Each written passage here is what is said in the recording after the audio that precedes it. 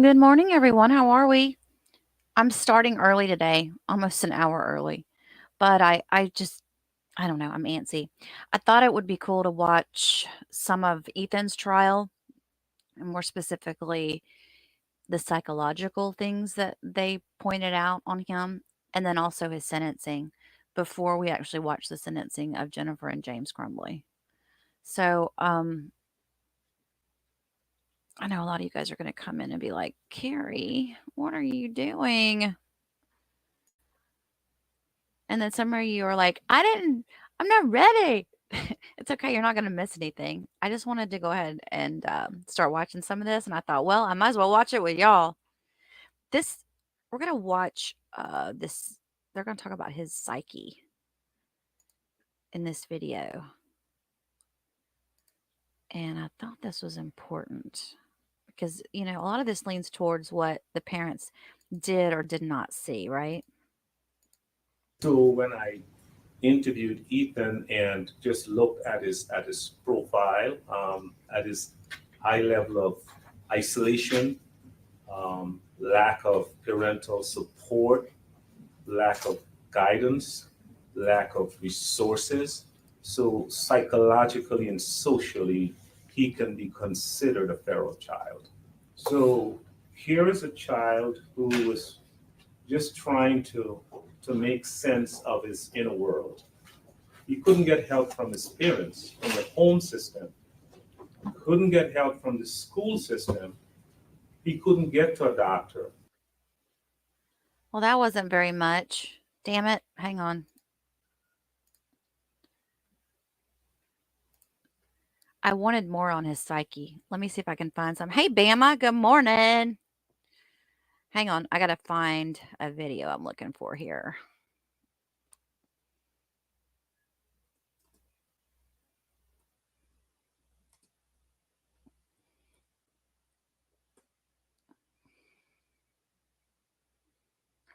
This is his meltdown. Let's watch that. Yes, Frankie Franks. We can have your staff just make sure this sounds.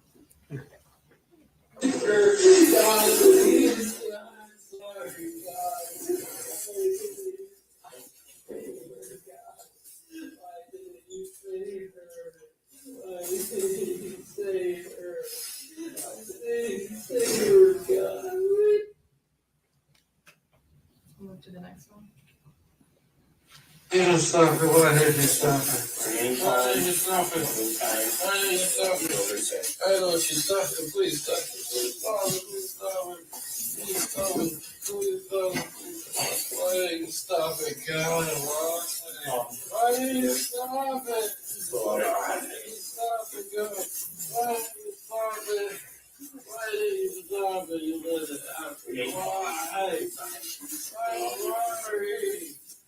I'm sorry, please. You know what's strange about this one is if you go over here to when he was in the police car. Let me move over here to this one so you guys can see it. He's just sitting there in the police car.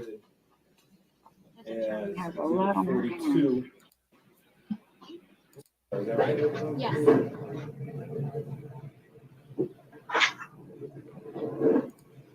A stream and a stream. Don't you love it? Let me take this off of the.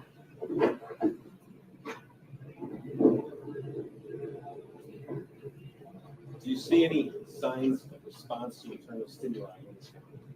No, I would note that his face isn't always in frame in this video, but in the next video, which is him at the substation. Exhibit 43. Could you please pause this? I'm sorry. Please go ahead. Yes, what I was saying is that his face isn't always in frame in that video, so you can't always tell, again, what he's looking at or doing, but he's certainly not moving around a lot. He's not speaking. There's no audio. First audio, I believe, is when he asks to have his toilet paper taken out of his ears when he gets out of the car. But the next video of him in the police substation, he's shown for an extended period of time talking with police, talking with his parents, and then sitting calmly as well, alone in the room. I'm going to go ahead and play. Sitting calmly. That's exhibit 43. on the screen here. This is the defendant in the corner of an interview room. Let me say hey to everybody real quick while we're getting started. Hey, Angelica. Wait, and Angel Nikki. I'm sorry. Dog Mom, what's up, girl? How are y'all doing? I know I haven't been live in a while. We probably won't get hardly anybody on the stream with us. I got my OGs in here, and that's about it, right? That's okay. But again, I'm coming on early just because I wanted to watch some of this stuff, and I thought I'd watch it with you guys. But I'm kind of just diving into what happened with Ethan, like after his arrest, and then we'll look at some of his sentencing, since we are going to be watching the sentencing of Jennifer and James as well. So let me go back and play this. In Oakland County Jail, is that right? Yes. And this is again right after the defendant was arrested? Yes, or it's perhaps in the substation. Okay. Correct, thank you, substation. That noise we're hearing, is that the defendant making a noise with the speech? It's his shoes, yep. So he's just being calm. Now again, do you note any signs of psychosis here? No. Give me just a few minutes, okay?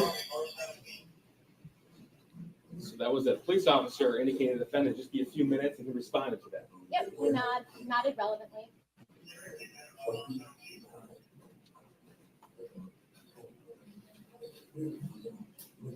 Yep.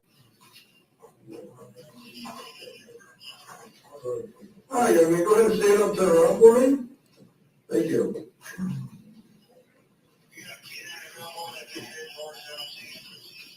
I don't think there's a video from when he was like this to when he went into the being You want on the wall or yes. strapped down. Anybody in or like that, Joanne? Okay. Sitting girl tired down. I'm gonna take his shoes off. Again, the defendant responded appropriately to a question about if he's right-handed or left-handed. He did, and he follows commands. There you go. Go ahead and have a seat for me. Yeah, Jennifer wants to move in with her attorney Shannon in the guest house. And then you've got James wanting to go ahead and just get time served. Really? Really? Take both your shoes off. Pause it for a second here. The timestamp is November 30th, 2021, 14:35. So that's 2:35 in the afternoon. Is that right? That's right. And the defendant committed these murders 12:51 p.m. So this is just a short time after the murders. Is that right? Yes. I'm not going to play too much more. I just want to make sure you can verify you don't see any signs of psychosis. Thank you.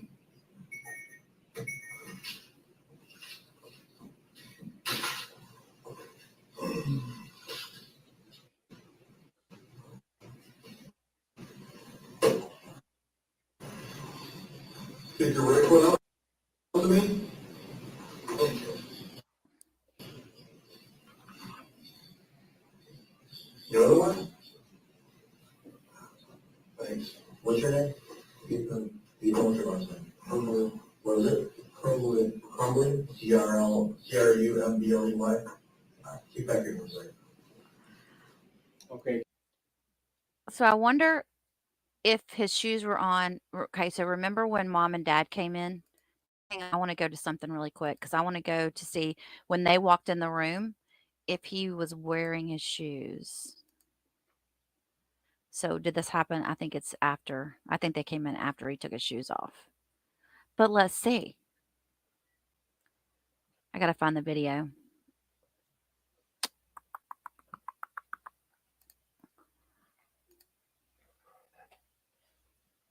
I thought I did a separate one of when they walked into the interior. Yeah, this is it right here. Share this screen. And hang on, I want to find the spot where they go in and see Ethan.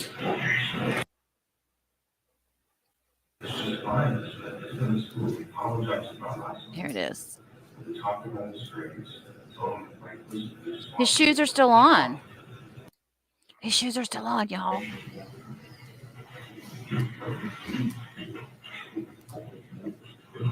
Quality of this video is horrible.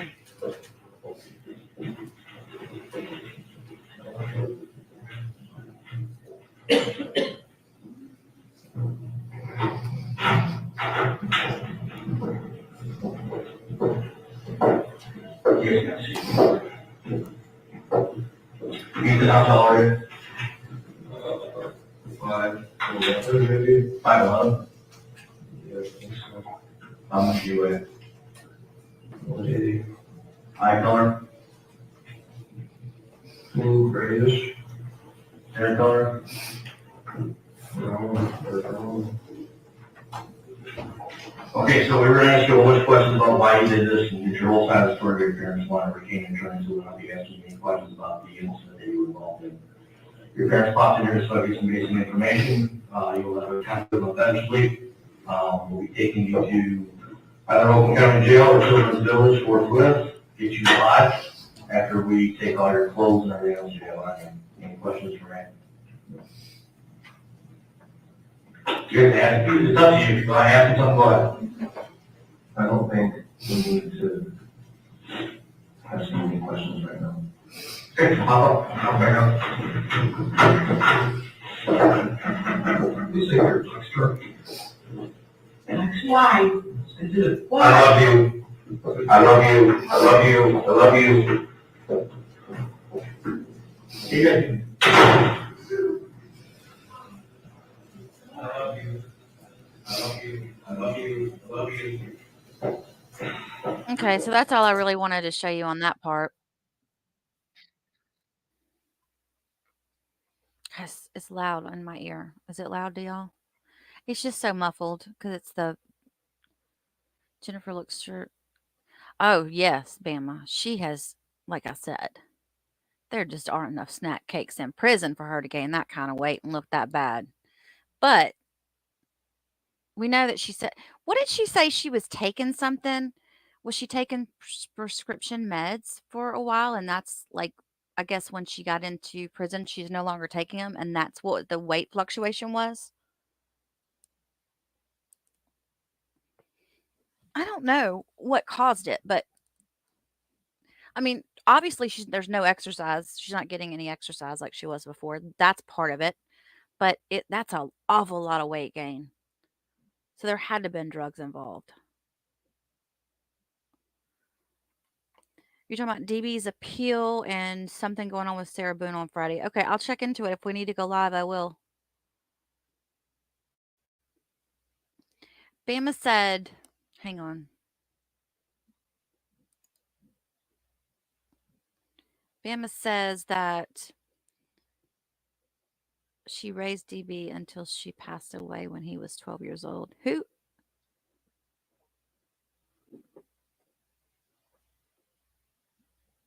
I don't understand what you're saying. You're saying that she's not his real mother? That's his real mom, right? You all right, Frank?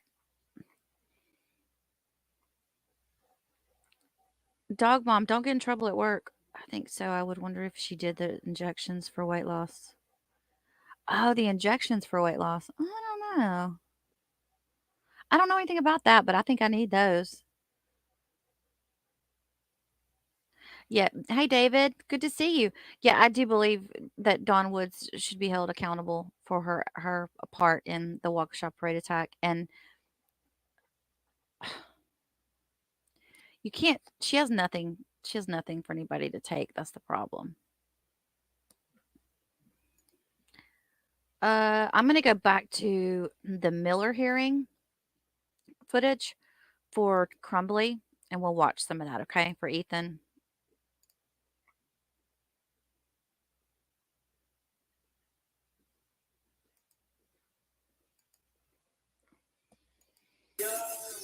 I'm sorry. Please, I'm sorry. I'm sorry, God. I'm sorry. I'm sorry, God. Stay calm.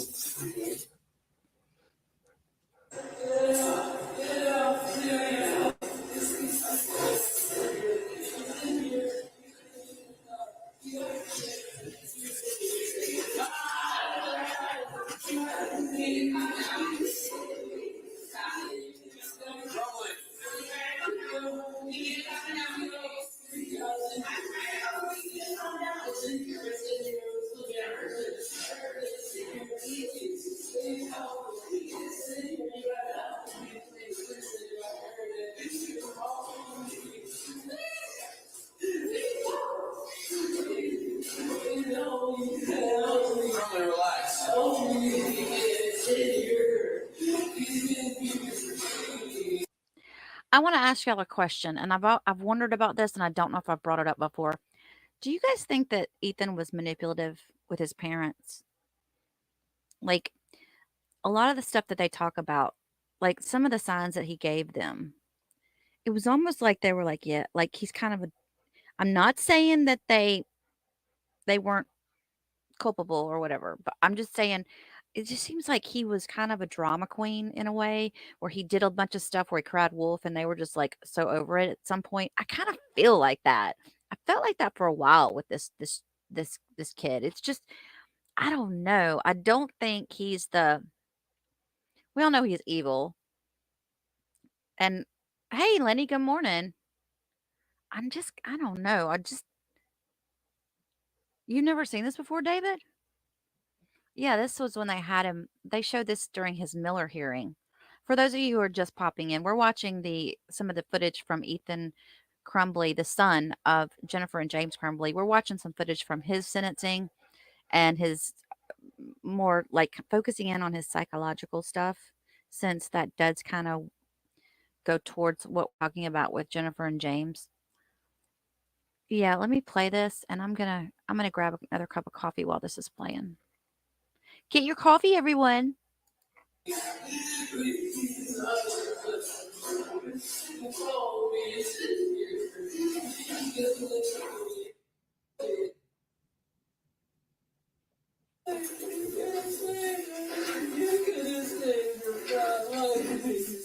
it. You couldn't stop it, God, but you didn't stop it. And now we continue. You can always stop it. God, stop it, please. Stop it, God. Stop, God, stop. Stop, God, stop, please, God. Oh, stop it. Stop, stop, stop. God, stop. Stop it, please. God, yes, stop it. Why did you stop it? Yes, stop it. Right foot back. Stop it. Stop it. You can stop it. You can stop it. You can stop it. You can stop it. You can stop it. Left way back, left way back. It's going, God, please stop it. You didn't stop it. You didn't stop it. You didn't stop it. You didn't stop it. You didn't stop it. What is he saying? You didn't stop it. You didn't stop it. Oh, You you didn't didn't stop stop it. it. He's saying, God, why didn't you stop it? Hey, Lenny. Hey, JPC. Good morning. JPC, I've missed you, honey. I know I owe you an email. We had bad storms all night, so I'm still half asleep. Oh, no. Did y'all watch the eclipse yesterday? Hey, Miss Patty. Now, I know I got a little antsy and I started early this morning, but we're not missing anything really. We're just going over old stuff.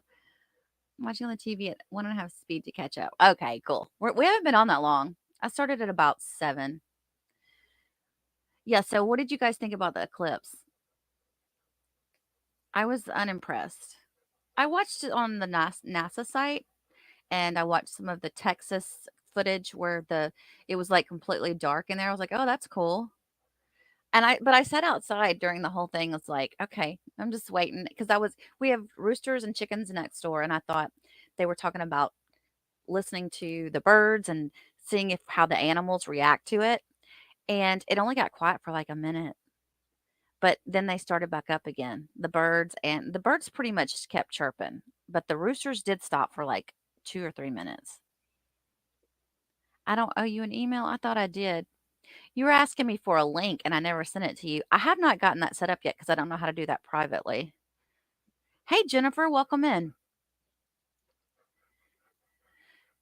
Frankie, why are you panting so bad? Y'all, my Frankie pants so bad and he drinks so much water. It's ridiculous.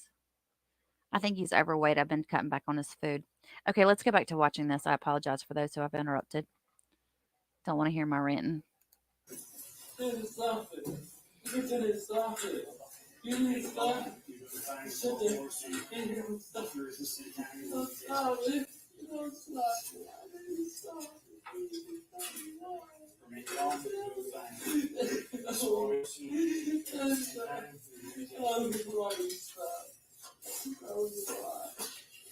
Oh, yeah, you didn't stop it. Oh, you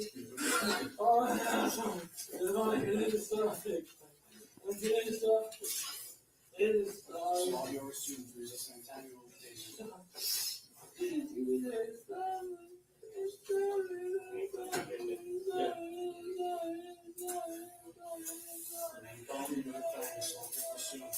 there's just same time you will taste her.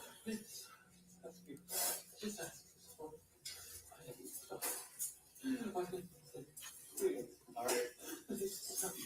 Yeah. I'm counting three. You're gonna sit down. 1, 2, 3.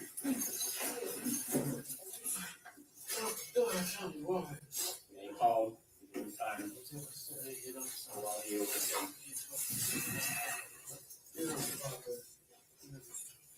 You don't stop it. Why did you stop it? Name Why did called. you stop it?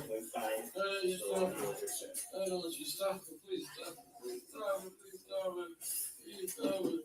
Please stop it. Please stop it. Why did you stop it? God, why? Why did you stop it? Why did you stop it, God? Why did you stop it? Why did you stop it? You let it out. Me? All right. Doctor, what did we just witness? So we witness a child in the throes of psychosis. What we just witnessed someone who's saying, God, why didn't you stop it? And that's exactly how psychosis works. You engage in an action, and somehow you don't understand the outcome of the consequences. He's having a panic attack and a break with reality. Yeah, but is he having that panic attack and break with reality because he's now knows he's going to jail and life's over for him? Yeah, blaming God for his actions. Okay, so what do I think about the sentencing? And David asked a good question here. Is it David? Prison time. I want to go back to this judge. What do you guys think this judge is going to do? I mean, I don't know. I mean, thinking about how she was and everything during the trial, I feel like I wonder if she kind of goes mid. I'm gonna aim. I'm aiming middle of the road. That's what I'm aiming. Middle of the road. So she's gonna say 7 to 8 years. Well, no, 15 with 7 to 8 years possibility for parole. What is that? What do you guys think about that? Hey, Casey. Hey, Laura. I guess that's where I'm at. I don't know. Patty says, I'm hoping for the max 10 to 15 that prosecutors are asking for, but my guess will be maybe 5 to 6. Yeah. So, in case you guys aren't aware, the prosecutors are asking for 10 to 15 years. Jennifer's asking that she can go live with her attorney for the rest of her prison sentence. Behind her, I guess I'm saying behind her. Her attorney has a guest house. This is so wrong, but okay, let's just say she goes to live with Jennifer, right? I mean Shannon, her attorney, and she comes in there every morning. "Ah, Jennifer, Jennifer, how are you?" Shannon, the dramatic attorney, the one that talked where she talked. Well, how did she talk? It was very monotoned and long drawn out words um and then can you see her going in to say, Jennifer, why haven't you done my laundry yet? That's why you're on house arrest at my home. I bet you money that would be what their deal would be. She's going to stay with her so she can clean her house. Would you trust Jennifer in your home? I would, as long as there's no drugs, probably. I don't know. I wouldn't trust anybody in my home.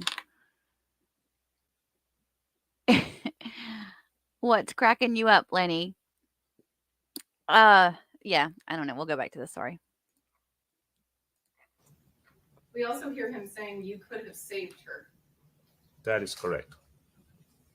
In any part of that video, do you see Ethan being violent? No, ma'am. Are mental health issues perfect? I mean, he's obviously been on medication now for a period of time, and things like this obviously can still happen. What is your explanation to that?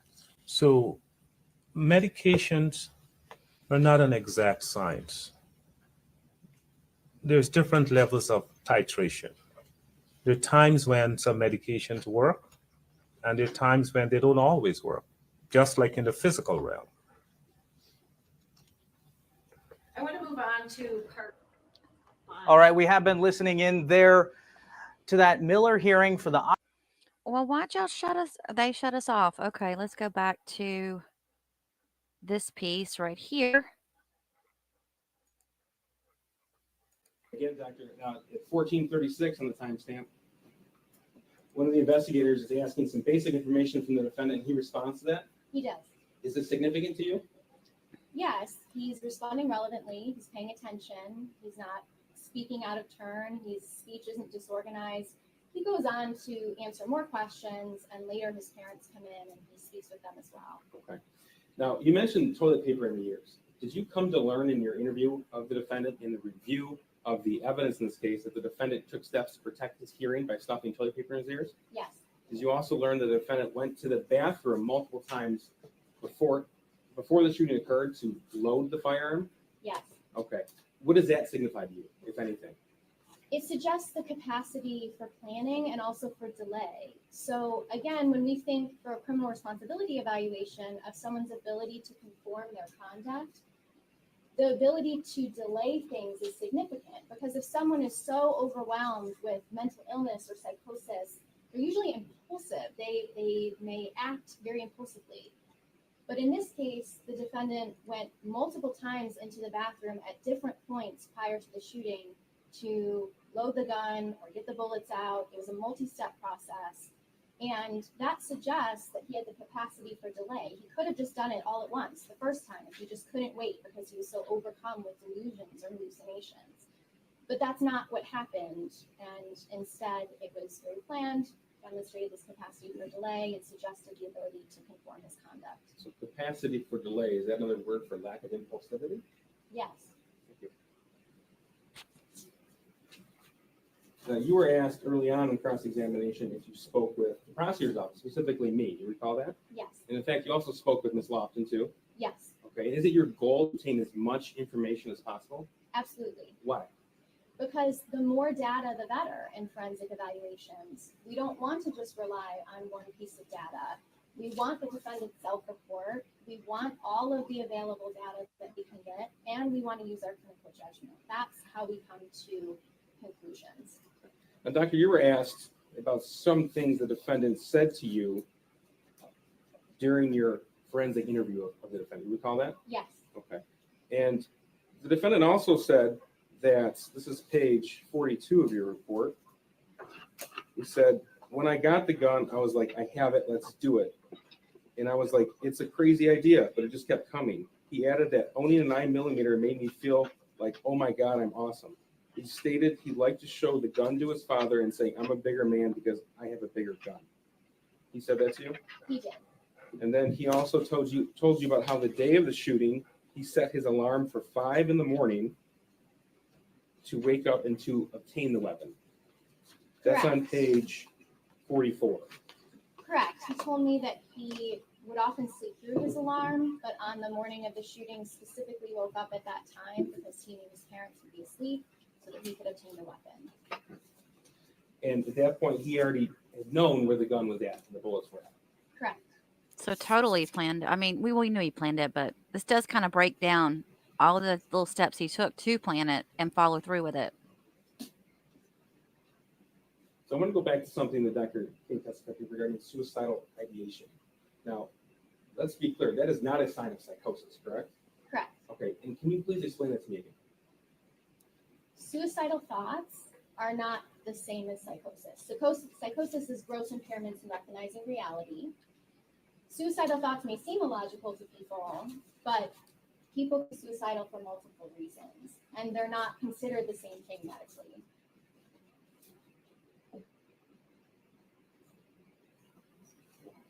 As a mental health professional, why is it concerning to you when you hear somebody testify? Well, it's not accurate. There's also stigmatized mental illness and treatment for mental illness. Your Honor, my name is Karen McDonald. I'm the elected prosecutor in Oakland County. And before I get started, I want to state that I've dedicated my entire adult life to helping and advocating for kids. I was a public school teacher, a prosecutor, a family law attorney. I'm taking that part off because it's just the background noise is too loud. It's a stream within a stream. All right, hi everyone. Good morning. Let me go over here to. I had the playlist pulled up. I'll take that off.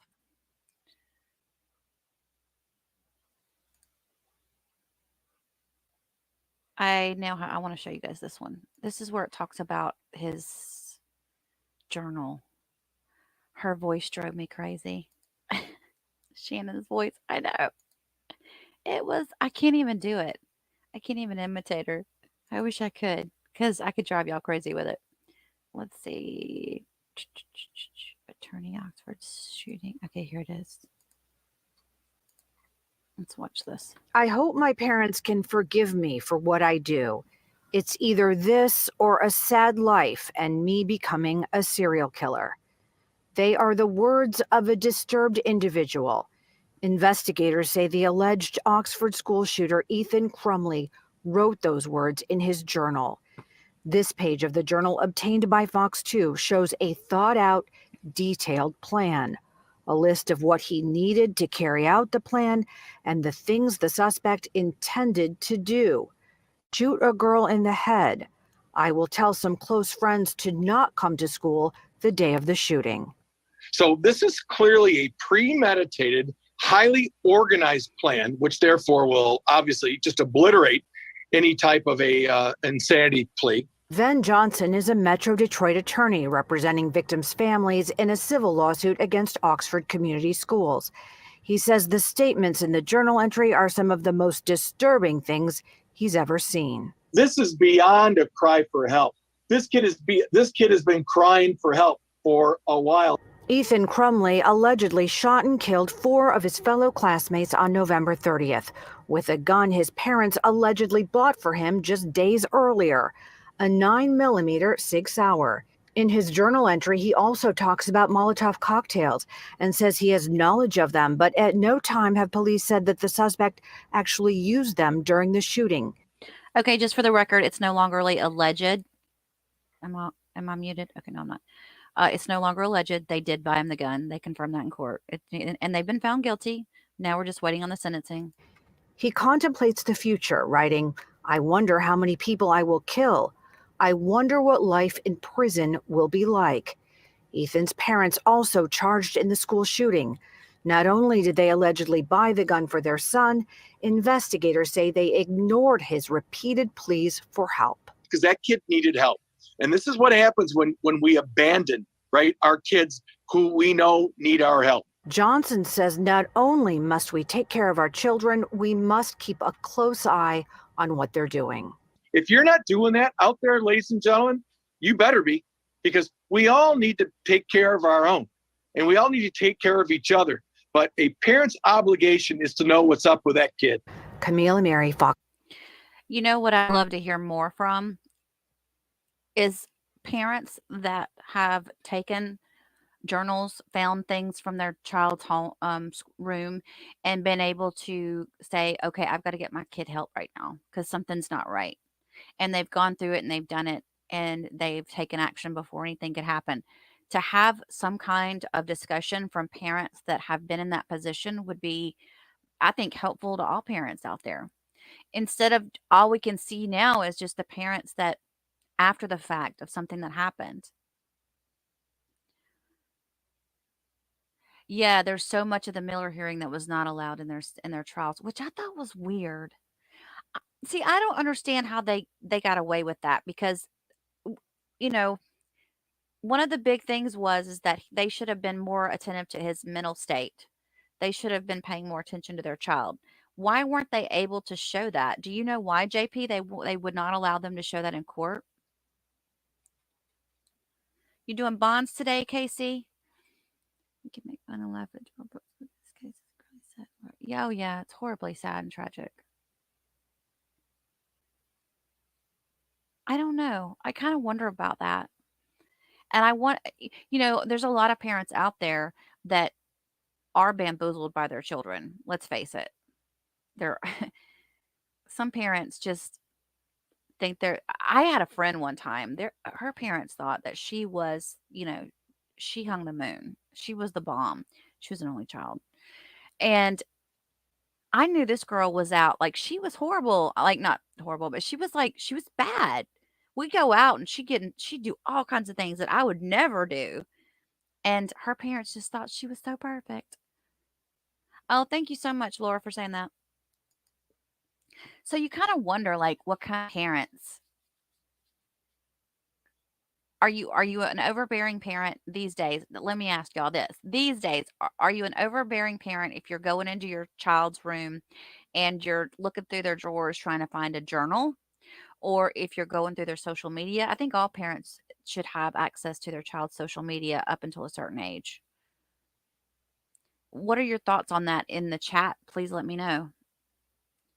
I can't remember why she wouldn't allow it either because it's just so relevant that his mental state was just, that was like the big deal of it all. Jennifer says, thank you for the reminder. Yes, and for those of you that have hit the like button, thank you so much. I don't know. Let's continue watching. I'd like to watch more of his Miller sentencing. Hang on, I'm going through let's listen to this part where he talks to. What's your name? Ethan Robert Crumbley. I'm going to go backwards a little bit. Now, this is still part of his hearing. Okay, guys. The shooter, really in his own words, how he got that weapon, the murder weapon. He said in court by way of the prosecutor that it was his father, James Crumbley, who bought the weapon and Ethan gave him the money. And remember, that murder weapon took the lives of 4 students. What is your name? Ethan Robert Crumbley. And Mr. Crumbley, how old are you?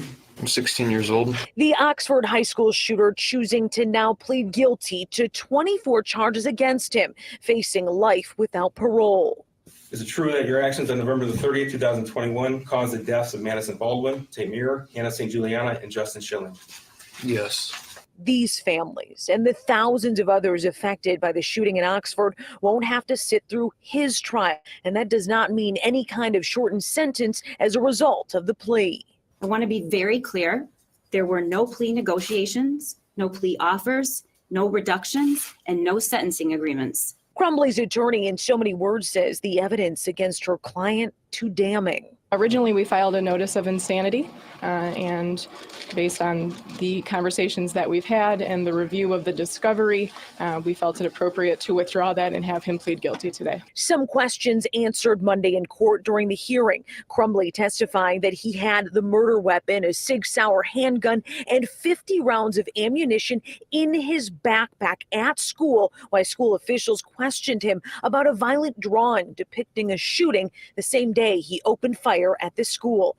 It also came out from Crumbley that his father, James, bought the murder weapon for him.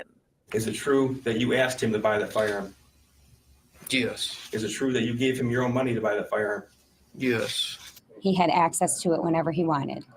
So that was mind-blowing too. Oxford High School parent Megan Gregory in court seeing the shooter for the first time in person. She says her son Keegan was able to get away from the shooter after being held hostage in the bathroom with Justin Schilling, who was shot and killed. I'll never have a child that was the same person he was on November 29th. She says her son watched the hearing via live stream. He didn't want to be here. He struggles with the thought of being in the same room. I mean, he was held hostage by him for almost 6 minutes. Ethan seemingly lacking emotion in court. He did not say much beyond one-word answers to the judge and prosecutors. His attorney says it will be clear his remorse at the next hearing.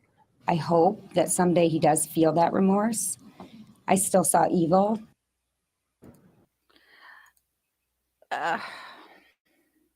Look at how much he's changed too since being in jail. He's actually kind of become a teenager in jail. Let's see. Welcome to, I'm reading the chat real quick. Hey, Lisa, welcome in. Good to see you. I really wanted to find more on, hang on. I wanted to find where his social media stuff.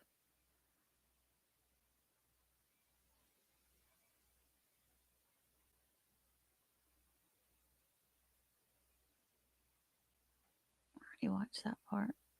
I don't see it though.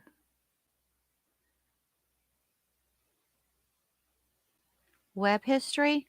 Oh, that's in Outside Edition. Never mind. We can't do that.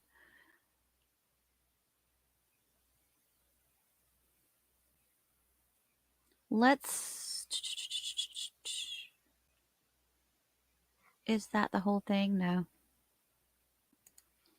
Let's watch some of this. This is his sentencing. You may all be seated. I want to hear what this judge says to him.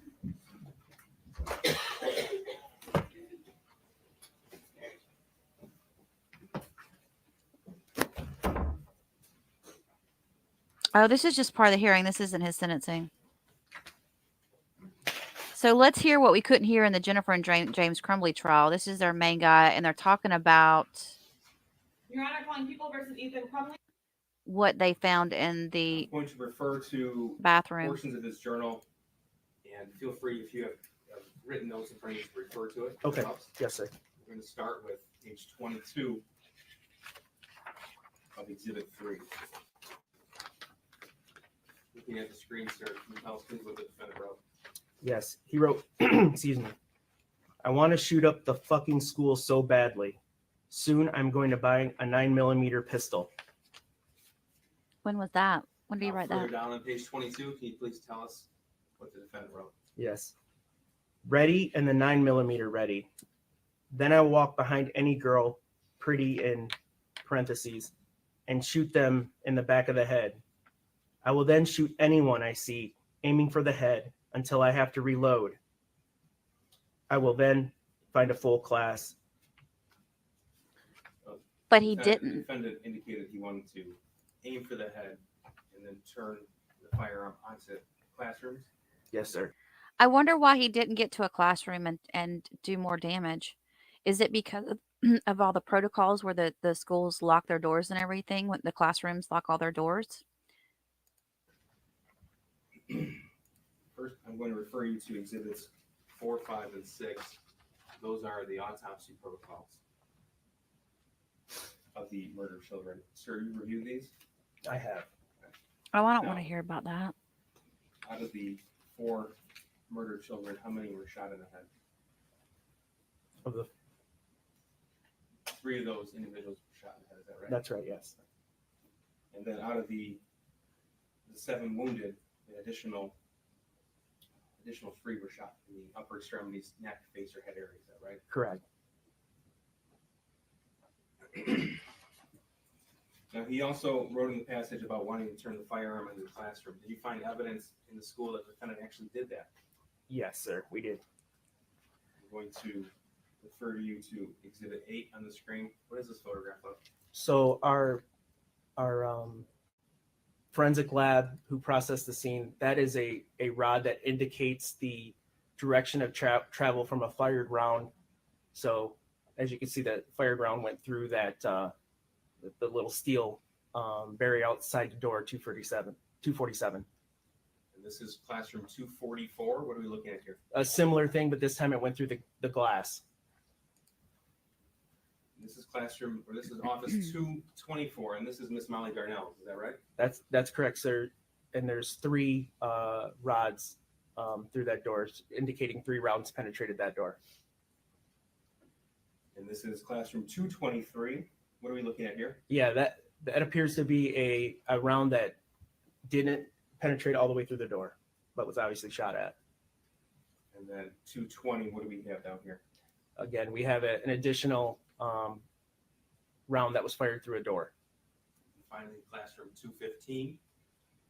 Yeah, we have 3 more rounds fired into the glass partition outside of in the classroom, I should say. Now, Lieutenant, it's true that each of these 6 classrooms were occupied by children hiding at that point in time. Is that correct? Yes. Now, I'm going to refer back to page 22 of the defendant's journal. Please tell the court what the defendant wrote. I will continue shooting people until police breach the building. I will then surrender to them and plead guilty to life in prison. Baxter, how was the defendant apprehended? He, deputy's arrival, he placed his the gun on a garbage can behind him, got on his knees and put his hands straight up in the air. Interesting. That was directly after he executed Justin Schilling and Keegan Gregory ran for his life. Is that right? That is correct. Is there any evidence that the defendant tried to run? Not at all. Did he try to fight? None. So, in fact, he did a complete surrender, like you wrote. Absolutely. Now, at that point, the point he surrendered, was there anybody else left to shoot? No, I mean, at that point he had, after Keegan Gregory ran out of the bathroom, there was no one left in the bathroom. He came out. The hallways were obviously clear except for law enforcement coming down the hallway. And so there's no more victims for him to. So at the time the defendant opened the bathroom door and placed his gun on top of the trash can, the police were not next to him. In fact, you couldn't see them at that point. That's correct. Refer you to page 21 of the defendant's journal. Can you please tell us what the defendant wrote there? As soon as they, you guys, as soon as they go open up the live stream on the courts, we'll switch over to that. I just was wanting to watch something like this before then.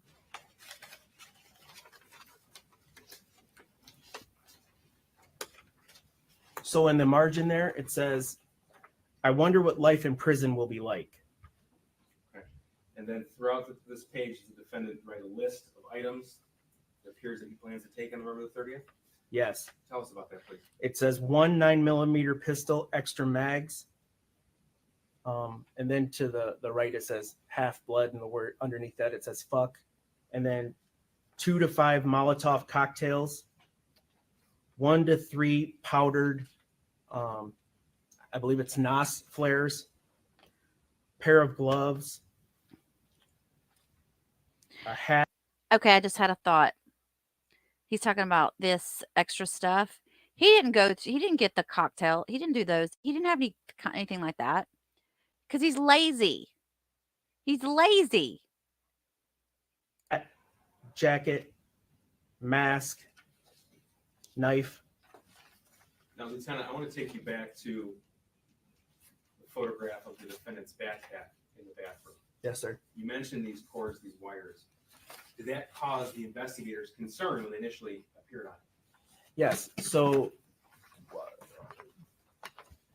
to explain it, our first step is to identify, locate the shooter. And look at that. He had his journal with him and everything. It's almost like these kids these days are like, okay, and that's what he did. Wasn't he one of those that went on Instagram and said, I'm going to be the next one that does all this? And then what does he do? He lays it all out, his little manifesto. He lays it all out there in the bathroom so it can be found by everybody, so he can get all the exposure and the credit for doing what he did. Unbelievable. If you think about it, how he was very withdrawn and antisocial, agreed. And he only had the one friend. I still think I don't know. The parents are annoying me though. They are definitely annoying me right now with the way they're being about trying to get out now and wanting to go live with a lawyer. Please. That was done. Once he was in custody, we also looked for secondary shooters and any All right, additional they're on now. type devices. But Let's switch over. Court TV's got it up.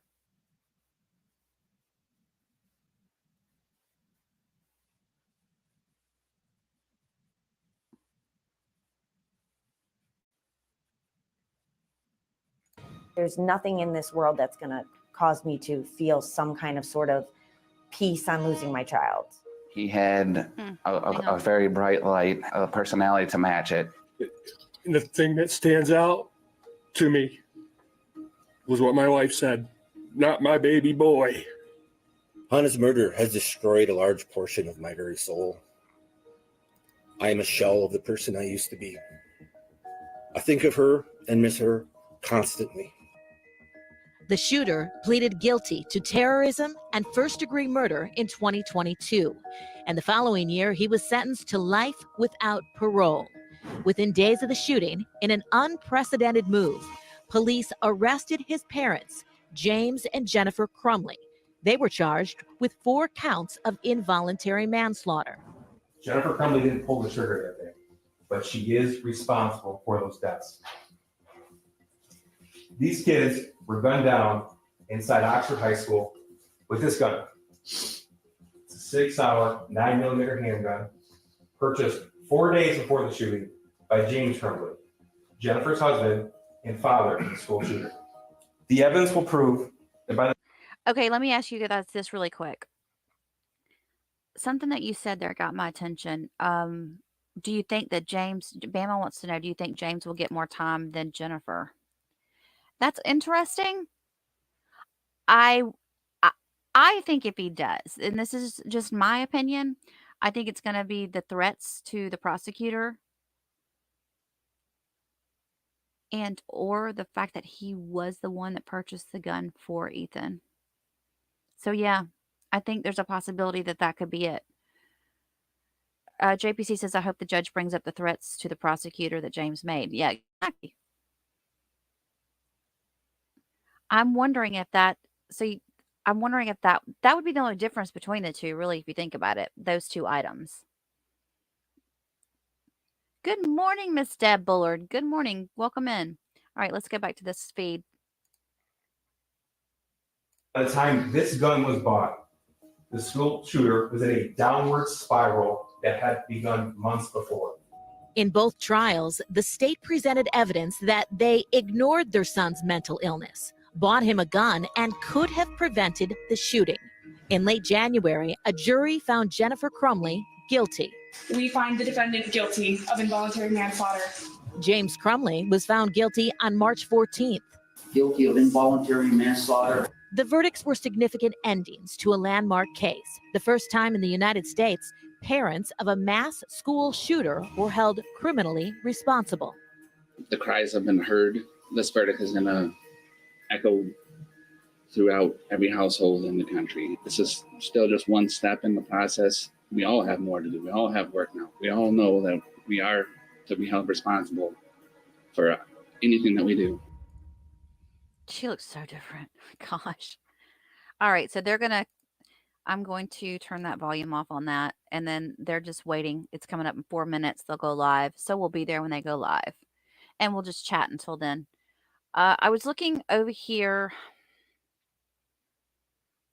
when I was looking back at, well, we'll share this right now for until they come back on.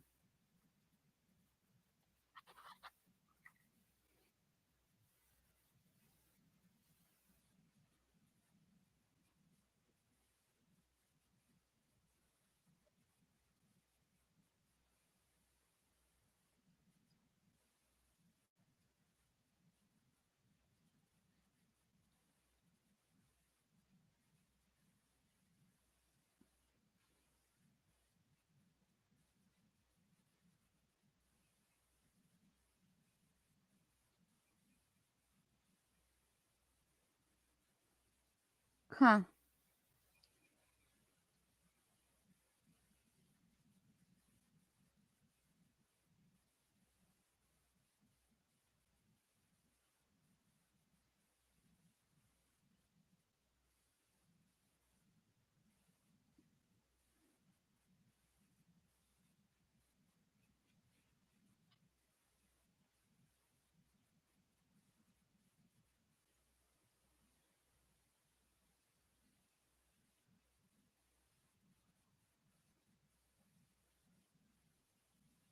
Yep. There you go.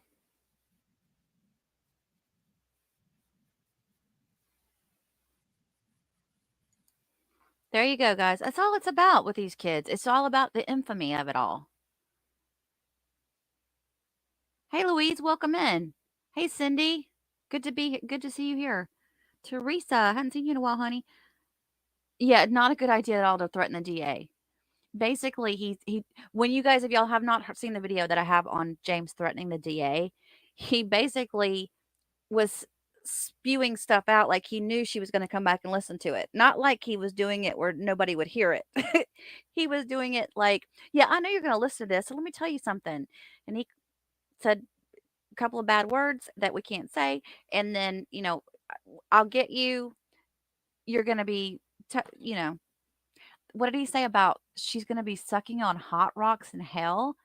When he said that, I was like, my word, I have never heard anybody say that before. He even said, Patty says, he even said, I know you're listening and I don't care. Yeah. I will say one thing though. I didn't like the male prosecutor. I didn't like him at all. Because he's I just didn't like him. I think he's arrogant. I think he's very arrogant. And I think sometimes when he went after Shannon the way he did, it was unjust. He shouldn't have done that. That's just my opinion. But I think he was very brutal with Shannon. And the other now I did not watch all of James's trial. I did a recap video of it though, because in my opinion, it was going to be pretty much the same evidence that the prosecution was going to be putting out there. So I did like a recap video on his trial where I just kind of pointed out the differences that in the two of them. Hey Tina, good morning. Oh, I got to turn my fan on. I'm having a hottie. I'm having a hottie flash, y'all. Okay, so should I put a poll up? Laura, can you do polls for me? Can you do a poll from your side? See if it'll let you. Go down to the bottom of the chat and see if it'll let you add a poll. I want to know the moment. Oh, David's in London. I want to know what you guys think about the difference in whether or not he'll get more of a sentence than she will. Or if you think the judge is just going to give him straight across the board, both of them the same thing. Here we go. Turn the volume back on. What in the world is that, y'all? Is that their countdown? Is it just me or does that look very strange? Something's not right. Let me refresh the screen. I'm sure it's on their end. I'm hoping it's on their end and not mine. Yeah, it's on their end. They'll fix it. They always do. That's funky looking though, huh?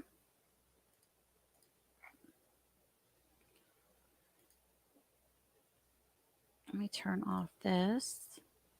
And let me go over here and see if I can find Law and Crimes feed real quick. Yeah, we'll use Law and Crimes feed. They're not even on yet though.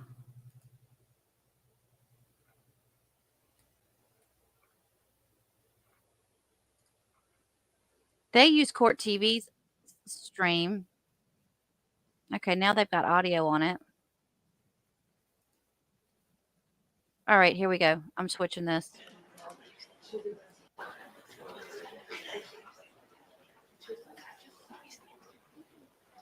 Okay. It still sounds funny, eh?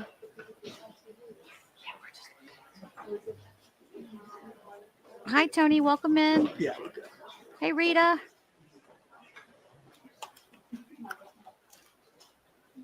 So they don't have the court sound on yet. That is one of the victim's parents right there. One of the children that died. I can't remember which one. Was it the blonde-headed football player? I think it might be.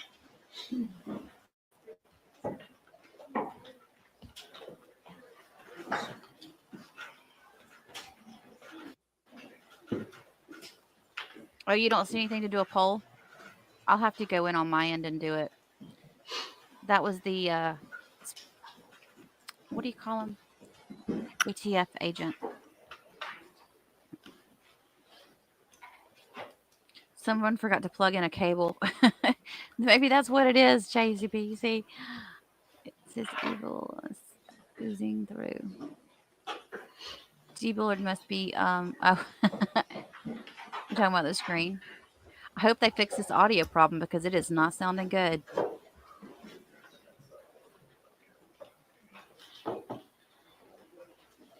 I wonder who's going to be doing some. That's probably why she was just speaking with them, because she's probably finding out who wants to get up and talk before they sentence him. Victim impact statements. There was an article on CNN where they were talking about that. Do we think there will be witness impact statements? And there probably will be, because if you think about it, they've had their chance to speak directly at Ethan. They've not had their chance to speak directly at the parents. Two different things. So you know that they're going to get the opportunity to do that if they want to. Hi, Della. Welcome.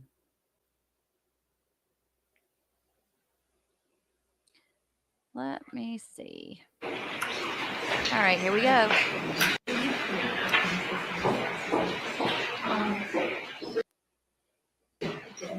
They just got to work out the bugs with the audio and everything. And let's face it, it never starts on time, right? Oh, look, Jennifer's hair's curly today.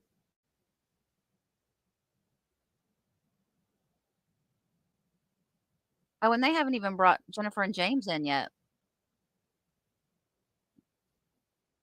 Somebody made a comment about all of how small the courthouse was, or courtroom was, and all of the different deputies that they have there.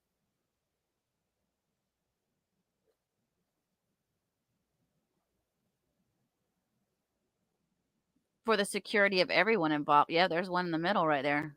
Think about it. I mean, there's a lot of upset parents in that courtroom. God, there's a ton of them. How many did we count here? There was like 4 or 5 on one side. Then that's 3 right there. One in the middle. Is there one in the back too? 8, 9 of them. It's okay, Laura. I'll figure it out. Thank you, Miss Teresa.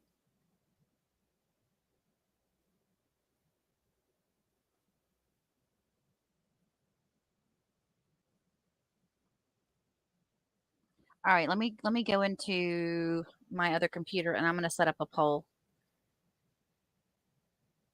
before they do the sentencing, so you guys can do your thoughts on it.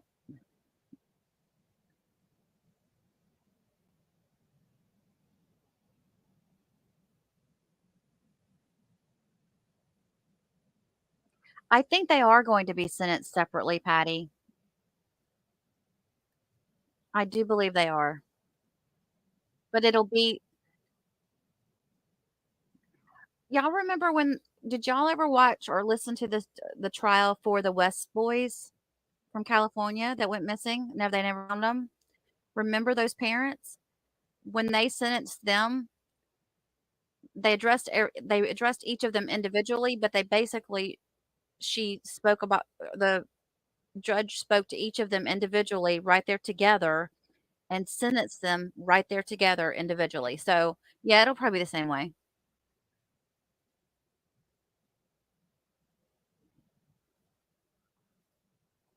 17 in the courtroom? Wow, that is a lot. All right, let me go in here. I'm going to create a poll for you guys.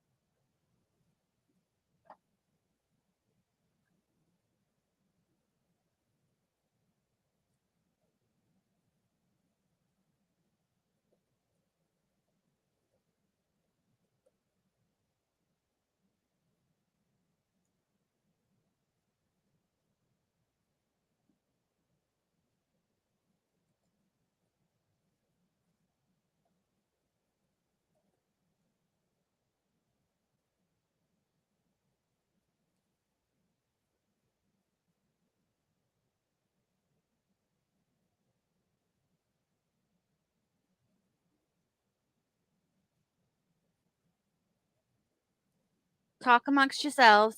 I'm typing into a poll. We both get.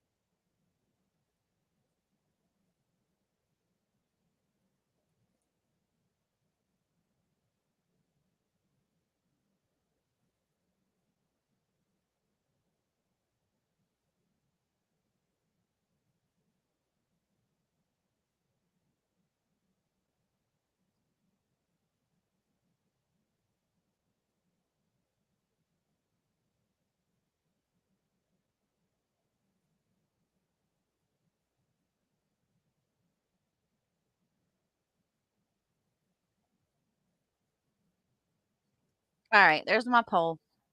Y'all have fun with it.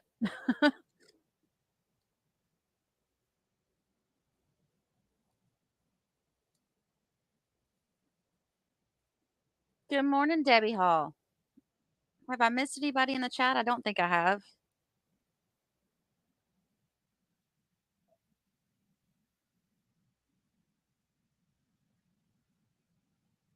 I don't think it's due to James's threat. I think it's due to the parents. They're worried about the parents attacking the defendants. The convicted defendant.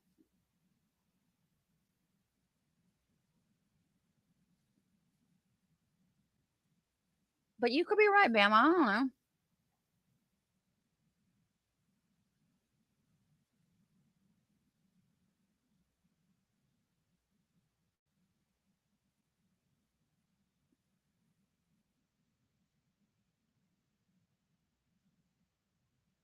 Yeah, that's a good call, Patty.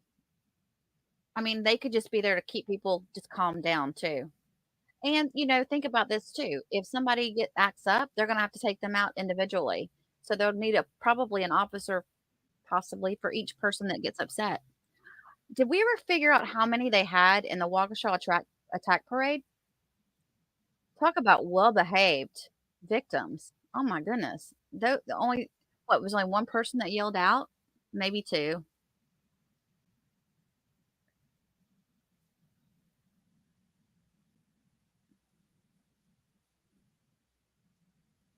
They're on opposite sides today.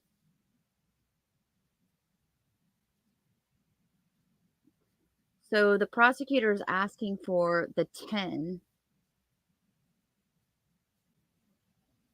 to 15. The defendant. I did. And now every time I hear it said, every time you guys hear somebody say the defendant, do y'all think that? I do.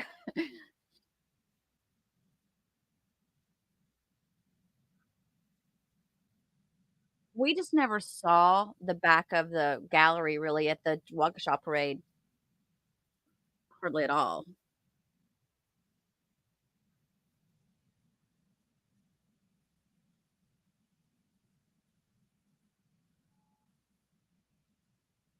James looks like he might have lost some more hair since last time we saw him.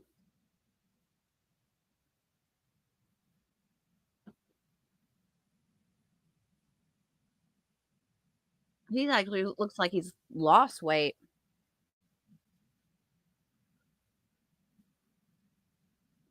Oh, JPC's got a tough life. She's got to go stay with the grandbabies today.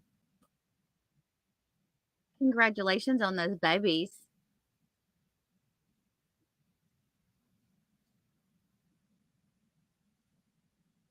Tony, it was anticlimactic for me as well, the eclipse. I was very disappointed in it.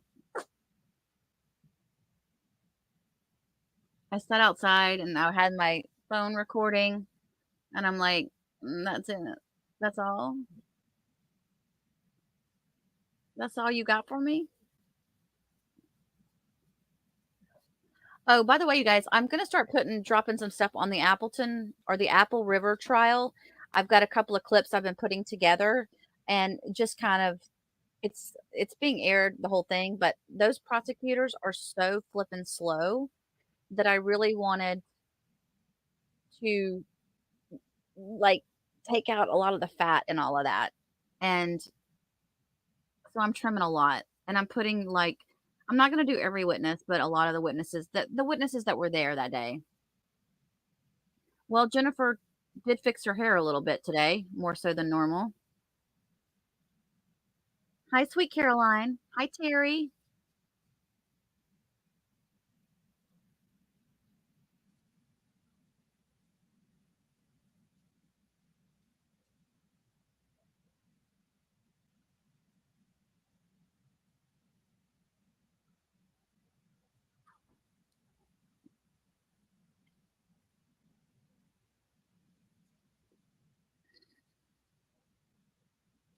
Did they even acknowledge each other? Are they allowed to acknowledge each other?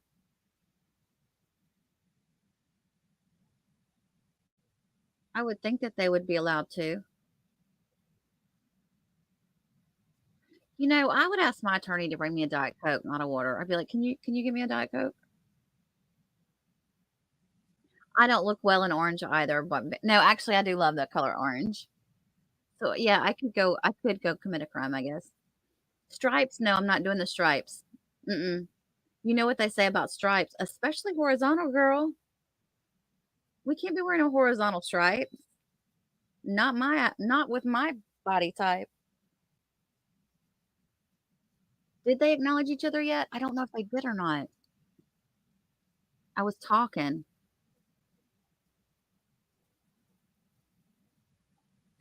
I do remember though that there was one point in one of their hearings that they got in trouble for like acknowledging each other or something, or somebody said something about it, and I'm like, they can't even talk to each other at all. They should at least be able to say hello and how are you, and I wonder if they blame each other.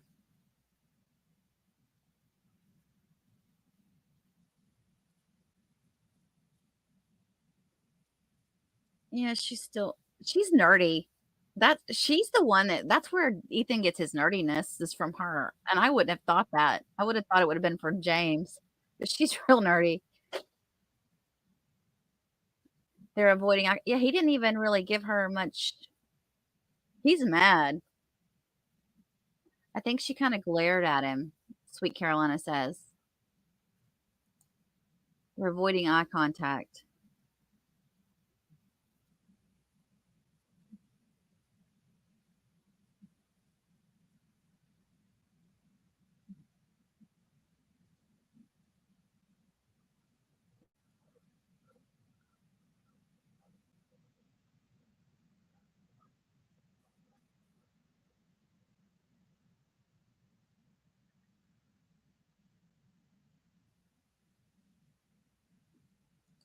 Can y'all hear okay? Just making sure. I'm going to mute myself.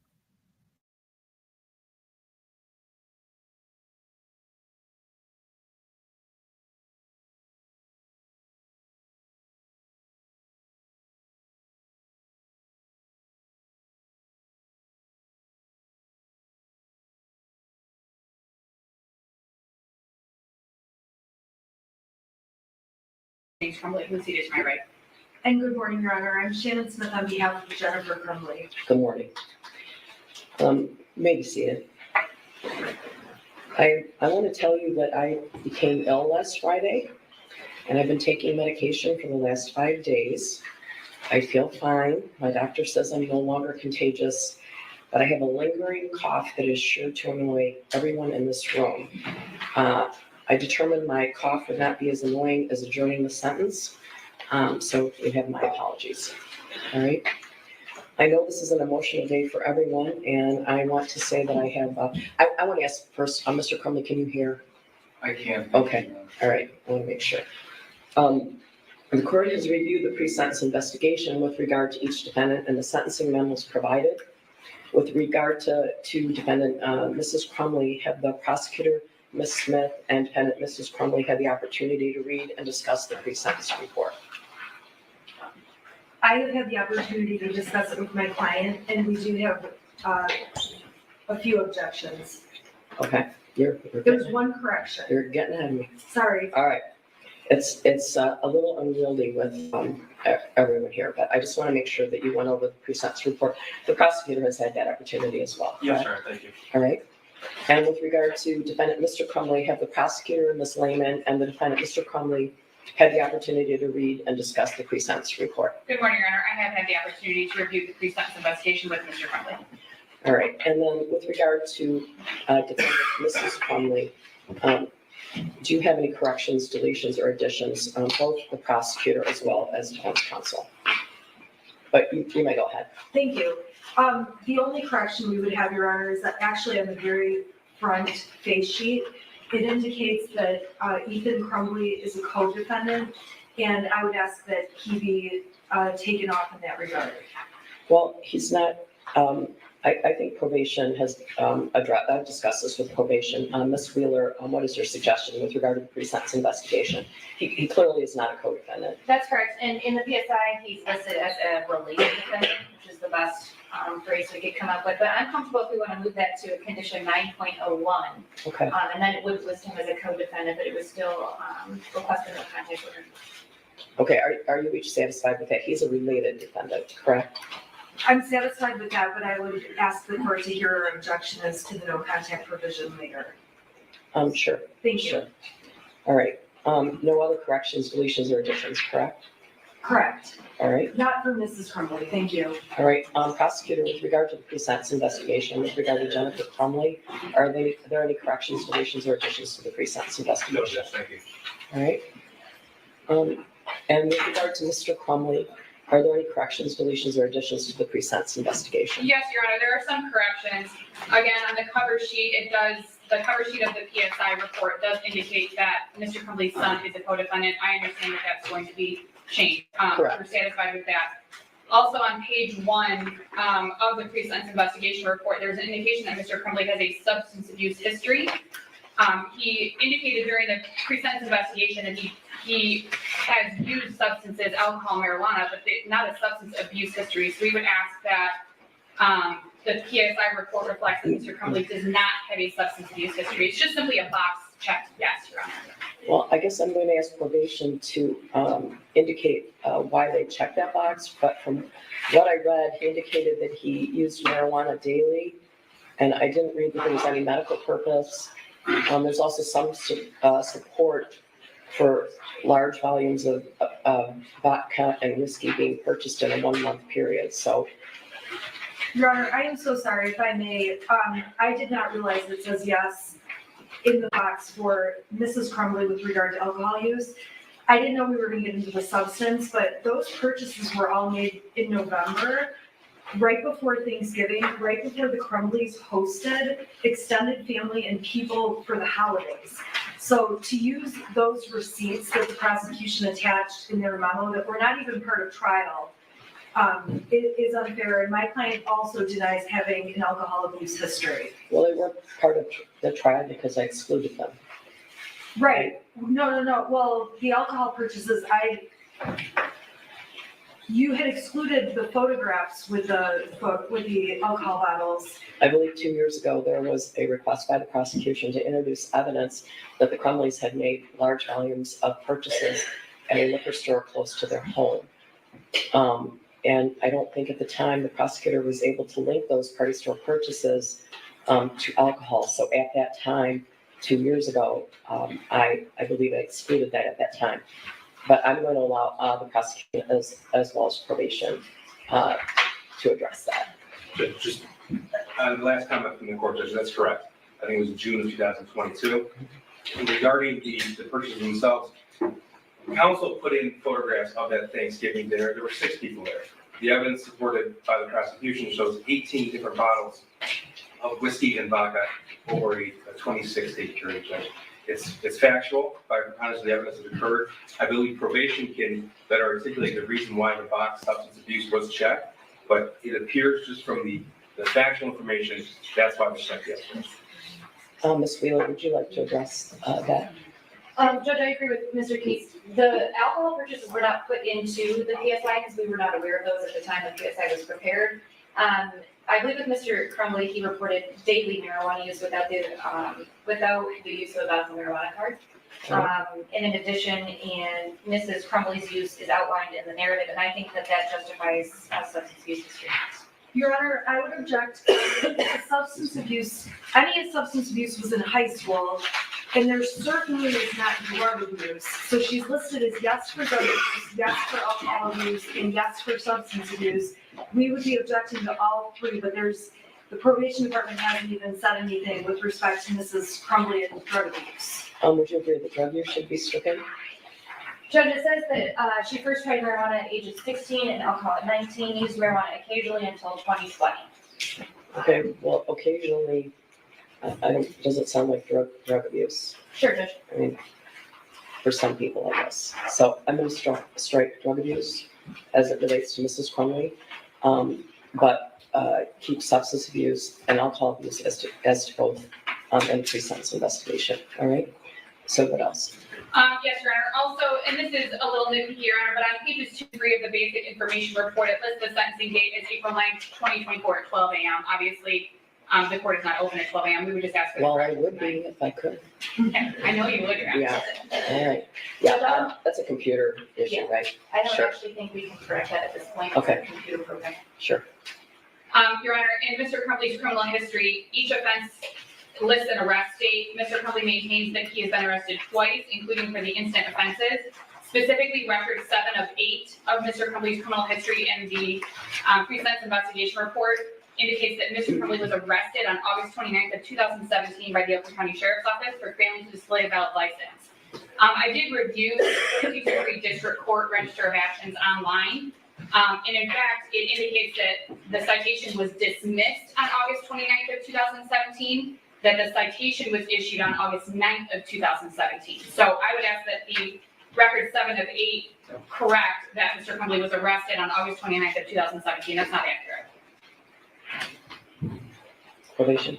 Judge, I don't have an objection to striking that, but we do often put in district court arraignment dates under arrest date. Okay. That helps us when we score PRV 6 going forward status at 10 events, but I don't have an objection to taking that. All right. So the arrest date, Ms. Lehman, is August 9th, 2017. That's what you want. When the citation was issued, right? Okay. Correct. All right. As it relates to substance use, Your Honor, and I should have said this a few minutes ago, in the PSI report, it indicates that Mr. Crumbley was using alcohol and marijuana from 1997 to 2021, but that's not accurate. During the pre-sentence interview, Mr. Crumbley was asked when he first used alcohol and marijuana, and he indicated it was 1997. So I would just ask for a correction, that it wasn't used that whole time, that it was a first use, and that it was, and then Mr. Crumbley first used marijuana at 21, then not again until it became legal in Michigan, I believe is what the indication was in the pre-sentence investigation. Ms. Wheeler, I believe he told you he was experiencing daily use at the time of the offense. That's correct, until the fall of 2021. It's a bit hard to explain that in the chart because it only asks for a start date and end date, but I can try to explain that a little better in the narrative. All right, I appreciate We that. really appreciate that. Thank you, Your Honor. And the last one, on pages 33 and 34, there were statements alleged to have been made by Mr. Crumbley to a therapist on March 18th of 2024. I did speak with Mr. Crumbley regarding those alleged statements that were included in the pre-sentence investigation report, and he denies making the statements that he was experiencing sadness, depression, anxiety attacks, or any of the symptoms listed in the report. The interview was conducted by video, Your Honor. It was a video call, so there was significant difficulty in communicating, but I would ask that those statements be stricken as Mr. Crumbley indicates that they were not said. I have no further corrections after that, Your Honor. Ms. Wheeler, any comment on that? Judge, they are in the mental health records. I could put in a statement that Mr. Crumbley disputes this in the narrative and then explain that there were substances of communication during the video visit. Are you satisfied with that? I'm sorry, Your Honor. Are you satisfied with Ms. Wheeler's suggestion? I didn't hear the whole, sorry, Mr. Crumbley, that's a new Well, it's question. probably because I was coughing. But go ahead. They are in the mental health records, but I could put a statement in there that Mr. Crumbley disputes this at the time of sentencing and then put any explanation. That would be great, thank you. Prosecutor, any comment? No, Judge. All right, so there are no other corrections, deletions, or additions, is that correct? Correct, Your Honor. There are a number of objections. I believe Ms. Smith also has some, but corrections, additions, deletions, that's it. All right.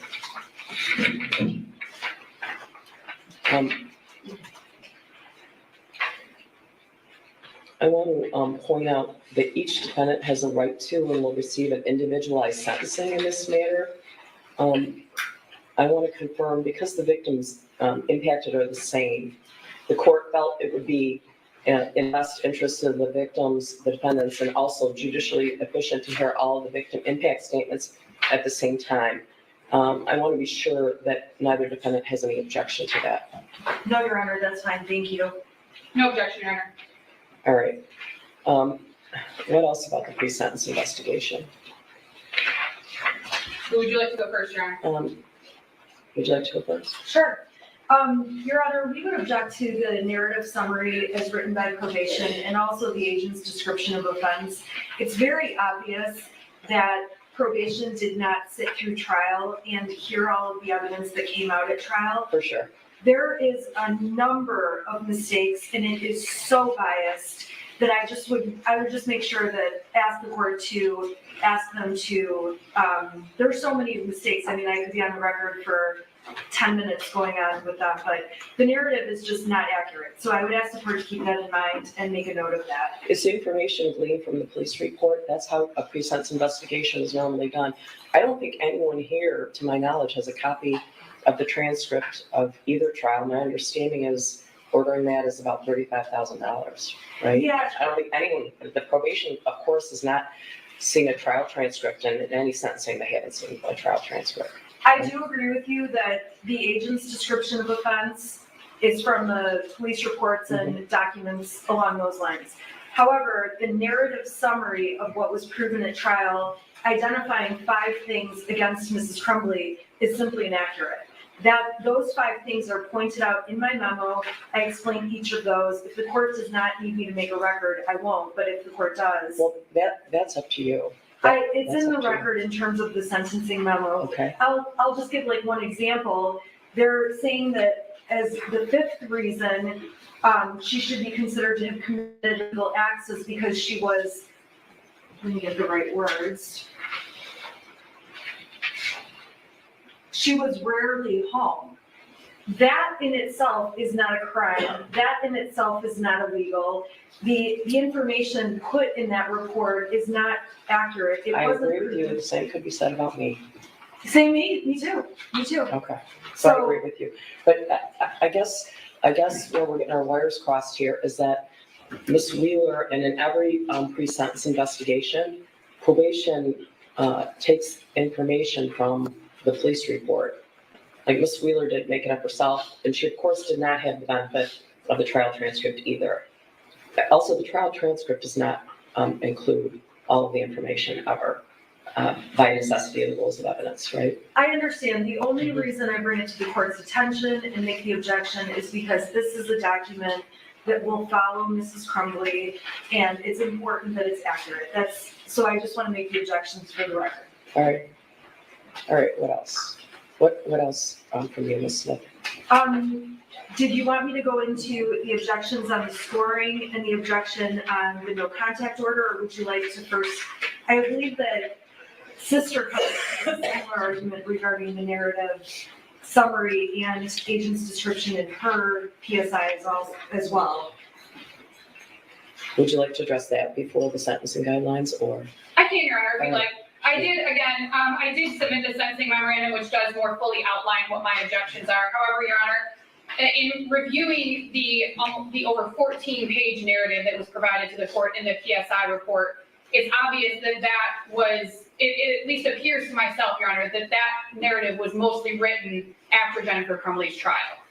It was not written after James Crumbley's trial. It contains mostly information regarding information found in the police reports, in various witness statements, and information from the prosecutor's office, it appears. And I'm objecting to it because it is not specific to Mr. Crumbley. It's not accurate. It contains information that was not admitted at trial. It contains information that was not evidence during Mr. Crumbley's trial and shouldn't be held against him for the purposes of sentencing. Well, I guess I agree with you. Ms. Wheeler is always very thorough. And I'm not surprised that there's a 14-page narrative. That information was taken from the police report, and I'm aware of that. I believe that the Department of Corrections always does it in that way. I don't think that there's anyone here, I could be wrong, who's read a trial transcript. I don't know, maybe someone has excerpts of it, but the trial transcript will take a very long time. The pre-sentence investigation is never based on the trial transcript. So I suppose it would be appropriate to include in the pre-sentence investigation that the narrative in the pre-sentence investigation is based on the police reports submitted in this manner, which are numerous, correct, from many different agencies. That's correct, Your Is there Honor. any objection to that? No, Judge, just one comment as far as the PSI. This court indicated every single PSI utilizes the police report and other information to compile the narrative information. Correct. The court sat through the trial. The court can make the appropriate record when the sentence is handed down. The jury found these facts to be true. I dispute the characterization that the PSI drew with inaccuracies. I believe it to be accurate. And Ms. Wheeler obviously reviewed all the cell phone records, and those were included. Judge, you made certain rulings throughout the pendency of this trial, as you alluded to earlier. It's readily available to you. Nothing needs to be extracted from the summary. I have no objection to a statement in the PSI indicating that Ms. Wheeler drew information from the narrative or police reports. That's fine. Like I said, it happens in every single case, but I do dispute the characterization. But I understand the court is going to issue the sentencing individual to the offense and the offender based upon the record. Correct. Correct. So we'll add that. We'll add that. Thank you, Your Honor. It does, in the report, it does indicate a number of reports that Ms. Wheeler relied on in writing the narrative, and then it says, and other evidence. And again, some of the things that are listed in the narrative were not evidence in James Crumbley's trial, specifically the over 2,000 pages of text messages or messages between Mr. and Mrs. Crumbley, in addition to other messages between Mrs. Crumbley and her son and things of that nature. So I'm asking for those corrections. We could use a different word. We could use a different word. And Judge, again, as the court has stated, it's the same police reports that are used for each. And I do believe it's very clear in the PSI that they are conversations between Mrs. Crumbley and someone else. It certainly doesn't say Ms. Crumbley. That's correct, Your Honor. I'm just ensuring that Mr. Crumbley's PSI is specific to Mr. Crumbley, and that the court is considering that. That's why I'm asking, making the objections I'm making, Your Honor. All right, I appreciate that. Thank you, Your Honor. Okay, what else? Anything else about the pre-sentence investigation besides the sentencing guidelines, right? Aside from the sentencing guidelines, the other objection relates to the no contact provision proposed between Mrs. Crumbley and Mr. Crumbley. And I'm arguing on behalf of Mrs. Crumbley, obviously, and between Mrs. Crumbley and Ethan Crumbley. This is a family. They have despite even having felonies on their records, they have a constitutional right to be a family unless the prosecution can articulate a reason that is valid and surpasses a certain standard to disrupt the family from being able to have contact with one another. Let me give you some information that I didn't previously have. I've consulted with the probation department, the Michigan Department of Corrections. They have indicated to me that if Mr. Crumbley and the shooter are in prison, the Michigan Department of Corrections will categorize them as enemies. And I put that in quotes. The reason being that they will not, it'd be like two brothers or someone like that. They will not, they're characterized in that way, so they will not be housed in the same facility. So there is that factor. I think the other difficulty I'm having is that I got your sentencing memo at about 4:32 on Friday, and Ms. Lehman's I got over the weekend. So the prosecutor didn't have a chance to respond to that. So I'm not clear if there's. I guess I'm going to ask if there's any objection, or if you'd like to file something supplementally. I honestly never faced this issue, so I don't know. I can just respond, my only response, Judge, is that we're asking that these defendants be treated like any other defendant in the Michigan Department of Corrections. Right. And it's my information that because they are co-defendants, the no contact will be in place. And because the shooter is a related defendant, no contact will be continued. Again, Okay, you just mentioned two different issues. Because they're co-defendant, they're a man and a woman anyway, right? So they would, if they go to the Michigan Department of Corrections, they would not be in the same facility. Correct. Co-defendants are traditionally not housed together. There's that issue. She's asking about a no contact order between Mr. and Mrs. and the shooter. So I don't know what your position is on that, or if you have any legal authority to support your position. If you want to respond to it later, I have frankly never faced this issue, so. Well, yeah, that's probably true, Judge, and as the court indicated, this was, objection was made recently. I don't have anything at the ready as far as legal authority regarding that. My information is only from Michigan Department of Corrections, and the reason why they put the no contact in place, and that is because of the nature of this crime and the fact that they are related defendants. Again, we're not asking for any special treatment one way or the other. We just want whatever the Michigan Department of Corrections would do in any other case. All right, well, would you like to respond, Ms. Wheeler? I think you are the one who told me about the enemy status and quotes that would be maintained. Yes, Judge, and there's certainly no guidebook for this situation again. Those I are my wish there thoughts on was. why I recommended the no contact order, but certainly the court can issue what they want. It was just my thoughts. Would you like to respond? If not, I don't see a reason to have a no contact order at the moment. If the Michigan Department of Corrections was able to tell me the reason to have no contact order, I would consider it. I know you haven't had a chance to respond, but at the moment, I can't think of a reason for a no contact order. If the three of them are all in the Michigan Department of Corrections, it would then be up to the Michigan Department of Corrections. But should I be ordering that right now, is what I'm asking. Is there legal authority for me to do it?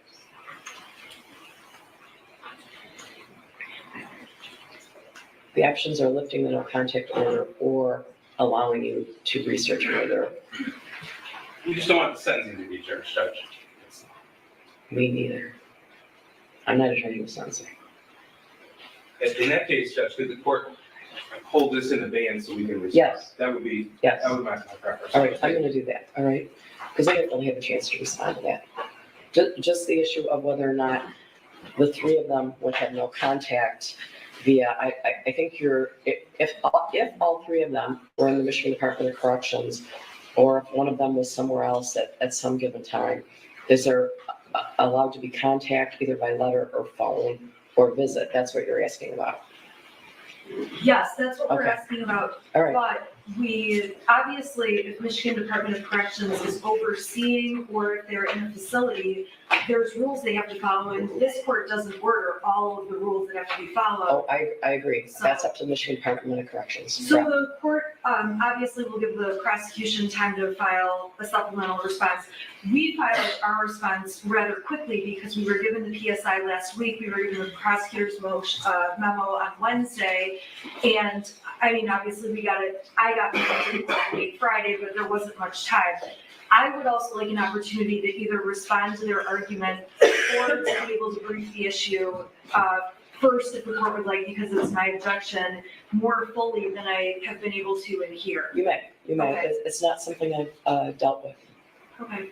recently, I guess I'm so- just asking what time frame the court would like, or How long would the prosecution like to respond?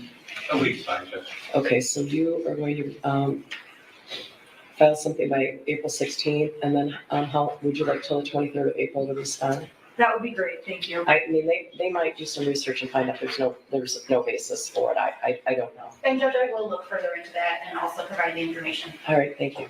Thank you. Judge, I'll communicate with the court, defense counsel information. Thank you. Your Honor, just for the record, I'm just placing my objection to the no contact order for the reasons stated in my sentencing memorandum. I will also file a reply brief on the 23rd. All right, thank you. All right, what else? Your Honor, the remainder of the objections for Mrs. Crumbley are based on guidelines All scoring. right, sure, Would the court like me to? sure. Okay. Your Honor, Mrs. Crumbley is objecting to the scoring of offense variables 7, 9, and 13, all based largely on the same reasoning. And So those offense variables are scored the way they are proposed by the Michigan Department of Corrections based on the number of deaths that resulted and based on the number of persons injured. And the problem with it is that Mrs. Crumbley was found guilty of completing an act of gross negligence or failing to adhere to a legal duty.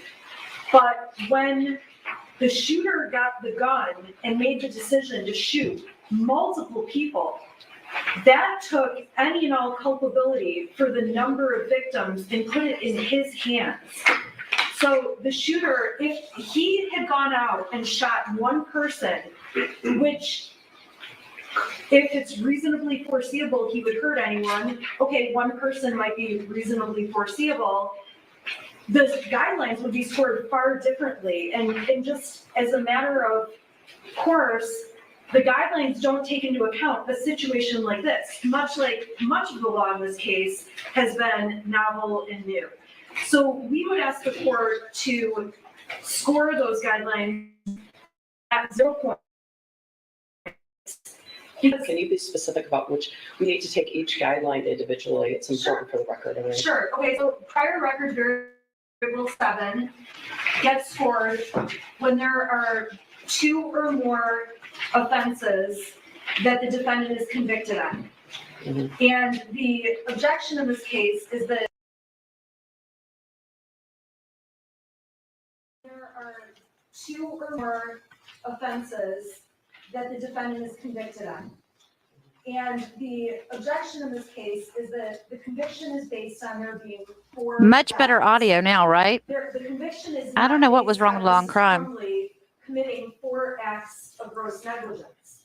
And this is a case where we have an intervening factor. We have an adult who is charged as an adult, sentenced as an adult to life without parole, who took everything out of Mrs. Crumbley's hands and made decisions himself.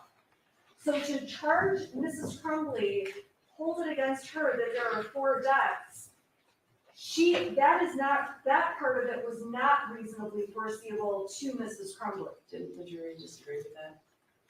No, the jury found that the jury did not find 4 different ways to say that there was gross negligence. The scoring is based on the number of deaths. At the end of the day, the shooter could have gone and shot 1 person, or 4 people, or 100 people.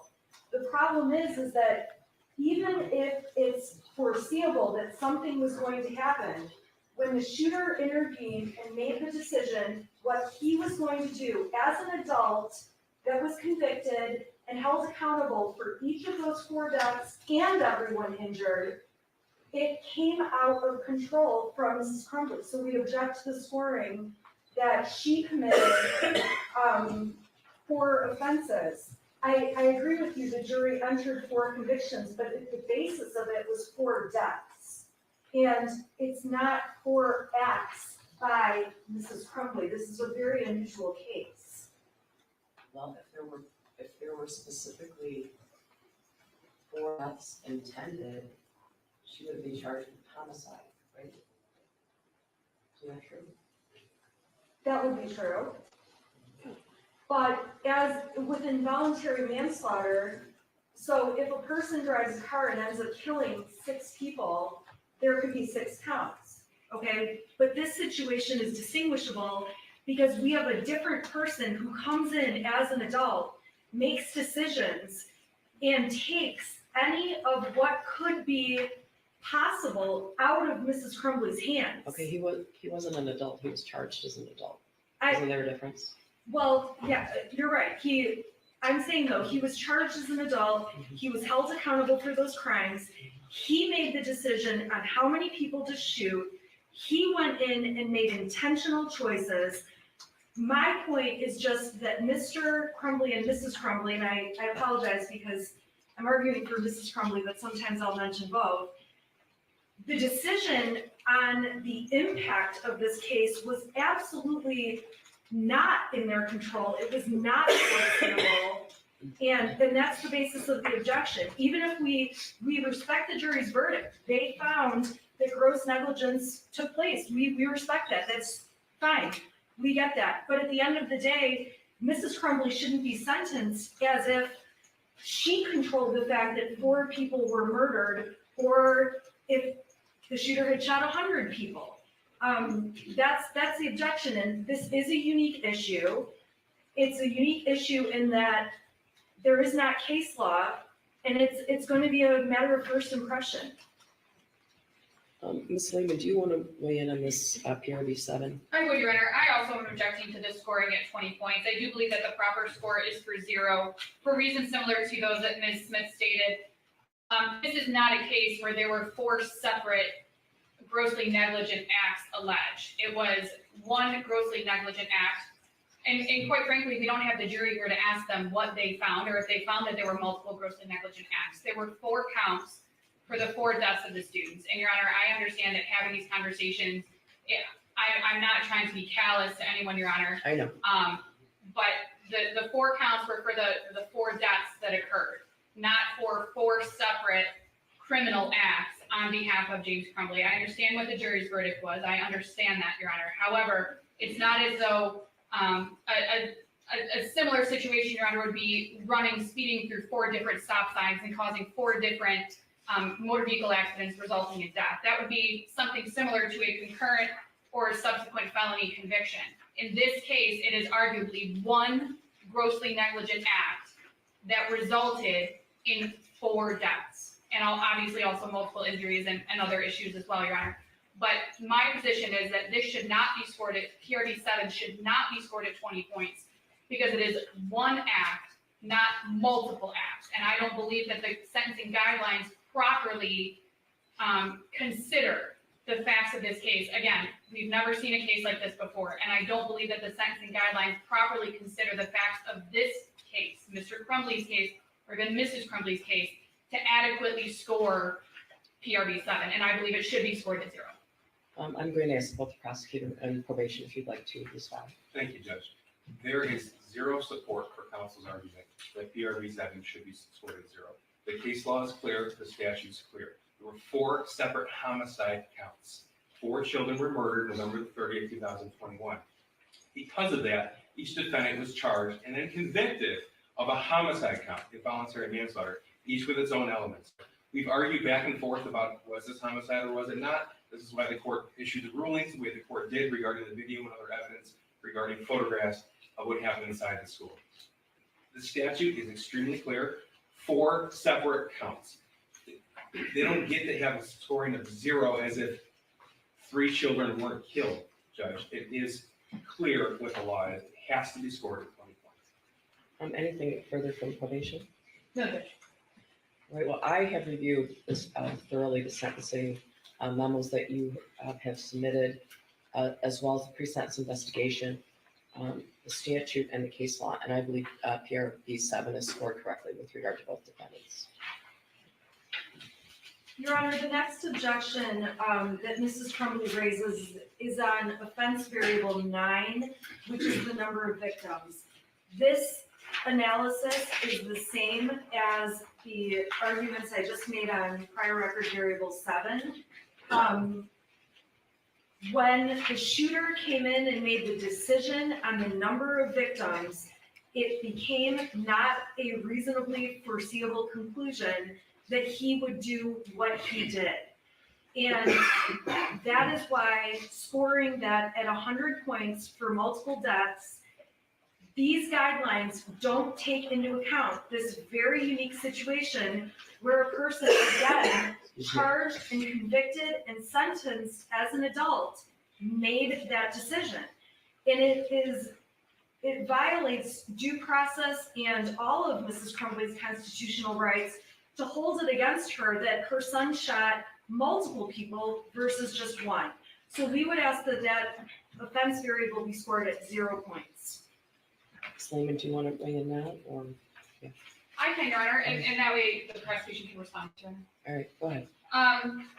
OB6, again, it's scored at 10 points. Are we talking about OB6 or OB9? I'm on OB6. Oh, wait, You said OB9 number of victims. I'm sorry. I can do OB9, Your Honor, if you'd like, and then go back to OB6. I went to OB9. I can do OB9, Your Honor. Okay, go ahead. OB9, similar arguments to PRV7, Your Honor. It was not Mr. Crumbley who pulled the trigger on the firearm that killed the 4 students, Your Honor. I'm making the same arguments. I don't think that I need to reiterate them, but I believe that it should be scored at 0. Thank you, Judge. Regarding offense variable 9, the jury did find he was reasonably foreseeable. It's jury instruction 1615, 1618, 1610, Judge. 2 juries, 24 individuals, 24 citizens found them guilty and found this act to be reasonably foreseeable. Had they not, they could have been found guilty. That's the law. Now, again, there is no justification for scoring at 0. They are homicide offenses. Each is a separate count. The statute is clear. The case law is clear. We provided supporting information and documentation in our sentencing memorandum. The scoring has to be 100 points. Anything, Ms. Wheeler, in addition? No, Judge, thank you. All right, well, I agree. I've spent, even before receiving any of your sentencing memos, I spent an incredible amount of time going through all the guidelines, and I believe that OB9 is scored correctly to pursuant to the pre-sentence investigation, the statute, as well as the case law in this matter. All right. Your Honor, Mrs. Crumbley's next objection is to offense variable 6, which is the offender's intent to kill or injure another individual. We would object to the scoring of this variable because Mrs. Crumbley did not have intent to kill or injure another individual, even if she was grossly negligent and obviously found guilty of negligence. That does not mean she intended to kill or injure another individual. We know who intended to kill or injure another individual, and that's the shooter. He was held responsible, he was charged, he pled, he was held responsible, and we would object to the scoring of OB6. Okay, OB6 says, or there was gross negligence amounting to an unreasonable disregard for life, right? Or. I agree with you, but the problem is that, again, these sentencing guidelines don't take into account another person coming in and making those decisions. So that's the problem, and that's what makes all of these guidelines not exactly fit with the circumstances of this case. You know, did you guys read, I sent you a case named Albers. Did you read that case? I thought that was interesting. 258 Mishap 578. There, I thought that was telling. There was a number of victims in this apartment, and someone was a fire starter, a known fire starter, injured all kinds of people there. And I think that had more to do with OB3, but I thought that was a telling case. Ms. Lehman? The difference, Your Honor, in that case, though, is that there wasn't somebody who was charged as an adult that intervened and made the choice to hurt everyone in that apartment building. That's the difference in this case, is that Mr. and Mrs. Crumbley did what they did or didn't do, but when their son came in and made decisions, again, it took it out of their hands. And if he had made the decision to do something different with that weapon, we wouldn't be here with that scoring. That's the difference. I don't think they were charged based on what he did with that weapon. They were charged with everything they did and didn't do up to the time that he used that weapon, right? What he did from the moment he started shooting is not really the crux. I agree with you, and that's why the problem is that because he got involved, the offenders in this case did not have any intent on their part, and so it just makes it very distinguishable from any other case of involuntary manslaughter. It complicates it enormously, and it really does become an issue of first impression in this case. Ms. Lehman?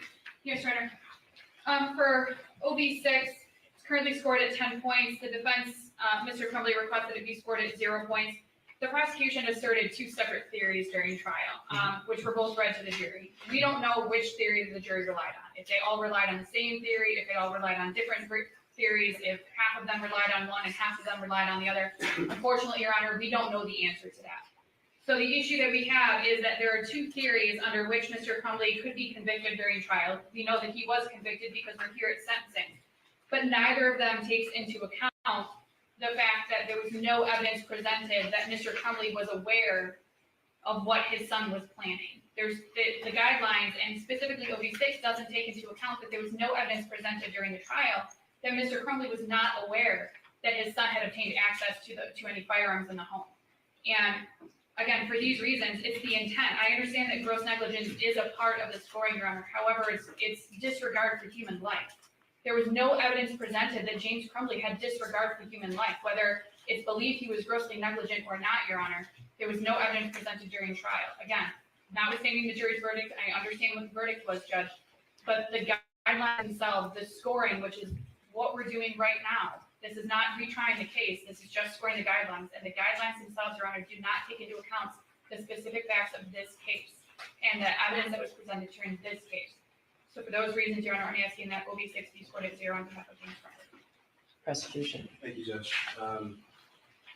In Jennifer Crumbley's memo, there was no objection to OB6. We did respond and articulate the reasons why. In James Crumbley's memo, I asked the court to take that argument from our memorandum into consideration regarding Jennifer Crumbley's case as well. First, I'd like to address the council's repeatedly calling this case of first impression. This is a rare case. It's a unique case, but it's not a case of first impression. The legal duty in Michigan has been around for years, as has involuntary manslaughter and the law surrounding involuntary manslaughter.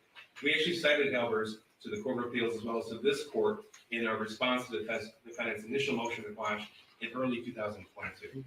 That case is on point, as is People v. Cole, which is cited and attached to our sentencing memorandum.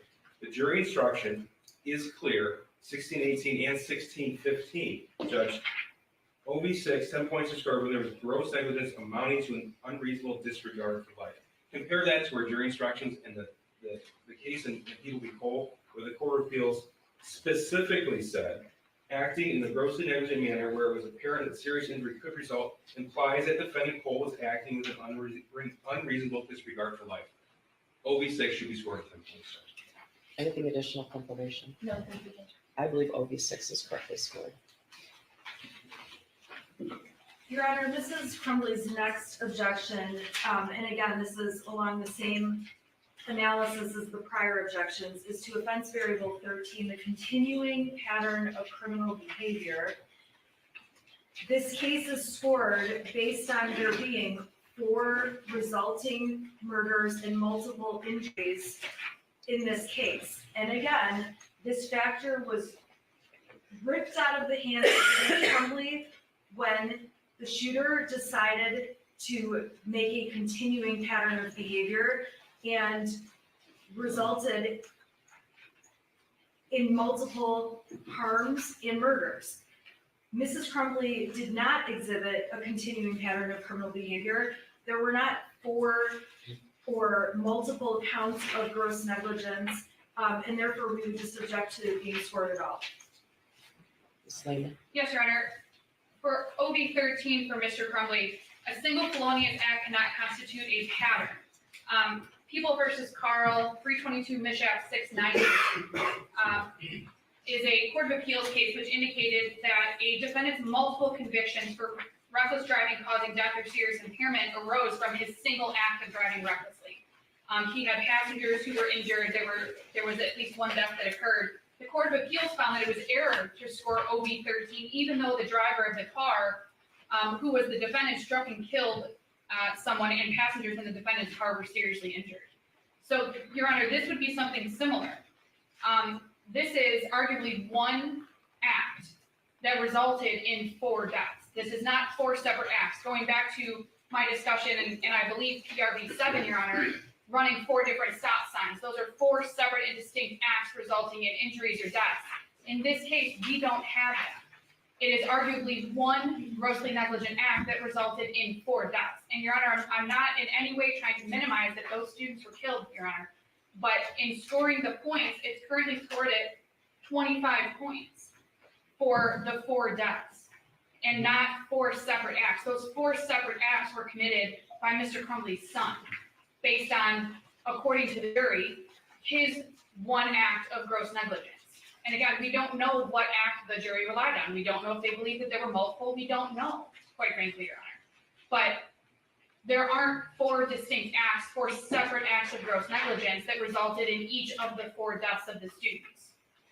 So again, Your Honor, for these reasons and the reasons that I stated in my memorandum, and I do cite additional case law for the court, I believe that OB 13 should be scored at 25 points on behalf of James Crumbley. This should have been brought up. 0 points, Your Honor.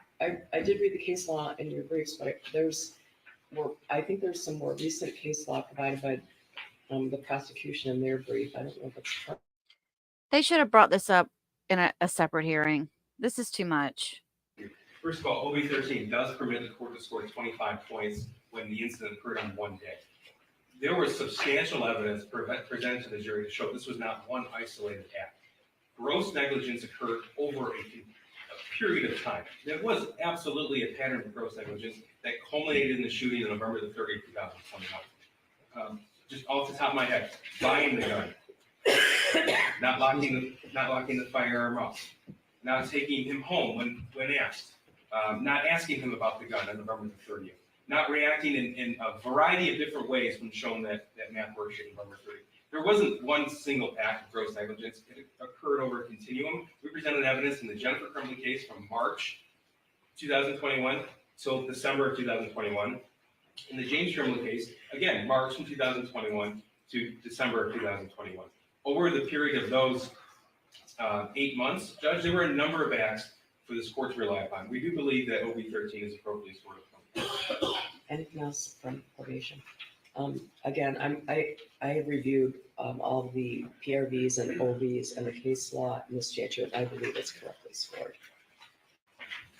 Your Honor, the next objection Mrs. Crumbley has is to Oh my offense variable God, another one? 19.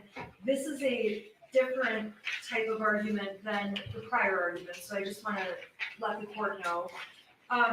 This offense variable is to be scored when a defendant interferes with or attempts to interfere with the administration of justice. And the reason this was scored against Mrs. Crumbley is because of the claim that she tried to run and tried to avoid arrest. On the night before charges were issued, I texted Miss McDonald directly, which I attached to my memo, and said, Judge, I know it's argument, Judge, but we've been over this before a number of times. And the court, a charged felon doesn't get to text somebody We've had this discussion. and the court has already indicated that, Judge. I ask you to move on. I'm gonna let her make her argument, but we've had this discussion before. Law enforcement does not have to ask for permission to arrest someone. If I have an outstanding warrant, one of these deputies could come up to this bench right now and cuff me. I understand that, but what the prosecution has done is put together a false narrative that's been repeated by the media over and over and over. And it's been repeated in court. Miss McDonald is the one who said they were in an industrial building. She's the one who used the word abandoned. It was a warehouse, a non-retail place that was closed at night. It was not a warehouse. It was a building that had businesses in it. It was a non-retail building. No, there are retail businesses in there, and there are businesses in there that are not retail businesses. Either way, it was not an abandoned warehouse. Okay.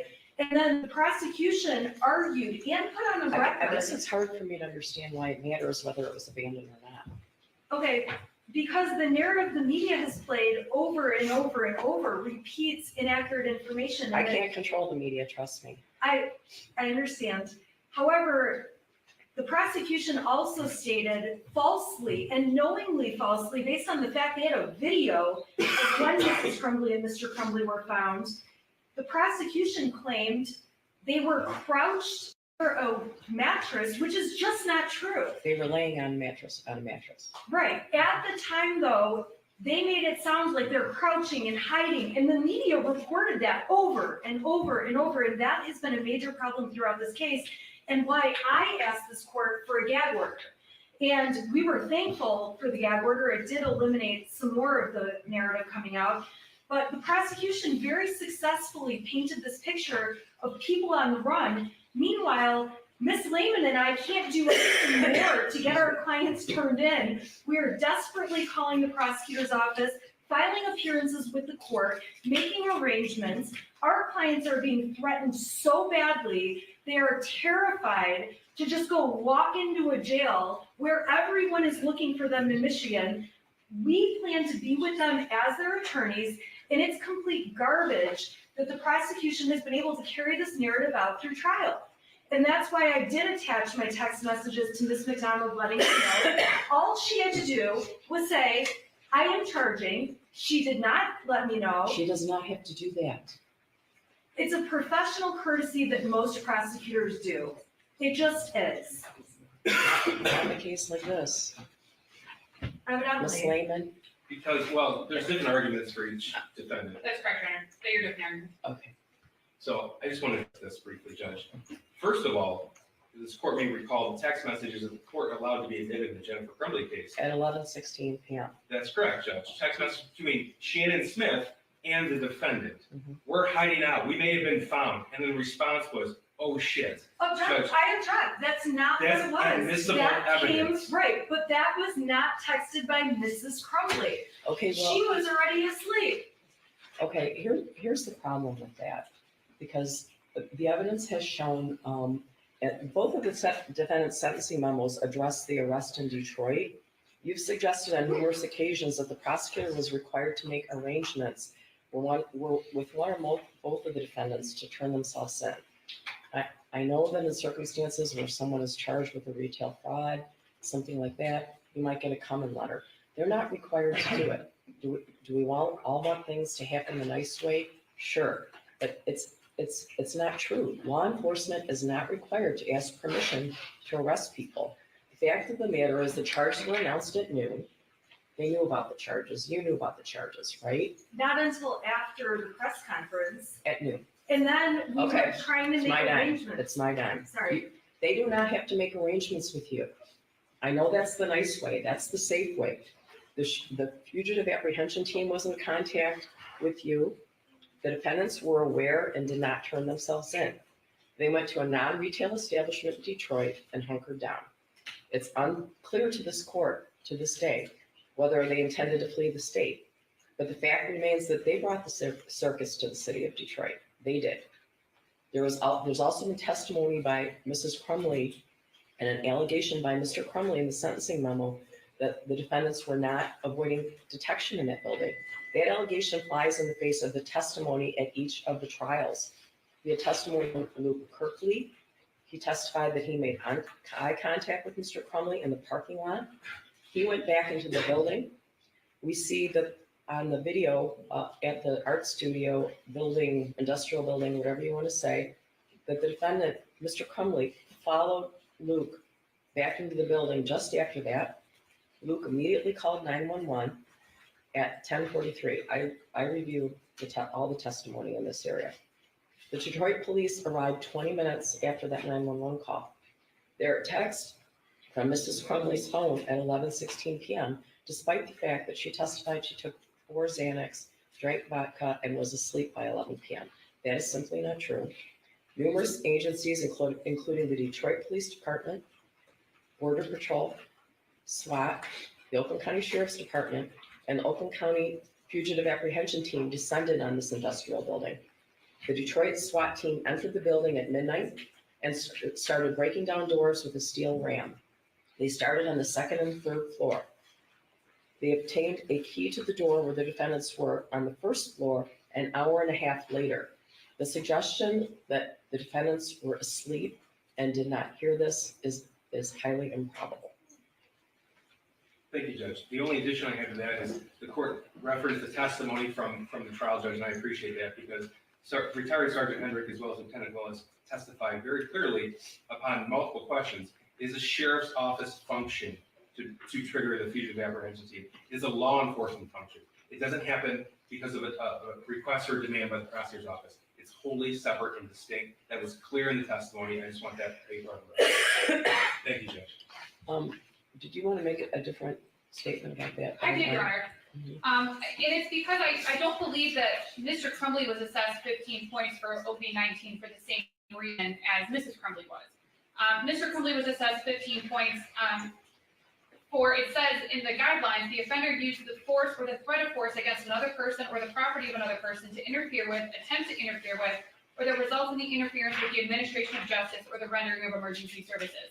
Your Honor, I read that scoring to be scored because of the claims made by Ms. McDonald's office that Mr. Crumbley has made threats and threats of physical harm to Ms. McDonald over the phone at the jail. Your Honor, I'm disputing, and I have disputed, I did it during the trial when this was originally raised, and I've done it since then, that Mr. Crumbley has ever made a physical threat against Prosecutor McDonald. He has vented, he has been angry, for the reasons that I cited in my sentencing memorandum, but he has never threatened to physically harm Ms. McDonald. He has never said that if you continue with this prosecution, I'm going to hurt you. He has never said, if you don't stop this right now, I'm coming after you. Instead, as I indicated in my sentencing memorandum, the statements made by Mr. Crumbley, although there has been some language that may not be very respectful, that may be angry out of frustration for being incarcerated and on lockdown for 23 hours a day for the last 2.5 years, for something that Mr. Crumbley and I maintain that he did not do illegally or wrong. But he vented his frustrations, Your Honor, and he never threatened harm. He never said if Ms. McDonald continues that he's going to do something, or Mr. Keese, or Mr. Williams, or anyone else at the prosecutor's office or law enforcement. So he scores 15 points, presumably based on these claims of threatened physical harm against Ms. McDonald, which we dispute ever happened. Mr. Crumbley and I maintained that OB-19 should be scored at 0. Again, we also dispute that he was ever fleeing, so even if the prosecution wanted to change their theory to the flight, we would dispute that he was even fleeing, although I understand what the court just indicated and what Mr. Keese has indicated previously. So for the purposes of scoring, OB-19 should be scored at 0. There have been no threats of physical harm. There have been no interference with the administration of justice. There is a thumb drive of the threats. We could play them, or Mr. Keese could read them into the record. I don't know to what extent the prosecution would like to address. Oh, yes. I do. I hope not to, Judge, but I do need to respond to the argument. I'm not going to read all of them. They're on page 4 of our sentencing memorandum. And we did attach them as the court indicated. So I know the court has listened. OB-19 should be scored at 50 points if the offender used force or the threat of force against a person to interfere with or attempt to interfere with the administration of justice. I don't know any other purpose for what James Crumbley did other than to interfere with the administration of justice. He knew specifically that his jail calls were recorded. He knew, or at least he believed, that the elected official, Ms. McDonald, was listening to him because he sent message specific to her. He did it not just in an abstract sense, Judge. He did it while she was actively prosecuting the case. I have had a number of instances where defendants threatened witnesses. Rarely do we see a defendant threatening the prosecutor, let alone a member of a trial team, let alone the elected official. There will be retribution. She's going to be fucking sucking on a fucking hot rock down in hell soon. I'm on a fucking I'm fucking on a rampage, Karen. Yes, Karen McDonald, your ass is going down, and you better be fucking scared. I didn't want to read that, Judge. That was just a few weeks before the trial. I don't know any other definition what that could be other than a specific threat made to a member of the trial team. We ask that this defendant be treated no differently than any other defendant who made a similar statement to any prosecutor or defense attorney or judge in this building. OB-19 is certainly scored at 15 points.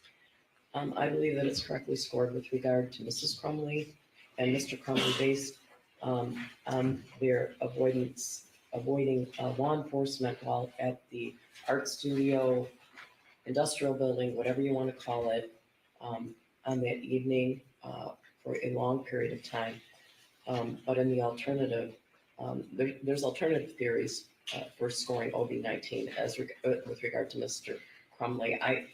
Regardless of his ability to make good on those threats because of his incarceration, I still do believe that those were threats against the prosecutor. Thank you, Judge.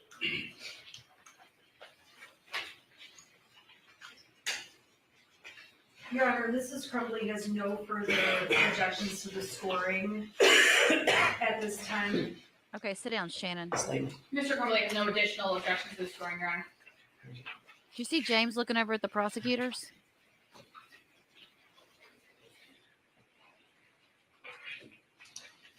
I have a number of written statements that were provided by various individuals. I'm going to read the names of the people. Could you tell me the pronunciation of Madison Baldwin's mother's name, Nicole Beausoleil? Beausoleil. And the mother of Hannah, Ms. St. Juliana, is it I St. Juliana, Kristen Baldwin, Raina St. Juliana, Steve St. Juliana, Jill Suave, Molly Darnell, Danielle Krozek, Andrew Muska, Marla Lay, Olivia Upham, Renee Upham, Megan Gregory, Patricia Cunningham, Linda Russo. Those are individuals who provided written statements, and I have copies of those. I wasn't sure who had what statements, so they were scanned by my office and sent to everyone yesterday. I know that there are a number of individuals who want to address the court. I guess I should ask if at any time anybody feels like they need a break, they should tell me. All right. All right. So you have not objected.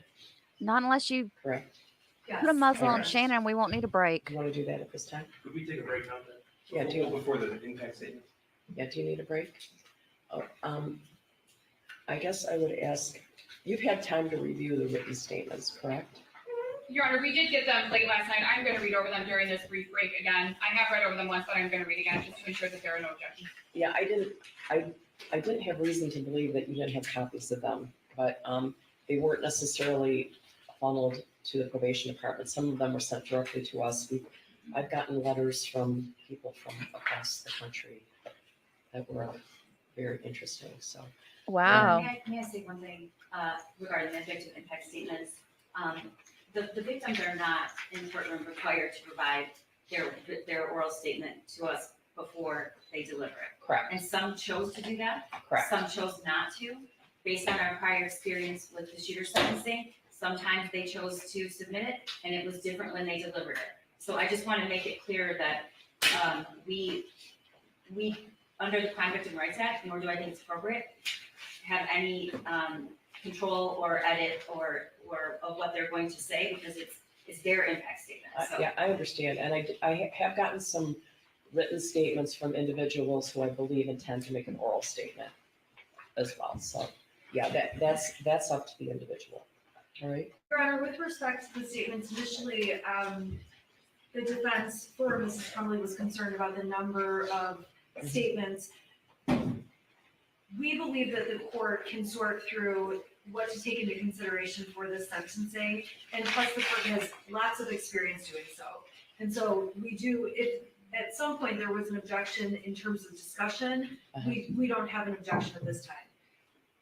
Yeah, you know what, you guys were on this email yesterday that discussed all of the individuals who would be giving oral statements. Correct, Your Honor. Yes. And I know we all went back, I think we've all discovered a little glitch in the Crime Victims Rights Act that it's not specifically clear who's considered a victim under the Crime Victims Rights Act. There's some difference of opinion maybe, but I'm again relying on Albers that discusses OB3 and gives a broad definition of who a victim is. In any event, I am inclined to hear oral statements from all the individuals that were listed in the email that went to all of you last night. All right. I have no objection to the individuals on that list, Your Honor. All right. Yeah, same here. And I certainly would appreciate you making any objections to their statements at the end of their statement, right? Your Honor, I don't know if we need to approach on that, because there was some discussion by email about the objections. Okay, well. Or maybe we can handle it during the break, Judge. All right. Yeah, let's do that. When you say making an objection while the individual, I'm going to insist that everyone keep their statements directed at sentencing, for sure. Okay. Your Honor, I don't anticipate, and I don't believe Ms. Smith would anticipate making objections to a victim impact statement. Obviously, things could have, Your Honor. Excuse me. And obviously, we have duties to our clients as well. We wouldn't be doing it in a disrespectful way to anyone, Your Honor. But we would just ask, again, you've already reminded the court, I'm certain that the prosecutor's office has reminded anyone making a statement what the guidelines are in relation to those statements. So I don't anticipate having to make an objection, Your Honor, but obviously if one arises, an objection would have to be made. All right. Do your clients need to go downstairs? Yes. Yes, Your Honor. Just two things briefly. There are no guidelines in the victim impact statement. It's how the victim's impacted. It's personal and unique, Judge. Sure. You know, obviously the court knows that. I just wanted to make sure we were clear on that. But we have to be directed at sentencing the statements. In one housekeeping matter, we just need to add in, we can stipulate, with the defense will stipulate, we add in the additional victim impact statements received last night, as well as James Crumbley's GED verification, just for the PSL. Oh, I didn't ask you if you had any additions to the PSL. That's all. I'm sorry. Okay. His GED and what else did you say? His GED verification and the additional victim impact statements that weren't received by the department. Yeah, I think we got some at about 6 o'clock last night, right? So, yeah. If you're not in receipt of something, you should let me know. It was hard to determine at one time who was receiving what. So If maybe we can discuss with the prosecution who we should have impact statements from and determine whether or not we are missing any impact statements, the written impact statements, because we did receive some later last night. I don't know. Yeah, we sent those last night. I received what the court sent and what's in the PSIR. Correct. That's what I received. I don't think there's anything else. We received one this morning. From Mr. Schilling. Yes, sir. But I believe Mr. Schilling is going to make an oral statement. Correct. Is that correct? Yes, So sir. I wasn't concerned about that. I was referring to the written letters received by the court.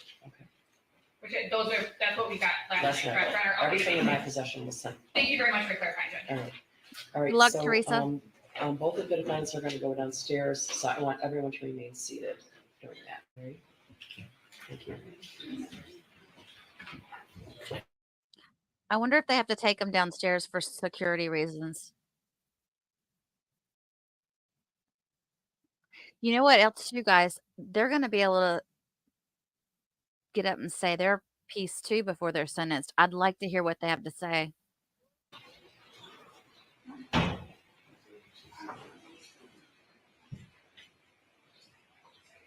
Yes, we need to know what HP sauce is in the UK, David Brown.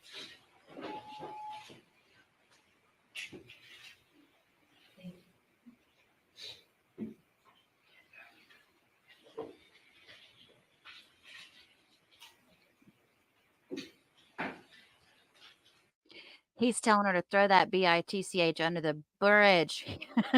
He wants time served. I am not for that, by the way. If you're convicted, you need to go to prison. And watching all these parole hearings that we've been watching together, it just blows my mind at how some of these people get parole so quickly. And it's all because we're running out of space to keep people who break the law. What does that tell you about our society? All right, I'm going to mute this.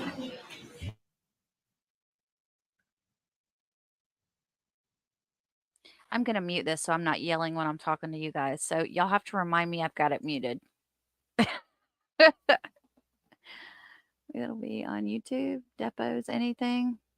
Oh, yeah. Can we stream your trial, Teresa? Okay. So what are y'all thinking? Based upon the judge's mood today, she doesn't feel good. I would not want to be sentenced on the day that the judge is sick, because in my opinion, that just means that she's, number one, she's going to be short-tempered or, you know, not have as much patience as she normally would. And I do feel like this was a pretty laid-back judge, all in all. And I think she's fair. I think she's very fair, because there's a lot of times, like she told that male prosecutor to sit down and, you know, we're done with that, you know. So I think she's done a really good job. I just hope that she at least does at least 10 years. But she's also brought up several times that she knows that this is going to go on appeal. Yeah, at least we can hear her today. No doubt, JPC. She, throughout the entire trial, the volume on the judge's desk was horrible. I don't think they had a mic up there at all. So you could barely hear the judge. And that's why every time I was trying to, when I was doing it on my side, I was trying to download it redo it, and then up the volume so that you guys could hear it when we went back into it. Laura says after the last go around, I'm thinking that he's sunk. Could be. Could be. I do think he should get more. Wait, what do you think? She'll slap like another year on his sentencing because of what he said? That would make a statement. At least 1 year. Louise says she was laid back until today. Yeah, I'm telling you, her being sick, it's gonna make a difference in the way she reacts today. She's not gonna take as much BS. She doesn't feel good. And she's only human. So I would think that James and Jennifer are going to get up and do their little spiel. I wonder if they're going to say, I'm sorry. Do you guys think we're going to hear I'm sorry today from the convicted felons? I'm not going to say defendant, the felons. Hey, John Penman. Good to have you, hun.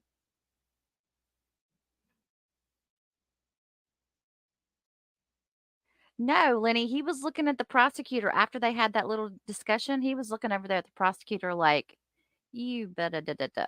He's not helping himself at all.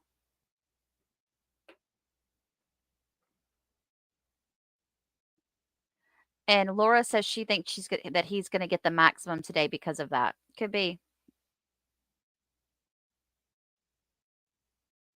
Y'all were talking about air fryers earlier in the chat. I've never used one. My sister has one, and I want to go play with it. What should I, as people that use their air fryer a lot, what should I try out first if I have never used one before? Oh, that's interesting. Bama says, I don't think James will apologize, but Jennifer might. Why you think that, Bama? See, that surprises me. I think James might say, I'm sorry to the families for what happened to you, but he showed no remorse, Lenny said. Well, he was crying at one point during the trial. JPC doesn't think that he's going to make a statement at all.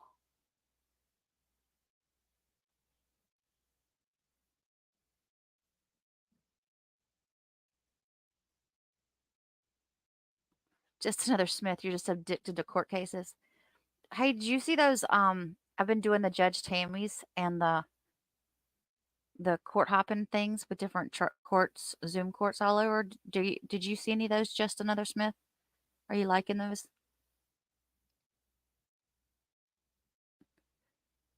Because Bama says he doesn't think he did anything wrong. As they say, the original and the best did not do themselves any favors by running. No, they did not do themselves any by running. But I mean, that was addressed in court.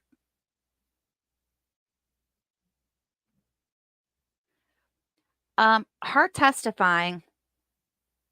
No, I don't know. Because think about it. He didn't testify and he still got it. He still got put guilty. So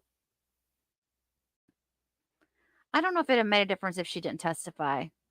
But I don't think she helped herself testifying. But I felt like the jurors, I guess if you read the guidelines of what they're supposed to do, I guess they got it right by law.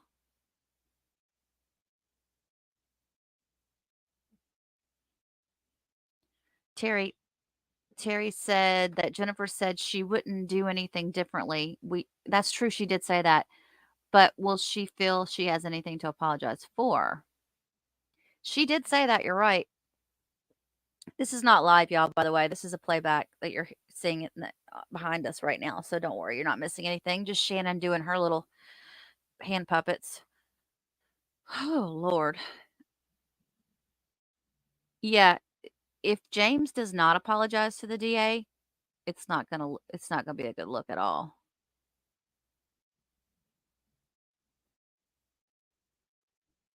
He's defiant. Just Another Smith said that James is defiant and feels justified.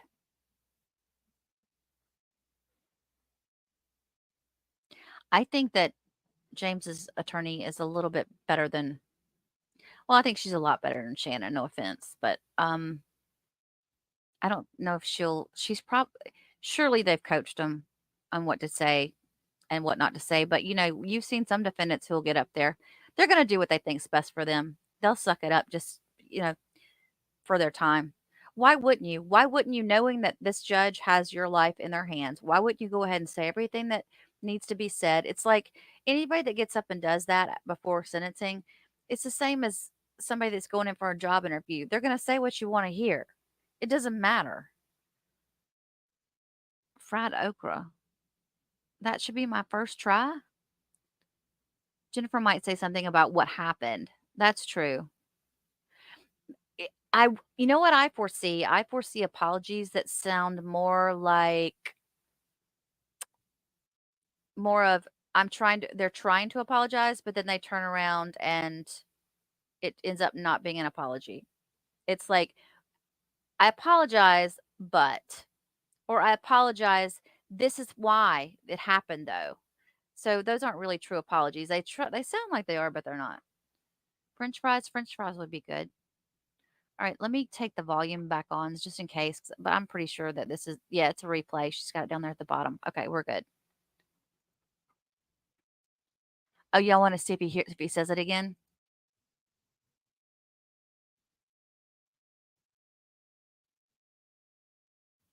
I believe it to be accurate, and this leader obviously reviewed all the cell phone records, and those were included. Judge, you made certain rulings throughout the pendency of this trial, as you alluded to earlier. You have all the information. It's readily available to you. Nothing needs to be extracted from the summary.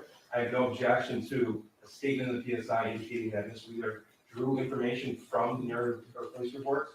That's fine. Like I said, it happens in every single case. But I do dispute the characterization, but I understand the court is going to issue the sentencing individual to the offense and the offender based upon the record. Correct. Correct. So we'll add that. Thank you, Your Honor. It does, in the report, it does indicate a number of reports that Ms. Wheeler relied on in writing the narrative, and then it says, and other evidence. And again, some of the things that are listed in the narrative were not evidence in James Crumbley's trial, specifically the over 2,000 pages of text messages or messages between Mr. and Mrs. Crumbley, in addition to other messages between Mrs. Crumbley and her son and things of that nature. So I'm asking for those corrections. We could use a different word. And Judge, again, as the court has stated, it's the same police reports that are used for each, and I do believe it's very clear in the PSI that they are conversations between Mrs. Crumbley and someone else. It certainly doesn't say Ms. Crumbley. That's correct, Your Honor. I'm just ensuring that Mr. Crumbley's PSI is specific to Mr. Crumbley, and that the court is considering that. That's why I'm asking for making the objection to Your Honor. All right, I appreciate that. Thank you, Your Honor. Okay, what else? So they're still on break. This is just a replay. Welcome, allegedly. Good to have you back. Aside from the sentencing guidelines, the other objection relates to the no contact provision proposed between Mrs. Crumbley and Mr. Crumbley. And I'm arguing on behalf of Mrs. Crumbley, obviously, and between Mrs. Crumbley and Ethan Crumbley. This is a family. They have despite even having felonies on their record. You know what? They're not a family anymore, Shannon, because they're all in jail. All three of them. Shirley said neither defendant came across as likable, and the judge will go max due to community demands. Could be.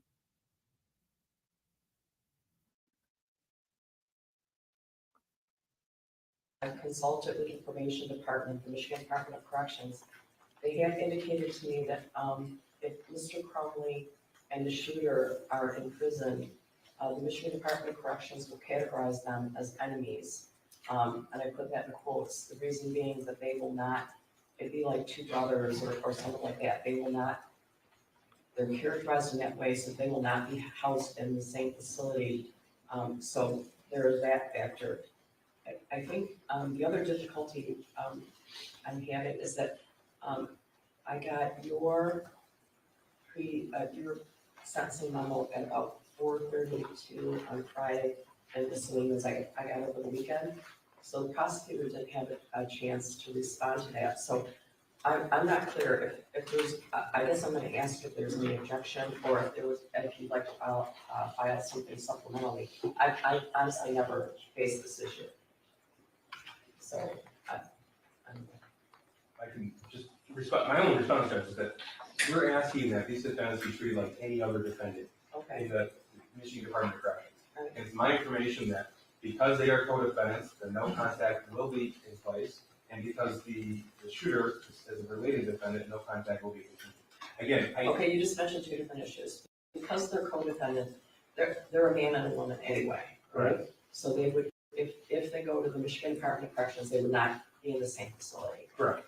Co-defendants are traditionally not housed together. There's that issue.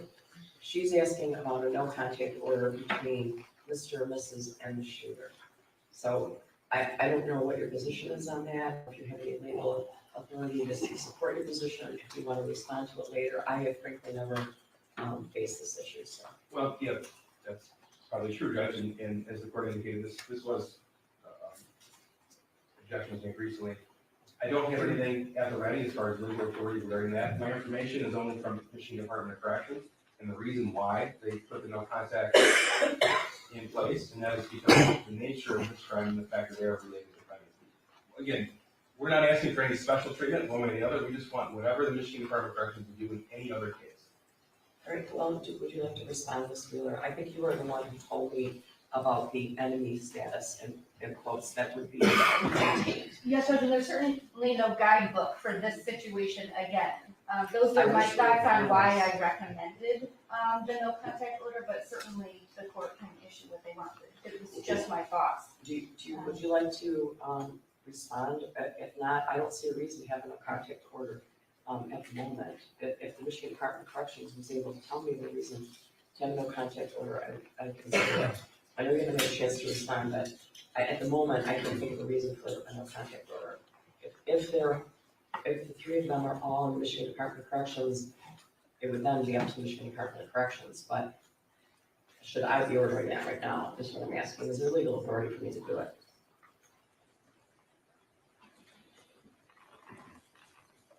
The options are lifting the no contact order or allowing you to research further. You just don't want the sentence to be judged. Me neither. I'm not hearing the sense.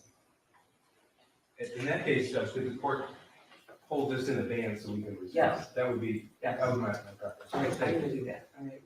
Because they will have a chance to respond to that. Just the issue of whether or not the three of them would no contact. Yeah, I think if all three of them were in the Michigan Department of Corrections, or if one of them was somewhere else at some given time, is there allowed to be contact either by letter or phone or visit? That's what you're asking about. Yes, that's what we're asking about, All right. but we, obviously, if Michigan Department of Corrections is overseeing or if they're in a facility, there's rules they have to follow, and if this court doesn't order all of the rules that have to be followed. Oh, I agree. That's up to the Michigan Department of Corrections. So the court, obviously will give the prosecution time to file a supplemental response. We filed our response rather quickly because we were given the PSI last week, we were given the prosecutor's memo on Wednesday, and I mean, obviously I got it Friday, but there wasn't much time. I would also like an opportunity to either respond to their argument or to be able to brief the issue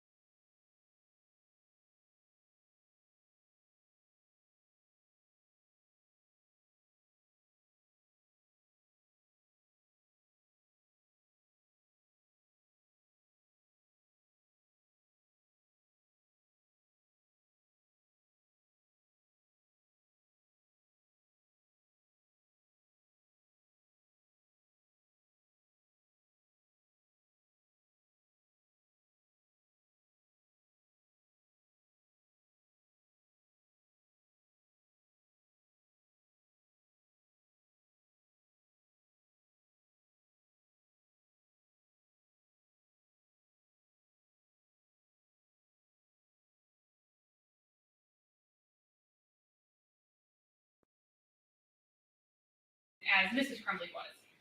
Mr. Crumbley was assessed 15 points for, it says in the guidelines, the offender used the force or the threat of force against another person or the property of another person to interfere with, attempt to interfere with, or that results in the interference with the administration of justice or the rendering of emergency services.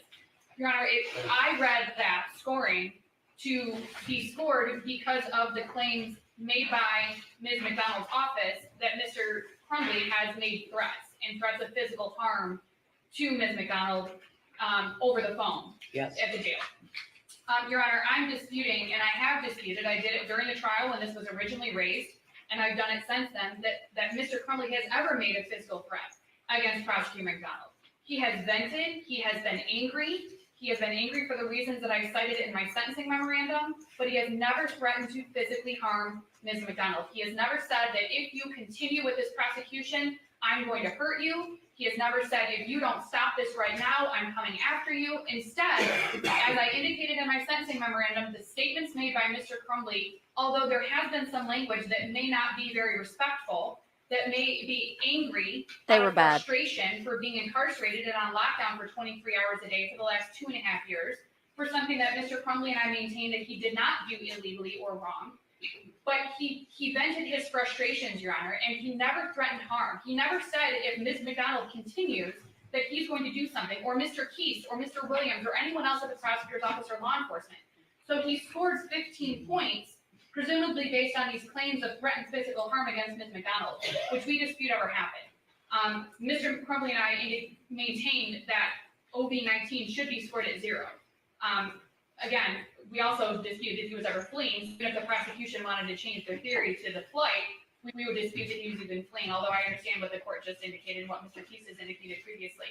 So for the purposes of scoring OB-19 should be scored at 0. There have been no threats of physical harm. There have been no interference with the administration of justice. There is a thumb drive of the threats. We could play them, or Mr. Keese could read them into the record. I don't know to what extent the prosecution would like to address. I hope not to, Judge, but I do need to respond to here. I'm not going to read all of them. They're on page 4 of our sentencing memorandum. And we did attach them as the court indicated. So I know the court has listened. OB-19 should be scored at 50 points if the offender used force or the threat of force against a person to interfere with or attempt to interfere with the administration of justice. I don't know any other purpose for what James Crumbley did other than to interfere with the administration of justice. He knew specifically that his jail calls were recorded. Oh, this He is knew, or at still least he believed, a replay. that the I thought elected they were. official, Ms. McDonald, was listening to him because he sent message specific to her. He did Yes, it not I just was in an talking my head abstract off a sense. while ago. I was talking my head off a while ago, and I was muted. Rarely do we see a defendant threatening the prosecutor, let alone a member of a trial team, let alone the elected official. There will be retribution. She's going to be fucking sucking on a fucking hot rock down in hell soon. I'm fucking on a rampage, Karen. Yes, Karen McDonald, your ass is going down, and you better be fucking scared. I didn't want to read that, Judge. That was just a few weeks before the trial. I don't know any other definition what that could be other than a specific threat made to a member of the trial team. We ask that this defendant be treated no differently than any other defendant who would make a similar statement to any prosecutor or defense attorney or judge in this building. OB-19 is certainly correctly scored at 15 points. I believe that it's correctly scored with regard to Mrs. Crumbley and Mr. Crumbley based on their avoiding law enforcement while at the art studio, industrial building, whatever you want to call it, on that evening for a long period of time. But in the alternative, there's alternative theories for scoring OB-19 with regard to Mr. Crumbley. Regardless of his ability to make good on those threats because of his incarceration, I still do believe that those were threats against the prosecutor. About that. I did, Your Honor. And it's because I don't believe that. All right, it looks like we've got some movement in the courtroom. Attorneys are back and victims are funneling in. James and Jennifer aren't in the courtroom quite yet, but since we got a little bit of movement, we'll take you there now. Congrats, Patty, on the weight loss. No more ice cream, huh?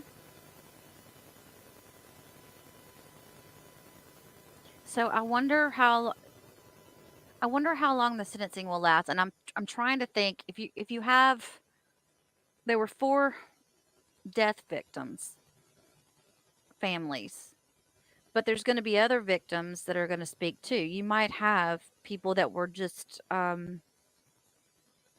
messed up from being there. So I don't know how many victims do you think we're going to have? And do you guys think this is going to be a long one?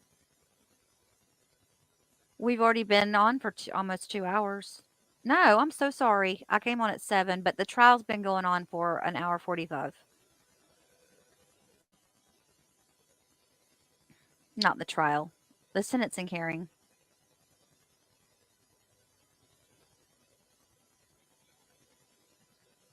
No, you don't buy. So you just don't buy it and keep it.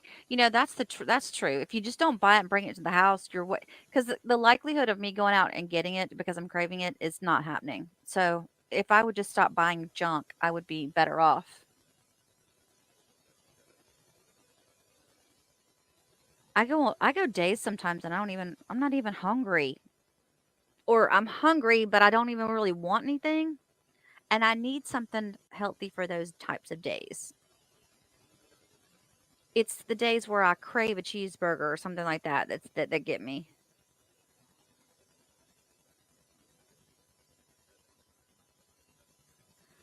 Oh yeah, Emma or Emwa. You're right.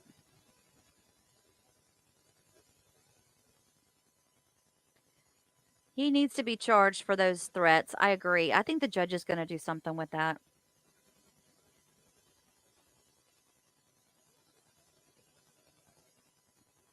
Can we put a muzzle on Shannon for the rest of the hearing here? Is that okay? Does anybody have a problem with that? Casey's back. Welcome back, girl.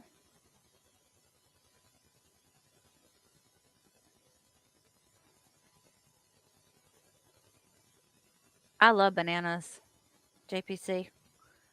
But I like them when they're only like just coming off of the green. I mean, or just almost still green a little. No, it's definitely not going to be that long, Terry, but I'm hoping it's not going to be like 3 hours longer. Y'all know how I am about sitting here in these live streams. I get antsy. Hi, Karina Fernandez. Welcome in.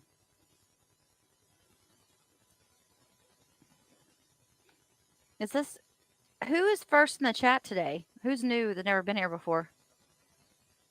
I think you've all been here before, right? Everybody and their brother is streaming this today. So I do appreciate you guys for being here with me because I know you could be somewhere else watching it.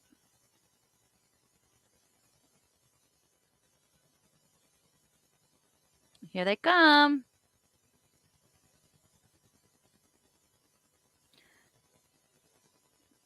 Casey, our bondsman.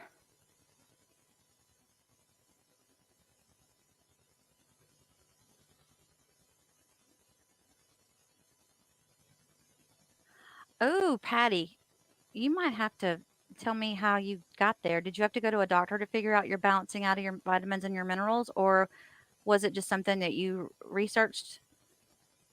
Tell me what to do, girl. I'm fixing to start swimming again. That'll help me because I always swim in the summer. I gotta get my winter fat off. At least. No, I'm losing weight this summer. I've decided it's gonna happen. And I'm gonna keep it off. You've been here since last year, Karina? I know I've seen you. I've seen you before.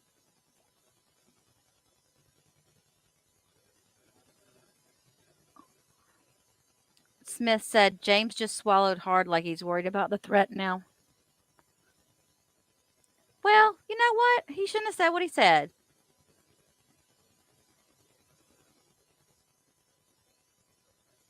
Jennifer's in the bathroom puking right now, probably. That's why she's running late. Okay, thank you, Patty.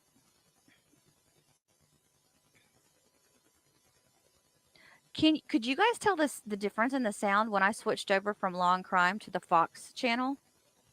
The Law and Crime had a really bad noise in the background, like I don't know what you call it.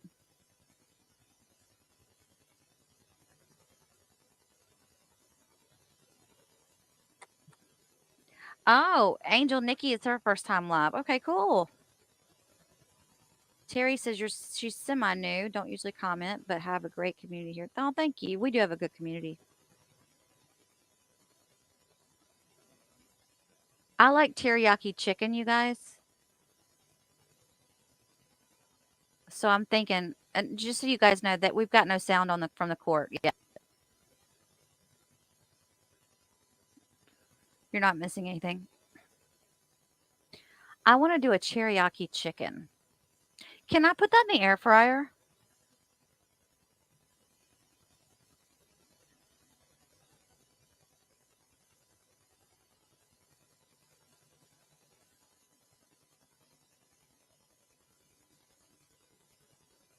Big difference in sound here. Okay, thank you, Terry. I thought so too. This one's getting a little feedback right now, but I think it's just because they got the volume off.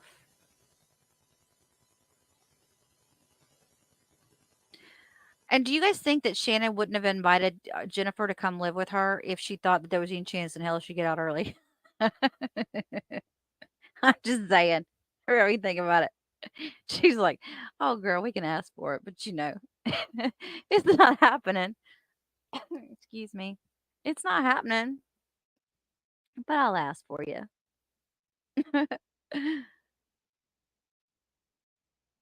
I can put teriyaki chicken in the air fryer. So is it like an Instapot? It's like you could put anything you want in it. Well, it's just going to be drier than putting it in my Instapot, right?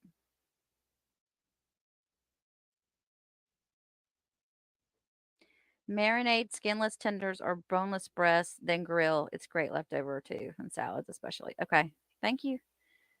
See, this channel brings you everything, everyone. Not just law and crime and order and parole hearings and all that. It brings you recipes too.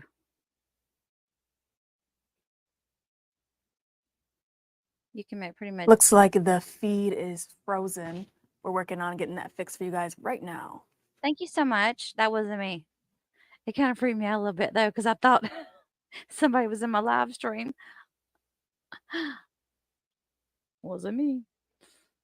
I have an oven style air fryer. You can air fry bake. Just make sure you spray with olive oil. Okay.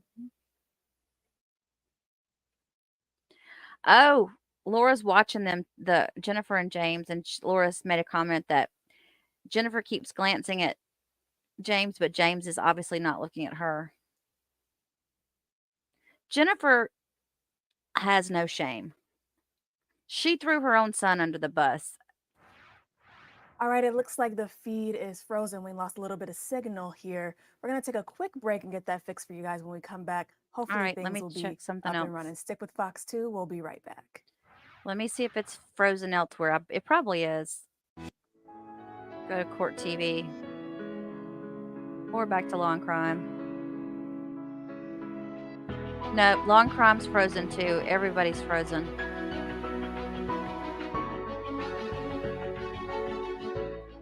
All right. So don't worry. It's not just us. Pause the trial, please, people.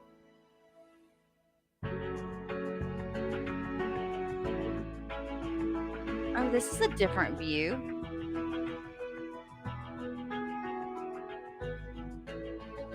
Those guidelines are limited to the sentencing offense. Obviously, we have 4 separate counts in the information in this case. People versus Vanilla Machado, that's a hyphenated name, 489-412 is a 2011 case, which states that you cannot aggregate offenses for the purposes of scoring. So where they're separate in that case, it was assaults. Is this the they couldn't replay? aggregate the assaults for the purposes of scoring, that each assault had to be scored separately. In this case, the score for offense variable 9 is 100 for the multiple deaths that occurred for the deaths of the 4 students. I'm objecting to the scoring of 100 under Bonilla Machado because each death is supposed to be counted separately and individually and not aggregated for multiple deaths. And that was the only objection I wanted to make.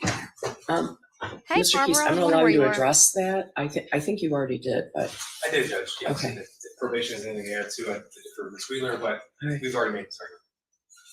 Ms. Wheeler, anything else? Judge, only that the sentencing guideline manual states that you cannot aggregate victims of separate crimes, but I think the defense argued earlier that this wasn't a separate crime. And the shooting occurred in a span of 8 minutes.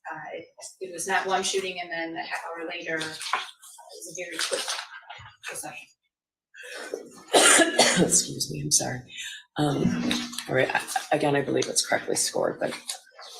Thank you for allowing me to make the record, Sure, Your Honor. no problem, no problem. All right, and then with regard to victim impact statements. Yes, Judge. Yeah. Sure.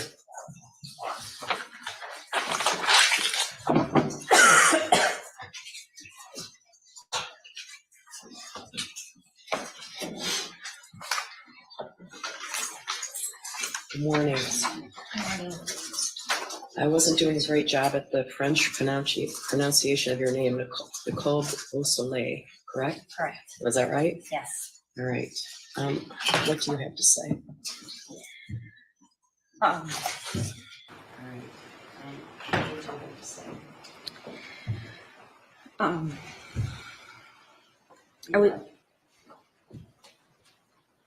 I would like to start with the person that matters the most.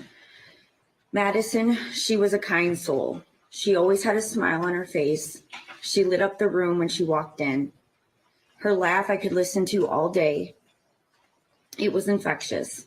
Her big sister skills were undeniable, and she took that role very seriously. Madison was smart, funny, loving, passionate, determined, and genuine. Her expectations were high, and at times we needed to let her fall. She needed to be reminded that not everything is perfect, even if she wanted it to be. Madison had an influence that most never achieved. Sometimes I would listen to a poem she wrote or watched her create art with no tracing, just pure talent. She would talk about college and what major she would like to do and what would be most helpful to society. The passion that she had for everything and everyone was remarkable. I would catch myself watching her and thinking to myself, how lucky am I? I'm the one that gets to be her mom. What did I do to deserve a perfect person? She will be the best thing to ever happen to me at such a young age myself. I grew up because of her. We grew together. I learned from her. I mattered because of her. From the moment she was born, I promised myself that I would be there no matter what. Through the falls, heartbreak, letdowns, and struggles, I would be there. I would listen, learn, and love every moment. I wouldn't miss a thing. I would always protect her. On November 30th, 2021, exactly 17 years, 6 months, and 13 days made me break my first promise, and it will hurt for eternity. As her mom, I didn't protect her. First, I'd like to say thank you to the prosecution team. I say thank you to you all. Saying thank you really doesn't seem enough anymore. The countless hours you've worked, time away from your family, and always taking our feelings into consideration. Karen and Mark, the work you've put into getting all the facts, speaking to us like we matter, and never wavering from your goal. It speaks volumes of the people you are, and I'm proud to call you a part of Madison's voice. Advocates and Jen, I'm not sure where to start. You've all seen me hit points in this tragedy that some days I wasn't sure who I was. One minute I'm laughing, next I'm crying, and sometimes I'm just silent. Either way, one thing stayed consistent. You always listened. Jen, you're not just a friend, you are family. My mind keeps going back to something during the trials. Something that is almost on repeat like a broken record. It's something as a mother I can't understand. And honestly, I don't think any mother would understand. It was when Jennifer said, I wouldn't do anything different. I'm putting a little emphasis on different, as I know life throws us things that are out of our control. But life takes turns and eventually puts them back in our control. Like giving you a hint when something needs to change. I want to compare a few things to see through my perspective, as I know things are different about the events and how we see them from the events on November 30th. While your son was hearing voices and asking for help, I was helping Madison pick out her senior classes. While you were purchasing a gun for your son and leaving it unlocked, I was helping her finish her college essays. While you dropped him off at school, upset that he was failing class, I texted Madison, drive safe, it's slick outside, have a good day. When you got a call to me at the school about your son and how it interfered with your day, I was rearranging my schedule so I could take Madison to get her oil changed for the first time. When you left without hesitation and not taking him home, I was worried if she'd be okay driving in the first snowfall of the season and if she brought a coat. When you walked out of the office with a steady pace after hearing an active shooter, I ran from my home and started driving, trying not to break the law. When you were on the phone for 10 minutes with each other trying to figure out where the gun was, I was on the phone with her father and family trying to figure out where she was. When you left the Myers without knowing where your son was, I was desperately trying to get there as soon as possible. When you knew the gun was missing, you called the police, knowing it was your son who took it. I was having family call every hospital describing what she looked like.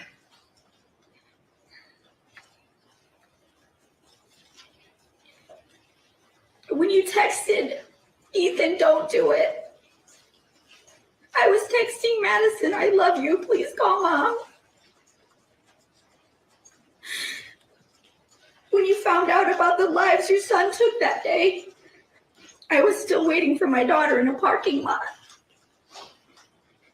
When you questioned the reasoning on why you would do this, I was questioning if I was doing enough to find her. When you got a chance to speak with your son, seeing him alive and showing no support, I was watching families reunite with their children, waiting for my moment. When you asked him why, I was waiting for the answer onto why the last bus never came. When the police showed up at your house, you didn't understand why they were there. And I was asking police if they checked every possible location and if I could go search too. When you texted about not losing your job and you needed a lawyer, I was still calling my daughter because she came first in all parts of my life. When you could leave your house, I was still a prisoner in Myers. When you worried about what people thought of you and feeling threatened, I was learning your son threatened my daughter and fatally shot her in the head. When you drove to get your burner phones for communication, I was laying on the floor in Myers for hours crying because I forgot how to speak. When you checked into your first hotel, I was telling Madison's 11-year-old sister she was gone. When you cared more about yourself and getting alcohol and supplies, I was identifying my daughter in a medical office wishing I could take her place. While you were hiding, I was planning her funeral. And while you were running away from your son and your responsibilities, I was forced to do the worst possible thing a parent could do. I was forced to say goodbye to my Madison. We all see things different. Some prioritize and some don't. Accountability can only be given if you actually try it in the first place. As a parent, we all make mistakes. This is a normal way of life. Usually when mistakes happen, we learn from them. We try to fix it or talk it over. But continuing to make the same mistake over and over again is no longer a mistake, it's a choice. That becomes a decision. Those decisions that you made ultimately took my daughter's life. Because you decided that you didn't want to parent and listen to your son. You took the right away for me to be a mother. You do not get to decide that. You do not get those privileges. You are not above anyone. I love being a mom. It's the one thing that I'm truly great at. You cared more about your well-being than the one life that you should put above anyone, your child. And because of that, you both took 4 beautiful children away from this world. Being a parent is the part of life that you should hold to the highest level. It's an honor to be a mother or a father. Even when you think you have done your best, you continue to do more. Unfortunately, you never made it to level 1. You say you wouldn't do anything different. Well, that really says on what type of parents you are, because there's a lot of things I would do different.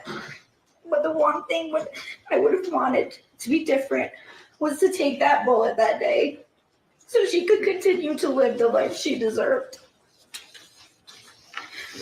You show no remorse, no respect or compassion for our family.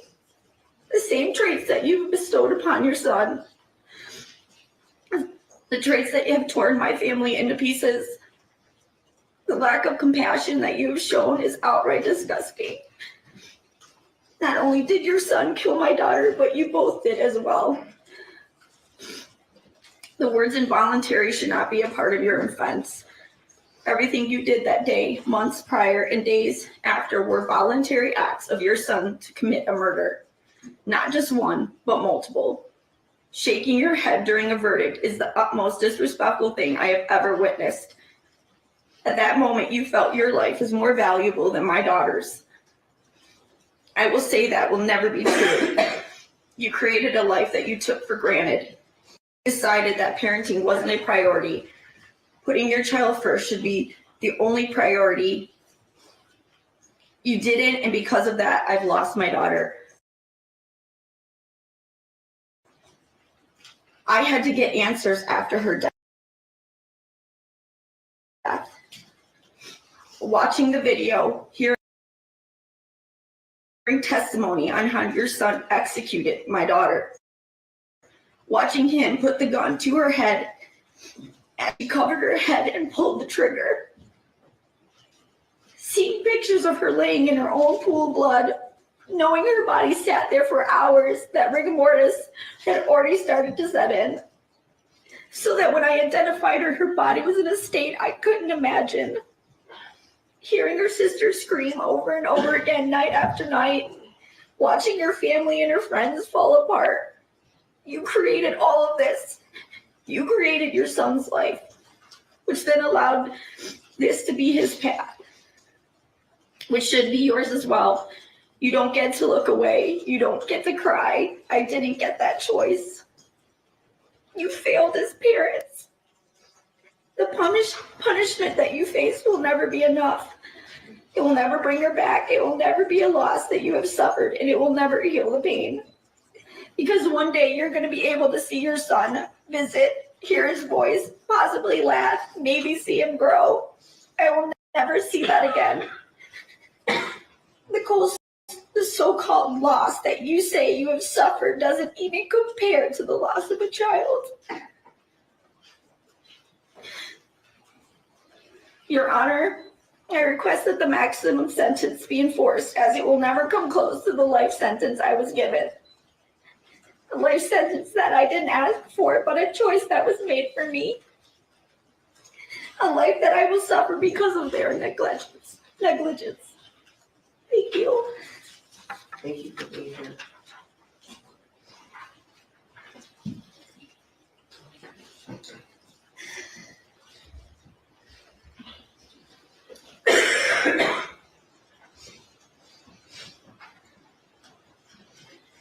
Good morning. Can you tell me your name? Yes, Jill Suave. All right, go ahead. Yes. Thank you, Honorable Judge Cheryl Matthews, for your time on this case. I know it hasn't been easy on both. Thank you also to Karen McDonald and the entire prosecution team. We appreciate your efforts. Your Honor, my trauma and devastation is hard to put to words, but I have done so in my letter to you. I would also like to mention Justin's brothers, Nathan and Clay. They are now forced to live a life without their beloved middle brother, Justin. My son Justin was the least deserving of his fate. He was the best son that any mother could pray for. Justin was brave, spending his final moments protecting a fellow student. He was hardworking, a lettered athlete, a top honor student. He was kind and inclusive to all. He was full of love and joy. His future was so very bright and full of possibilities. His passing has touched so many family members, friends, students, and the community in general. The ripple effects of both James and Jennifer's failures to act have devastated us all. This tragedy was completely preventable. If only they had done something, Your Honor, anything, to shift the course of events on November 30th, then our four angels would be here today, and Justin would be getting ready to celebrate his 20th birthday on the 18th of this month. If only, Your Honor, they had taken their son to get counseling instead of buying him a gun. If only they had secured that gun. If only they had spoken up that day in the counseling office. If only they had checked his backpack. If only they had taken him home or taking him to counseling instead of abandoning him at that school, I wouldn't be standing here today.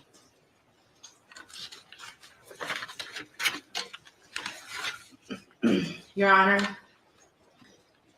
I don't know what's in their hearts. I'm not a mind reader, but I only know the facts of this case. And the facts of this case, both cases, have been deeply disturbing. What I would like to share with the shooter's parents is an example of what love looks like between a mother and her son. This is what Justin wrote to me on one of the last birthdays that we celebrated together. Dear Mom, words cannot describe how thankful I am for you.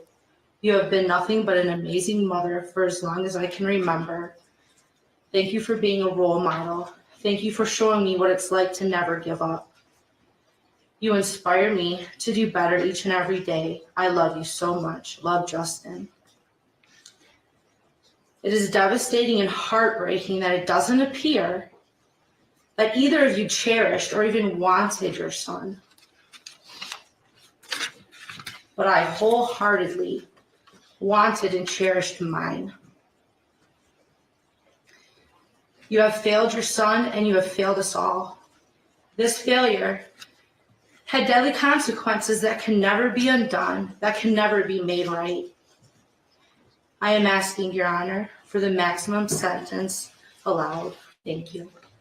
Thank you for being here. Thank you.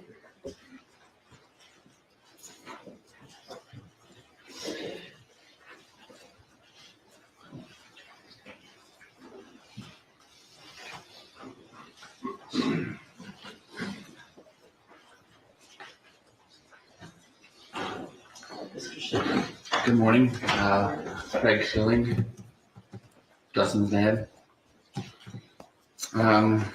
So Honorable Judge Matthews, for the second time in 6 months, I find myself standing in front of a packed courtroom, a victim. This time, I'm here to address a different judge and the parents of the deeply disturbed teenager that murdered my son. This is my opportunity to try to describe just how much the horrific event that took place back on November 30th, 2021 has impacted my life. It's my belief that an impact statement should not just describe how this particular event impacted me.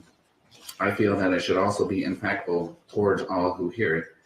And in your case, Judge, I hope these words impact you in a way that influence your decisions here today. As I look around at all the lawyers, police officers, media folks, and the other victims, I can't help but ask myself, what could I possibly say that this whole scenario doesn't already say? This is messed up. Most people will never have to make a victim impact statement throughout the course of their lives. And the fact that the victims speaking here today are doing so for the second time in 6 months should speak volumes in and of itself. This is not normal. Living a life like this is not normal. So how does it affect a normal guy? To be completely honest with you, it remains a rather difficult and uncomfortable question to answer.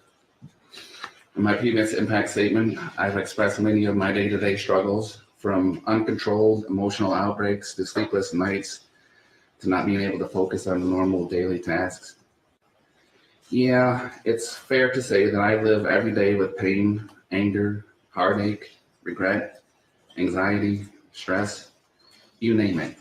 They are all there, wreaking havoc in my once normal life. They say that time heals all wounds. Well, we're coming up on 2.5 years now, and I can assure you that the wounds are still as fresh as they were on that tragic day. And with this hole that has been left in my life still glaringly obvious, I fight every day to not lose more of myself within that very hole. I've spent the last 30 years of my life busting my butt to support a family, raise children, and try to set myself up for some peace and quiet in the golden years of life. But the unthinkable has happened. And that peace and quiet I've worked so hard for may never come to be. At least not to the degree that I've always imagined it. Literally every single aspect of my life has been affected by this tragedy. And I could spend a long time describing in detail just how it has impacted me, but it seems like it would be way easier for me to just tell you how this tragedy hasn't impacted me, because there's something left behind that list.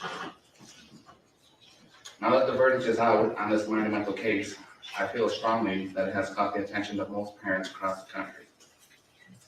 The overwhelming facts in this case were all that was necessary to prove that James and Jennifer Crumbley not only neglected their son by failing to get the necessary mental care that was clearly needed, but provided him the very tools necessary to carry out those heinous acts of violence. It was these very facts that allowed not just one, but 2 full juries to find both of them guilty of involuntary manslaughter. I will always maintain the opinion that the facts that were presented in these cases were strong enough to convince any jury of their guilt, and that the verdict would have been the same regardless of where the trial was held. As I have maintained throughout the course of the past couple of years, being the parent of a murdered child tends to cause you to seek out the maximum penalties allowed for each guilty verdict derived from any of the criminal charges. I think this stance is completely justified and would be so for any parent in this position, in the same position as mine. However, this is a court of law where a person is innocent until proven guilty, and the defendant has the right to dispute the facts of the charges against them. That being said, during the course of both of these trials, I did my best to capture every word and process all the facts.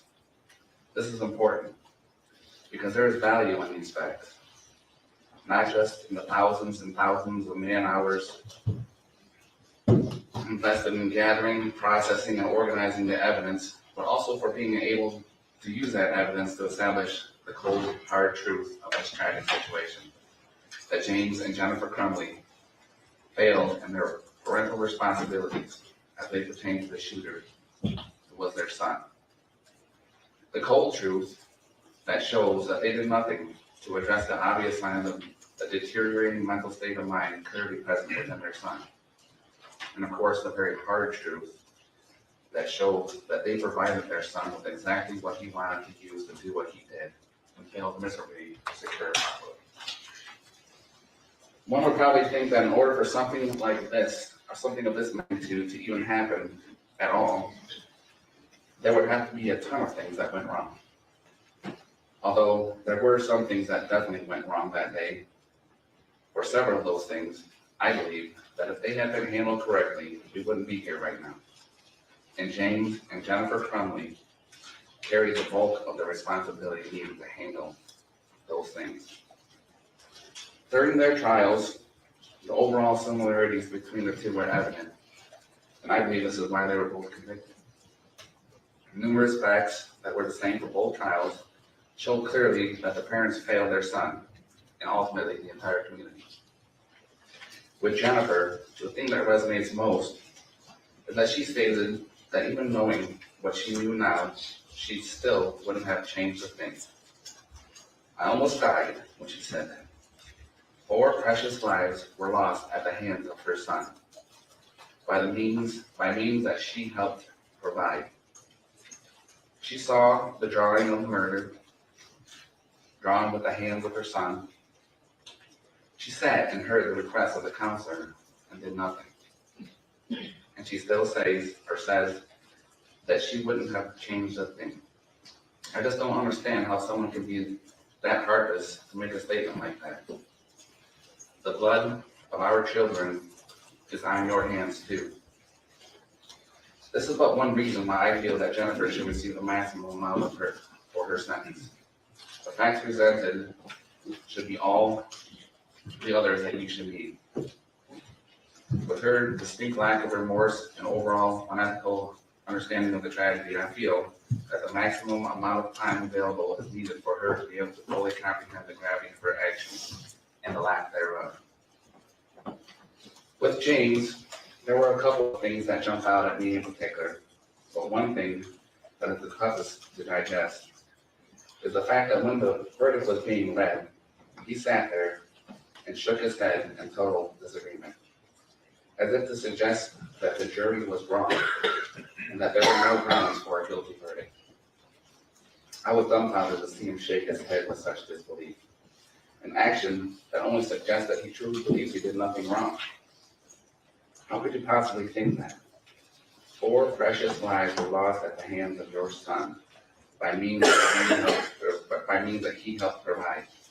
He saw the drawing of the murder drawn with the hands of his son. He sat and heard the request of the counselor and did nothing. I just don't understand how someone can so arrogantly dawdle in a pool of self-pity without being able to say one thing to justify themselves. The blood of our children is on your hands too. This is but one reason why I feel James should receive the maximum amount for his sentence. The facts presented should be all the others that you need. With his distinct lack of remorse and overall unethical understanding of the tragedy, I feel that the maximum amount of time available is needed for him to be able to fully comprehend the gravity of his actions and the lack thereof. Throughout the course of all of this, and I'm talking from way back in the beginning, I just can't get over the fact that this tragedy was completely avoidable. There were some pretty obvious signs that were completely overlooked, and the bulk of the responsibilities to address those signs lied on the parents, and they failed. Across the board, failed. They willfully ignored the cries of their child and selfishly put themselves before helping him. This type of blatant disregard is undeniably unacceptable. It is a large reason why the events of that day were allowed to happen, and another reason why I feel they both need the maximum amount of time available to be able to fully comprehend the gravity of their actions and the lack thereof. We all know that having children is a big responsibility. Although extremely rewarding, it starts out pretty scary. I mean, let's face it, they don't exactly come with instructions. There's no mute button, and unfortunately, no pause or rewind buttons either. Oh yeah, and there are times in the beginning that they listen out. Yet we still have them. We still want that responsibility, even though it's not very clear what it all entails. But how can we accept that responsibility and not act responsibly towards that child? It doesn't add up. A child, even if he is an oopsie child, deserves the same amount of love, compassion, and care that every other child gets. A child deserves someone who is confident enough to lead by example. Because let's face it, it wasn't that child's choice to come into this world. You made them, and it's your responsibility to teach them how to live. It's your responsibility to set a good example. It's plain and simple, just like that, ladies and gentlemen. And the sooner we can figure that out, the better we all will be. Being a parent is hard work, but if it's done correctly, it can be the most rewarding work you ever do. There's no one that can tell you how to do it, because each child is so precious and unique. I mean, there's no other one like them in the entire world, and that says a lot. So cherish your one and onlys, and never give them up. Never give up on them. The results of doing so can be catastrophic. It can affect the lives of so many other people. So I ask for you all to go home today and hug your kids and make sure they know you are there for them, and make sure that they are all right. It's so crucial for the whole of our society. Thank you. Thank you, Mr. Shelley. Lives of so many other people. So I ask for you all to go home today and hug your kids. Trying to find a stream that had a better audio. All right. It's so crucial for the whole of our society. Thank you. Thank you, Mr. Shelley.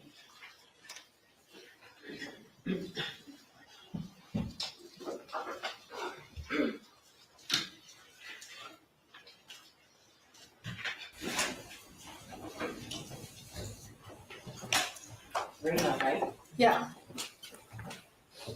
Rena, say Julia.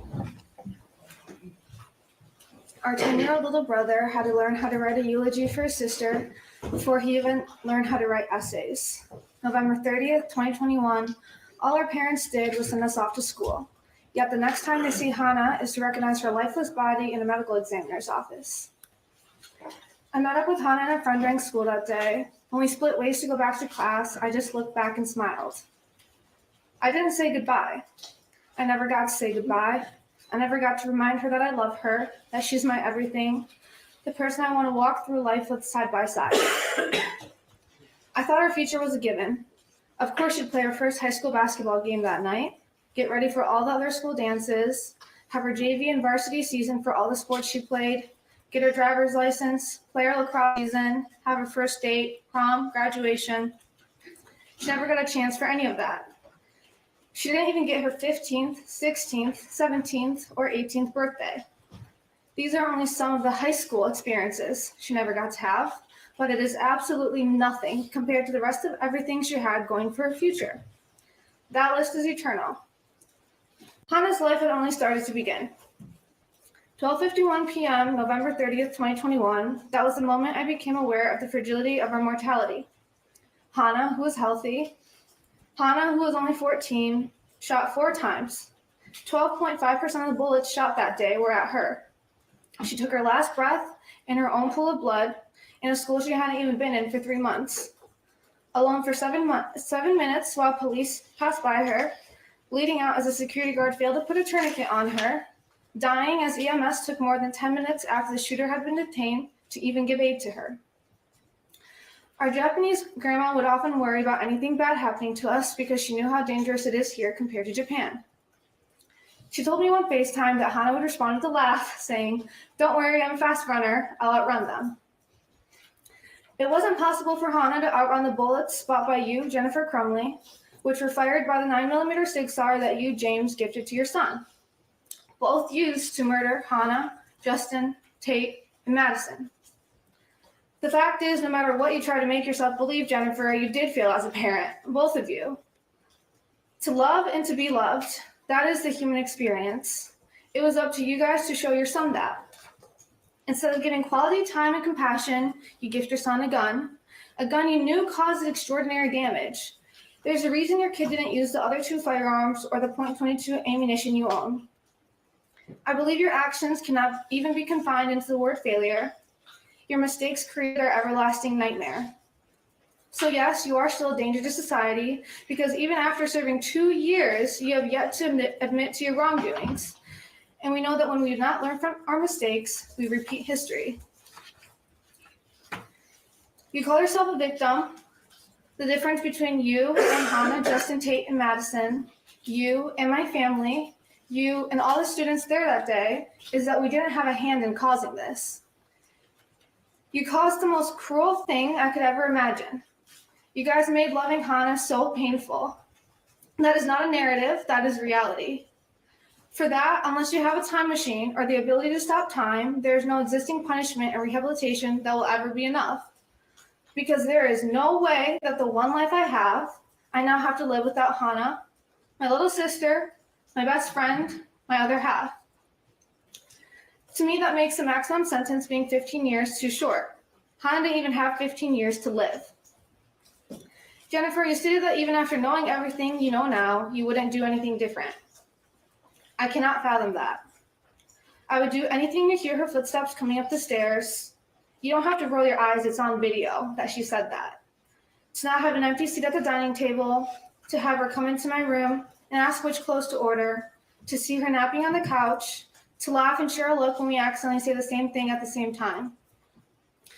There's not a day that goes by that I wish I hadn't run out of that building. If I knew what I know now, I would do everything differently in a heartbeat. I hope time makes you think differently. One day, I hope you would have chosen to care for your son, teach him how to love and to be loved, that you would not choose to buy the bullets that enter children's bodies, that you would not choose to omit relevant important information to the counselor Sean Hopkins and Dean of Students Nicholas Ejak that could have helped their incompetent brains and one shared brain cell to decide to act and search the backpack, that you wouldn't still choose to hide from accountability when you're the reason we had to hide for our lives, that you would choose to save Hannah, Justin, Tate, and Madison. Like my mother said, both of you should implore that even on your worst days, it's the tomorrow Hannah doesn't get. The tomorrow she wanted to live so badly, the tomorrow that she should have. I can never do Hannah justice when talking about her. She's all I want to talk about, and yet I would need a lifetime and still wouldn't have the right words to capture incandescence, humor, thoughtfulness, kindness, or loyalty. She's always there for you, helping without a second thought. She's always sharing, whether it's her smile, her food, her clothes, her crafts, her joy. She's funny. It's a given. She brings people together. Whether it's her contagious laughter or sarcastic wit, you will be laughing right along with her. She's noticing the small things, new shoes, new haircut, cute jewelry. But even more importantly, she makes you feel seen. She's extremely spirited. Her energy is unmatched on or off the court. She dresses up every holiday, every spirit day, the first one to put up Christmas lights, or any lights for that matter, not even realizing she was a light for so many others. She's the one who would not only playfully roll her eyes and smile when I would say I'm taller than her as I look up to her. Not only did I look up to her physically, because yes, she was taller, but as a whole, as a human being. She isn't perfect, but she's Hannah, and to me, that's as close as you can get. I can't convey what losing Hannah has done to me. I miss her with every breath I take. I think going forward without her is something I'll never be able to fully navigate. I believe the word sad is inappropriate to use because it does nothing to capture the hurt or the way my soul shattered. I've never felt every atom of my body igniting from anger until Hannah was murdered. I didn't know what it was like when I stopped waking up in the morning until she wasn't here. I have never known pain that is forever until seeing Hannah in a casket. I didn't know it was possible to feel so isolated even when you're surrounded by people. I didn't know how it feels to not know yourself at all. I have no idea who I am without Hannah. She's my happy, she's my home. I look for Hannah in everyone I meet, every place I go, and it's exhausting when I'm met with disappointment every time. But it's the world, it's all the people she would have met. I grieve for them too. To have that chance of Hannah being in your life taken away from you is a tragedy in and of itself. She's more of a person than you two combined times a trillion could ever even hope to be. But when the day comes that you re-enter society in 13 years, I hope you live more like Hannah. I hope you live every moment to the fullest like Hannah. I hope you laugh every day like Hannah. And I hope you love unconditionally like Hannah. That's it. Thank you, Marie.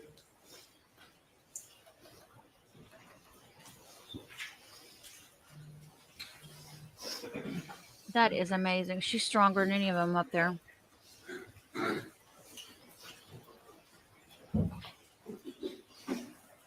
Mr. St. Julian. Thank you.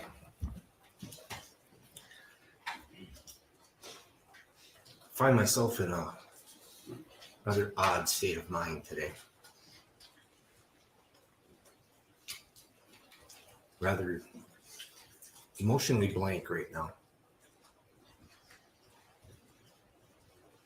Part of that is having to do this again.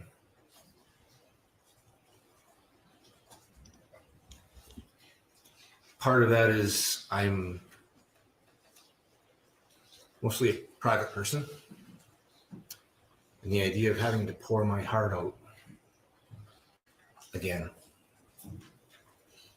is irritating. And I can't match the eloquent words that have come before me in the previous impact statements. So I'll limit my words today. The defendants, through their choices, through their indifference and gross negligence, enabled their son to murder my daughter, Hannah, and 3 other children. They chose to stay quiet. They chose to ignore the warning signs. And now, as we've heard through all of the objections, they continue to choose to blame everyone but themselves. Every single objection, I think, that the council said this morning, put the blame somewhere else, their son, not them. I stood before the court several months ago and spoke about the impact that Hannah's murder had on myself and my family. Nothing has changed since then. It's impossible for me to truly convey the complete impact of my daughter's loss. Hannah's murder has destroyed a large portion of my very soul. I've said these words before. It's still the truth. I remain a shell of the person that I used to be. I think of her and miss her constantly. Every day is a battle to attempt to move forward, struggle to get out of bed, to go through the motions of everyday life. Simple everyday sights and actions bring pain, as I think what it should have been like with Hannah there with us. I think of all the good times that we've shared together as a family, and more on all of the memories that will never be. I will never think back fondly on her high school and college graduations. I will never walk her down the aisle as she begins the journey of starting her own family. I am forever denied the chance to hold her or her future children in my arms.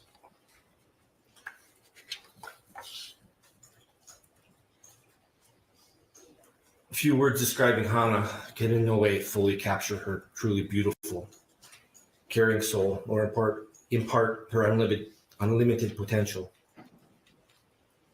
Hannah was absolutely beautiful and thoughtful person. She was always the first person to notice when someone had a problem and the first to go out of her way to offer help. She was incredibly curious and talented. She continually tried new things. She crafted homemade jewelry, tried cooking her own recipes, and played several sports. She was a record holder in track and a leader of her school volleyball and basketball teams. She also hoped to join her older sister on the lacrosse team in the spring. She had aspirations of a career dedicated to helping people. All of this is lost because of the defendant's actions and choices. My position regarding the defendant's sentencing and their future has evolved through their trials. At first, I was focused on the importance of getting a guilty verdict, to have the message conveyed to the public that this type of behavior and choices are not acceptable. I didn't have strong feelings about their sentencing. It was just something that would be determined by the system. My view, however, has changed as the defendant's level of defiance has grown. Instead of acknowledging any mistakes, they continue to show no remorse. They take no accountability. They and their lawyers continue to try to change the narrative and portray the defendants as victims of the prosecution team. They blame everyone but themselves and make threats of retribution. The facts have already been presented. The jury has found them guilty. Multiple juries have found them guilty. Hannah, Madison, Tate, and Justin are the ones who have lost everything, not the defendants. As such, I ask that this court to sentence the defendants to the maximum allowable penalty of 10 to 15 years in prison. Thank you. Thank you, Mr. Secretary. Thank you for being here. Bless their hearts. I'm so glad he has other children that are there. I know that doesn't help any, but yeah, they've all done a great job.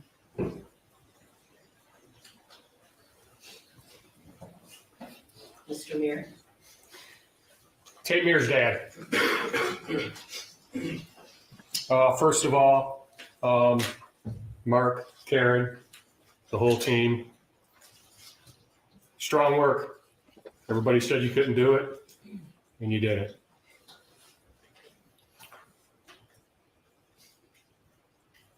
For our family, it's not time to celebrate.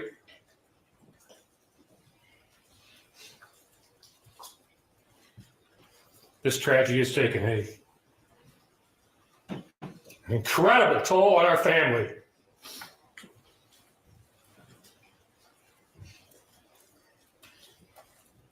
So our family is not going to give the Crumbley family a second of our time up here.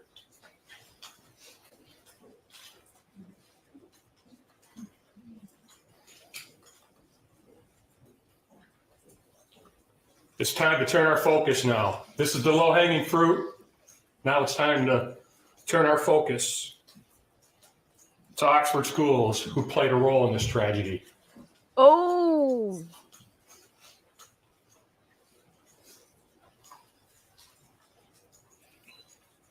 I hear this morning when we're listening to all the objections and hear Sharon talking about protecting the criminals' civil rights, constitutional rights. Where's my rights being protected?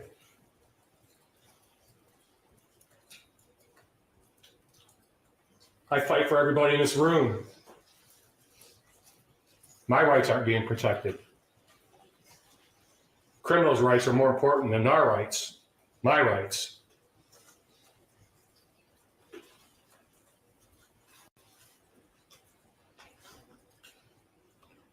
We are ready for our government to perform an investigation on this tragedy.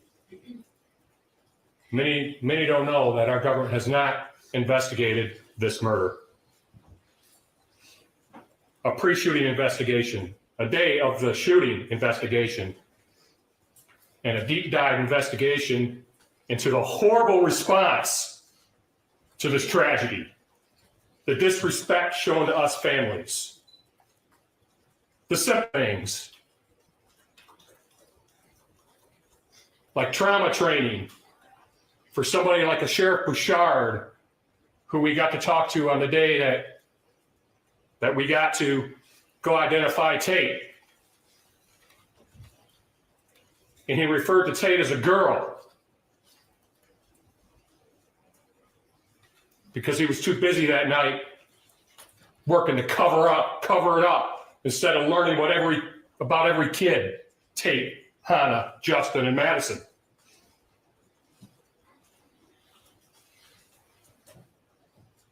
It's time for the whole truth to come out.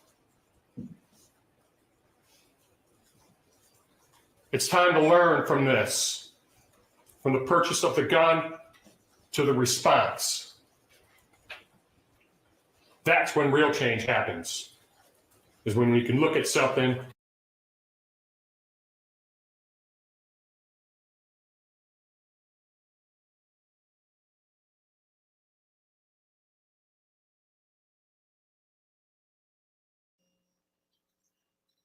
Justin Schilling dive investigation into the horrible response to this tragedy, the disrespect shown to us families.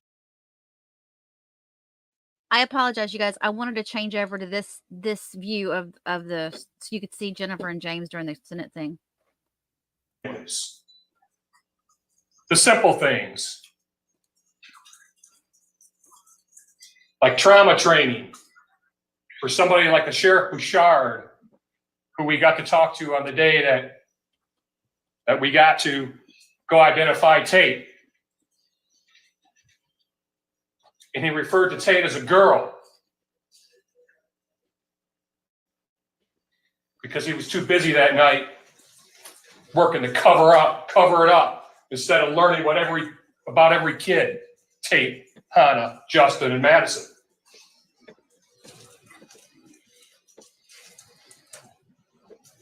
It's time for the whole truth to come out. It's time to learn from this, from the purchase of the gun to the response. That's when real change happens, is when we can look at something and we can evaluate it, apply lessons learned. That's when real change happens. Hannah, St. Juliana's family ready for the truth? Justin Schilling's family ready to hear the truth? Nicole Baldwin's family ready to hear the truth? Tate Mears' family's ready to hear the truth. Quit denying us that. It's time to drive real change from this tragedy. Thank you, Mr. Mayor. Wow. He is going at it. You go, Dad. That concludes the victim impact statements. Now There's no one else. You're not presenting anybody else. Right. Okay. All right.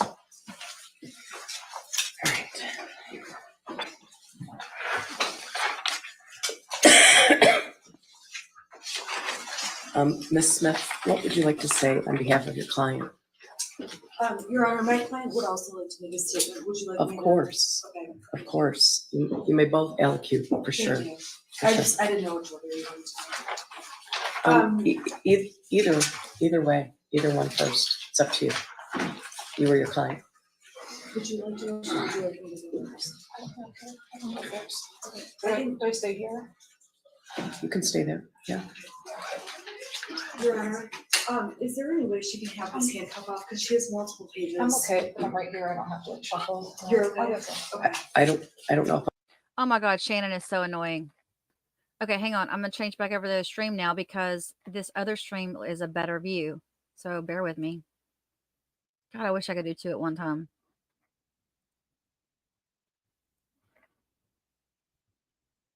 Y'all know that Shannon's a helicopter parent. Your Honor, is there any way she can have this handcuff? Call that off? She has irony. multiple pages. I'm okay, but I'm right here. I don't have to like shuffle. You're okay? Okay. I don't know if I'm allowed to. Okay, it's okay. She said she's okay. It's okay. Go ahead, Ms. Hunter. I sit here today to express my deepest sorrow for the families of Hannah, Tate, Madison, Justin, and to all those affected on November 30th, 2021. The driving weight this has taken on my heart and soul cannot be expressed into words. Just as I know there is nothing I can say that's going to ease the pain and suffering of the victims and their families.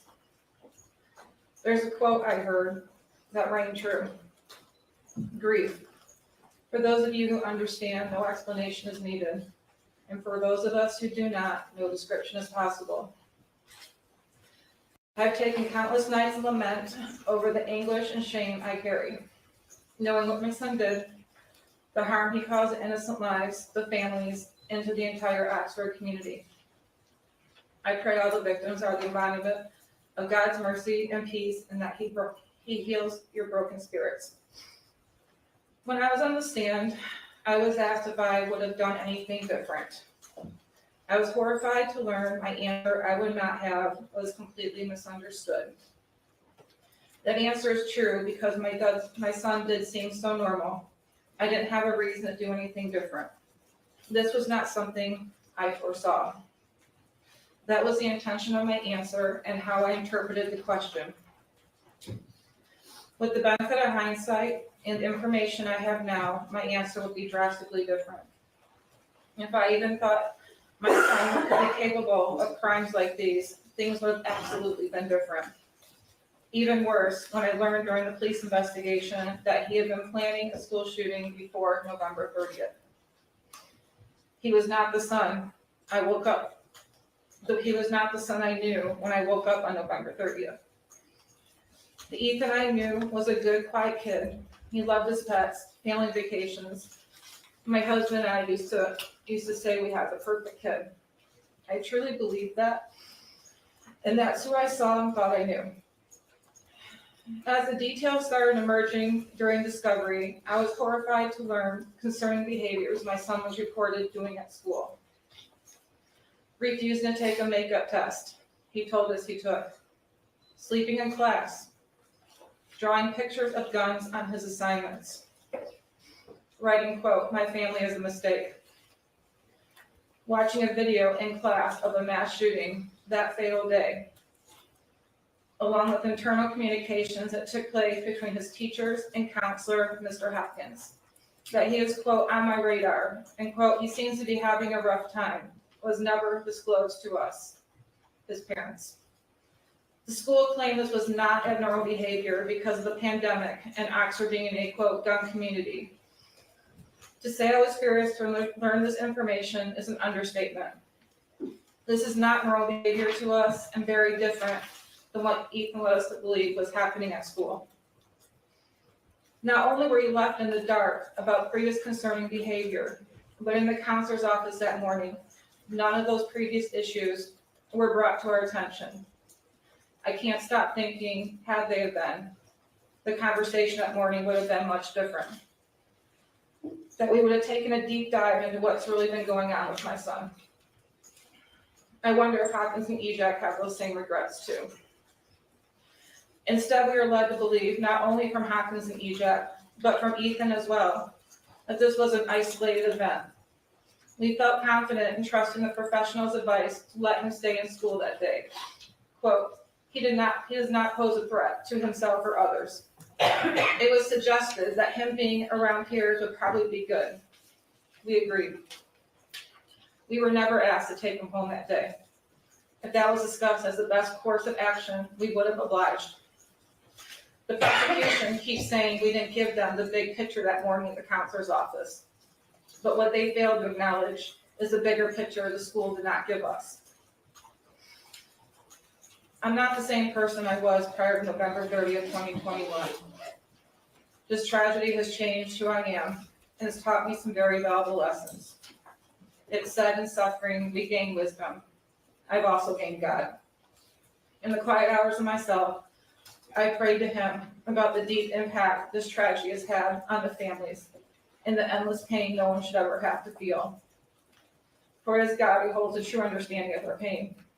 I've also learned to depend on him for peace and strength. Alone, I'm not strong enough. I've learned that we cannot tell or predict what will happen to us in this life. One day you wake up and everything can change. We can, however, decide what happens in us, how we take it, what we do with it. And that's what really matters in the end. That's the test of living, is how we take the unimaginable, the tragedies, the raw hardships, and make them a thing of worth and beauty. I've also learned to never think this could not happen to you, and stereotype that bad kids come from bad parents. The prosecution has tried to mold us into the type of parents society wants to believe are so horrible, only a school or mass shooter could be bred from. This is a very simple assumption to have. We were good parents. We were the average family. We weren't perfect, but we loved our son and each other tremendously. Everything we strive for was to make sure our son had the best life we could give him, to grow up with traditions and experiences we had, to be the best person he could be. I know we did our best. The love I have for our son, mixed with regret for not seeing what was ahead, weighs heavily on me. My point is, this could be any parent up here in my shoes. Ethan could be your child, could be your grandchild, your niece, your nephew, your brother, your sister. Your child can make a fatal decision, not just with the gun, but a knife, a vehicle, intentionally or unintentionally. If there's anything the general public can take away from this, is that this could happen to you too. The tragedy has taught me the true meaning of unconditional love as I watch my parents still love and care for me wholeheartedly, no matter what has happened. If there's nothing else I can do right in life, I do still love my son unconditionally, and perhaps that is my purpose. Your Honor, I don't envy the decision we have to make today.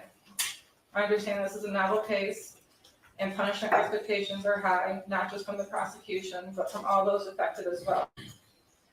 The heartbreaking journey these families have endured. Hang on, I have to back up. I missed the most important. I need to cross.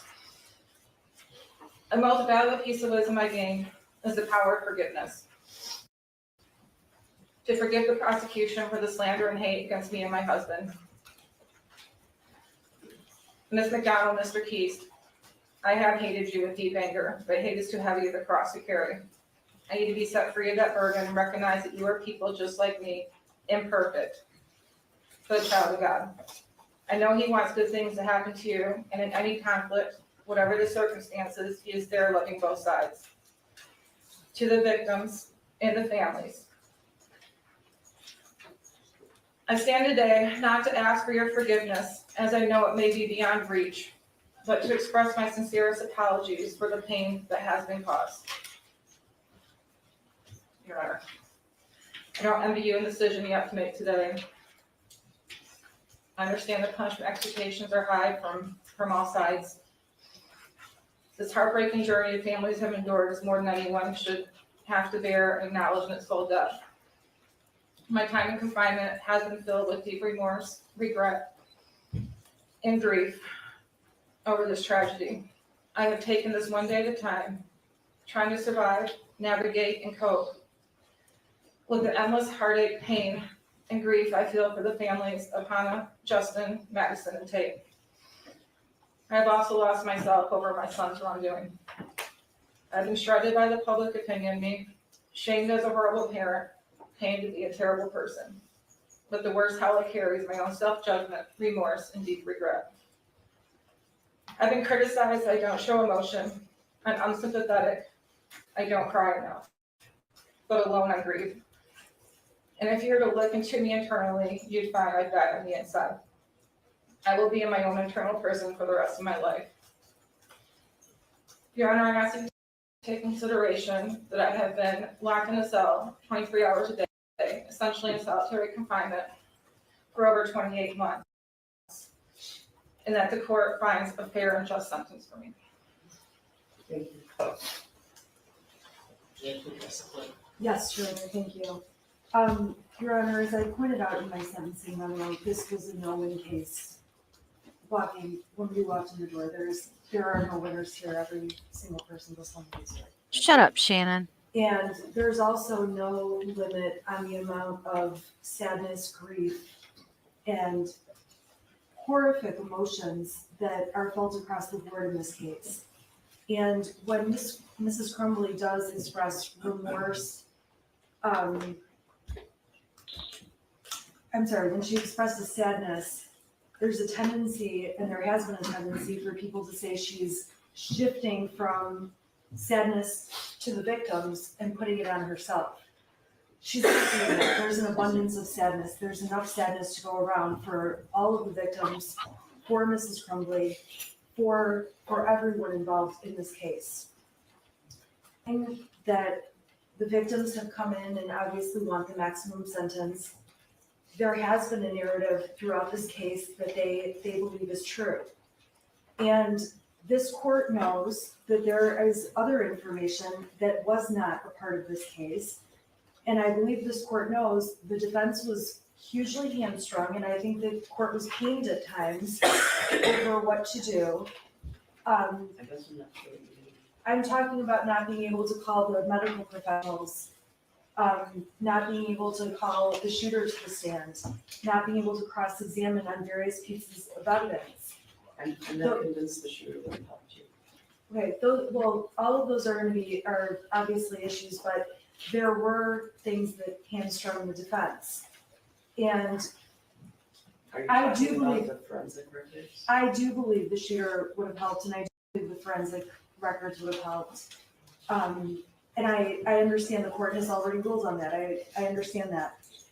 I think the tendency, though, after hearing the narrative that has been made public, has been to make Jennifer Crumbley sound like a monster, to vilify her, to make her sound like a horrible mother, an evil person.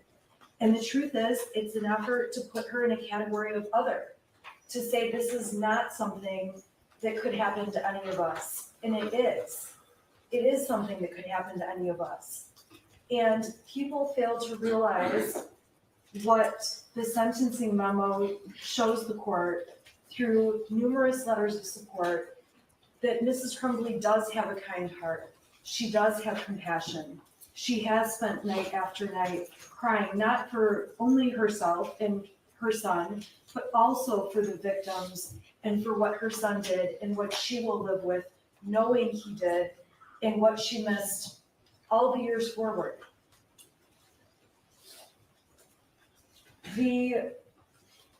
At the end of the day, we asked the court to look at Mrs. Crumbley's role in the offenses. We asked the court to consider that while she did not oppose having a gun in the home, she was not the person who was responsible for storing the gun and believed it was being stored properly and that it was locked. Mrs. Crumbley obviously testified, and all of the evidence at trial showed she believed there was a string lock, a cable lock placed on the gun, on the weapon. You know, I don't mean to interrupt you, but that has really troubled me from your sentencing memo, because you spent a lot of time talking about the fact that she didn't know anything about the gun. She didn't lock it, she wasn't responsible for it. But at one time, she was texting her husband to see whether or not he got the gun and how much it was. She posted pictures of it as her son's Christmas present. She shot the gun. And I don't know if you're aware of this, I don't know if either side was aware of this, but the first jury determined that there was a claim that the gun was the responsibility solely of defendant James Crumbley. And Mrs. Crumbley testified that when she returned from the range with the shooter on November 27th, it was the defendant James Crumbley who was responsible for the 6-hour retrieve from the car and was supposed to keep it safe. The first jury recognized that the GPS admitted in the case shows that even prior to the defendant James Crumbley returning to the house, the shooter was videotaping the unlocked 6-hour in the kitchen of the home. So that's not true.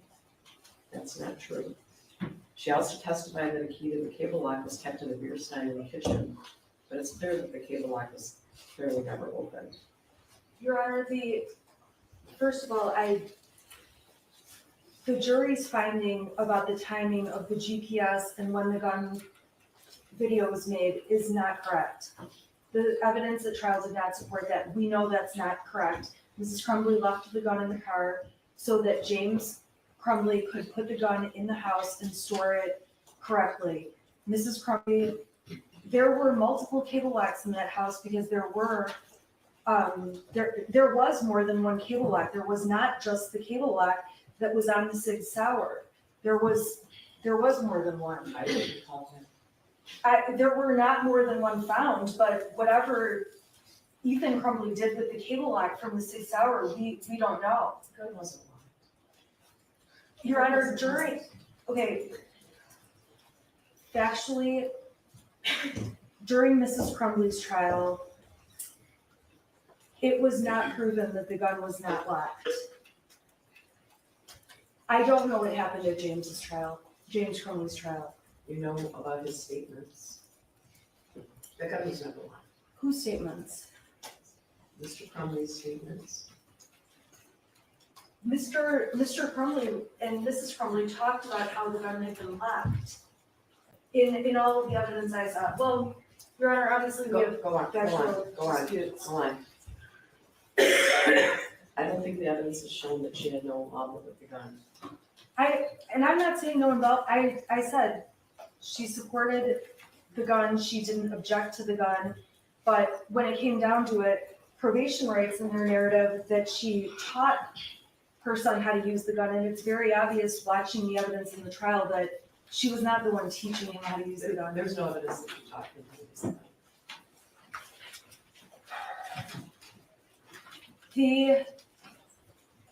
When Mrs. Crumbley spoke, she acknowledged what the testimony was at trial about all of the different things that she wished had come to her attention from the school employees. And the prosecutor's office has said that the proposal the defense has made regarding Mrs. Crumbley is a slap in the face. What's truly a slap in the face, not only to the victims in this case, but also to the Crumbleys, is how much the Oxford schools did fail the Crumbleys and all the victims. Because if Mrs. Crumbley had been presented any of those 5 things, things would be different and we would probably not be here today.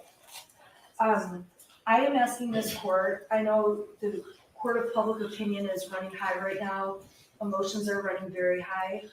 There are many, many complicated issues with this case. It is a dynamic and different case than most cases. Mrs. Crumbley does have a good heart. This is a woman who had no felony history. She's a working mom who was very busy, did have a hobby.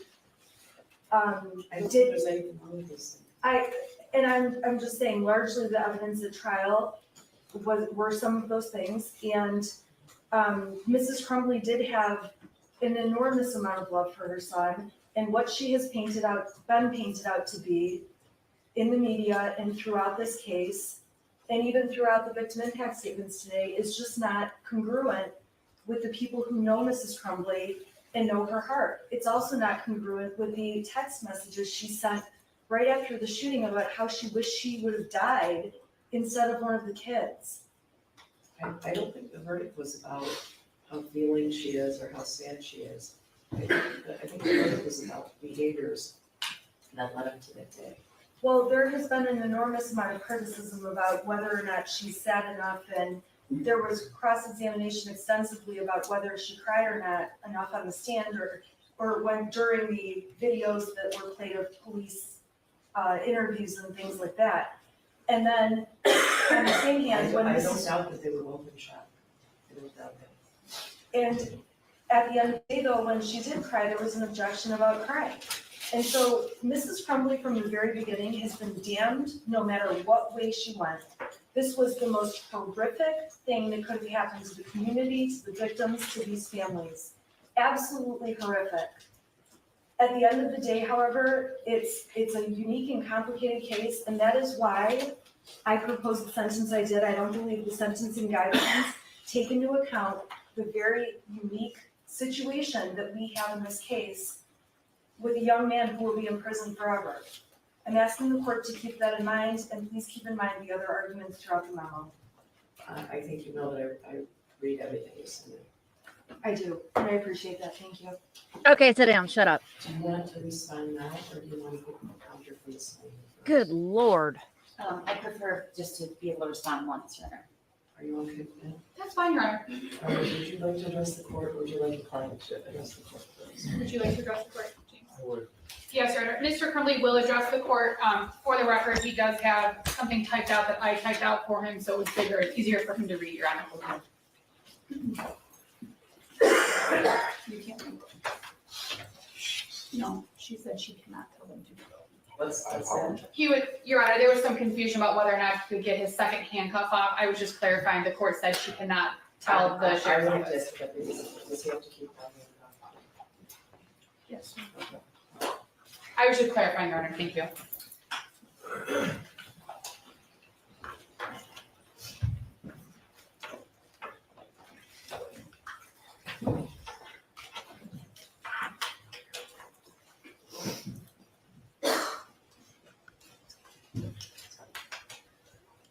Before I address this court directly, I want to do something that I had never been able to do throughout this time until now. I want to say I can't imagine the pain and agony that for the families that have lost their children and what they're experiencing and what they're going through.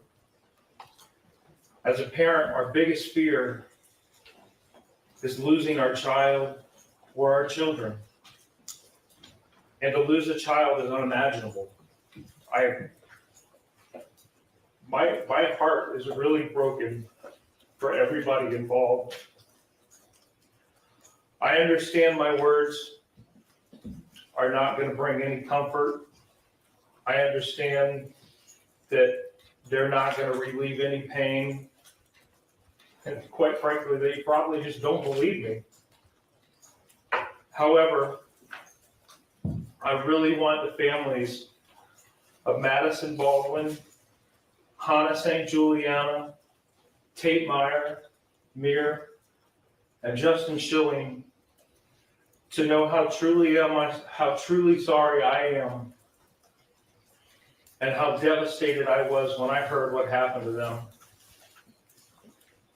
I have cried for you and the loss of your children more times than I can count. I know your pain and loss will never go away.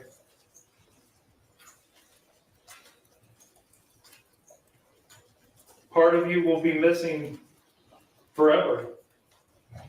But please know that I am truly very sorry. I am sorry for your loss as a result of what my son did. I cannot express how much I wish that I had known what was going on with him or what was going to happen. Because I absolutely would have done a lot of things differently.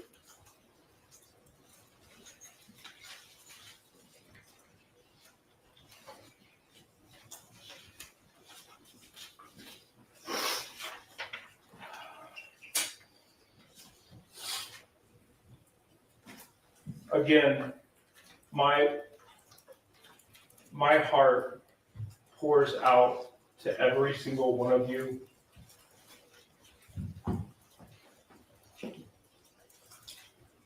It really does. Judge Matthews, I'm not gonna overdo a lot of things that were already said.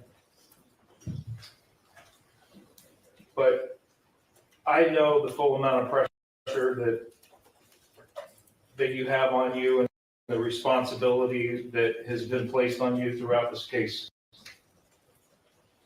I have the utmost respect for you, and I'm simply going to ask that you sentence me in a fair and just way. You presided over my trial and heard the evidence that was presented against me. You know that what my son did,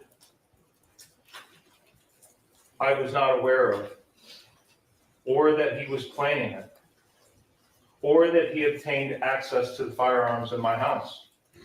There was absolutely no evidence that suggested that. As my attorney has told you, I've been on lockdown for 23 hours a day. I've not been able to speak to my son since November 30th.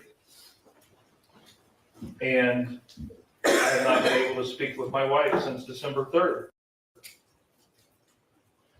I know that I have experienced pales in compassion to what those families who've lost their children and countless other victims experience every day because of what my son did. But I want you to know I too grieve for everyone, as I have explained. For everyone that's been affected by what my son pled guilty to doing. And I'll continue to feel this pain for the rest of my life as well. If I could go back and change things, if I could go back and do things differently, and maybe none of us would be here today. So again, I ask Your Honor to impose a just and fair sentence based on the truth about what you heard during my trial. I'm asking the court to sentence me to time served and place me on probation for the maximum time allowed with the GPS tether for as long as the court deems necessary. I also want to address one last thing. Here it is.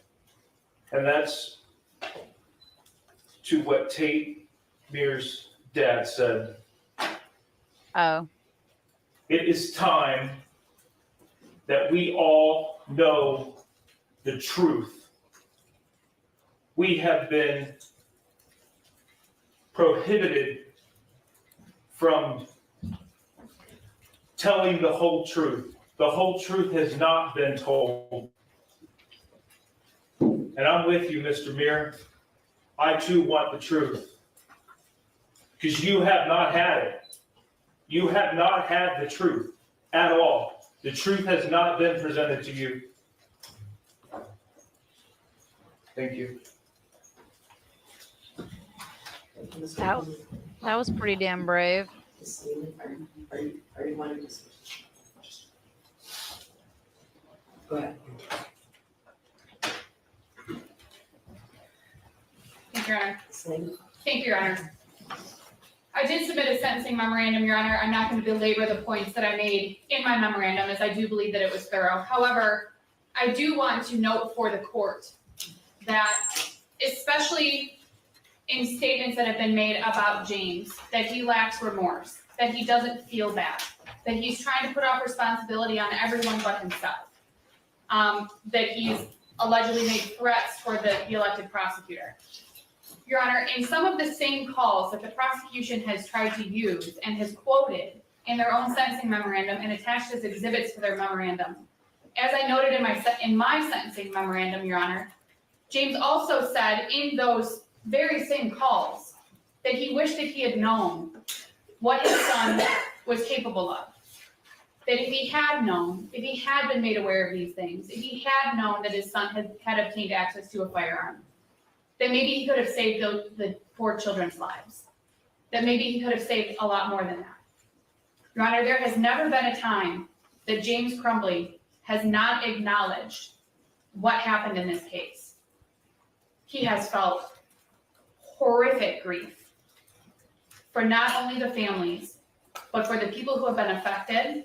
He's grieved for himself, for his own child.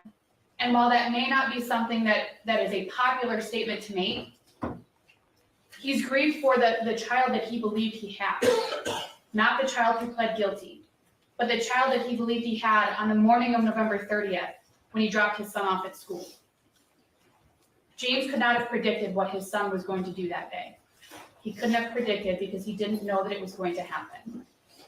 As James said, Your Honor, you sat through the trial, Judge. You heard the evidence that was presented. You also know that there was no indication given in the evidence presented that James had knowledge of what his son was planning. That James didn't know that his son had been accessing that firearm unsupervised, or that he had access to the firearm unsupervised. Judge, you heard that that firearm was stored legally at the laws at the time in November of 2021. That there may be differing opinions on whether or not that firearm was stored responsibly, Your Honor, but it was stored legally. It was stored unloaded.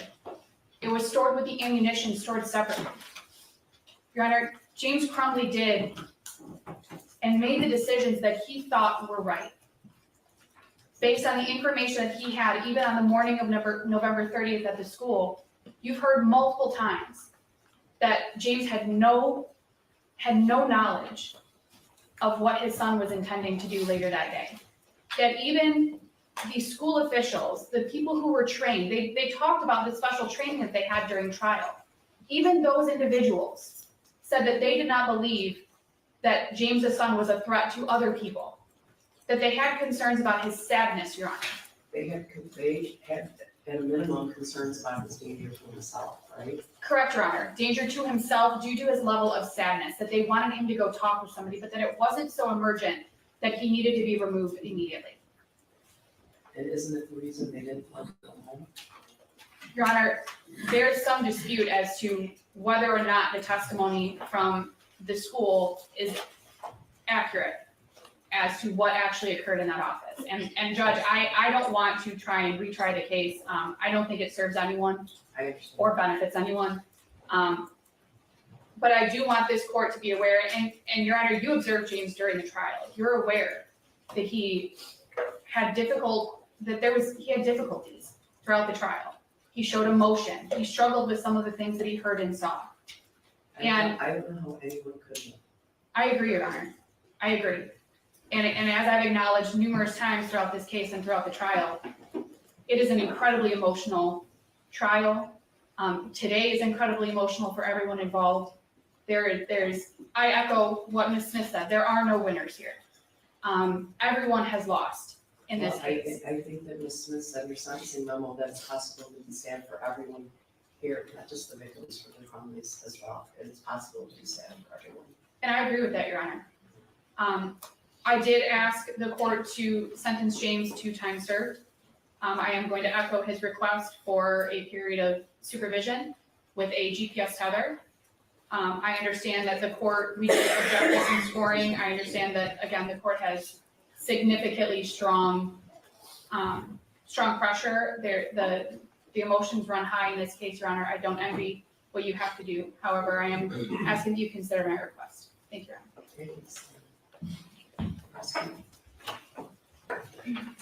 All right, I just have to correct some facts. The allegations that Jennifer and James Crumbley were left in the dark just are not true, and the evidence at trial does not show that. The evidence presented at trial that as late back as March, the 9th, 17th, and the 20th text messages about from their son to Jennifer Crumbley that he was seeing things. In April, his text messages to his friends indicate he asked for help. His mother laughed at him. April 26th, Jennifer told his friend's mother that he was depressed. There were multiple visits to the gun range. There was 2 guns purchased for him. The Crumbleys were aware that he was struggling in school, and that they had a rather, I would say, critical fight the night before, which is all detailed, incidentally, and as well as where the gun actually was in the shooter's statements, his plea, and the multiple statements he made to the psychiatrist, the very same things. They stand here and say, "Oh, if only we could have called them." Well, calling those individuals would have resulted in all of the claims that's inconsistent with what he said, and it's inconsistent with what the psychiatrist testified to in the Miller hearing. So I had no intention of addressing this, but it was brought up, so I feel as if I have to, and I have a duty to do so. They were concerned. The evidence showed that. They were very concerned. They were concerned about the drive, and they were concerned.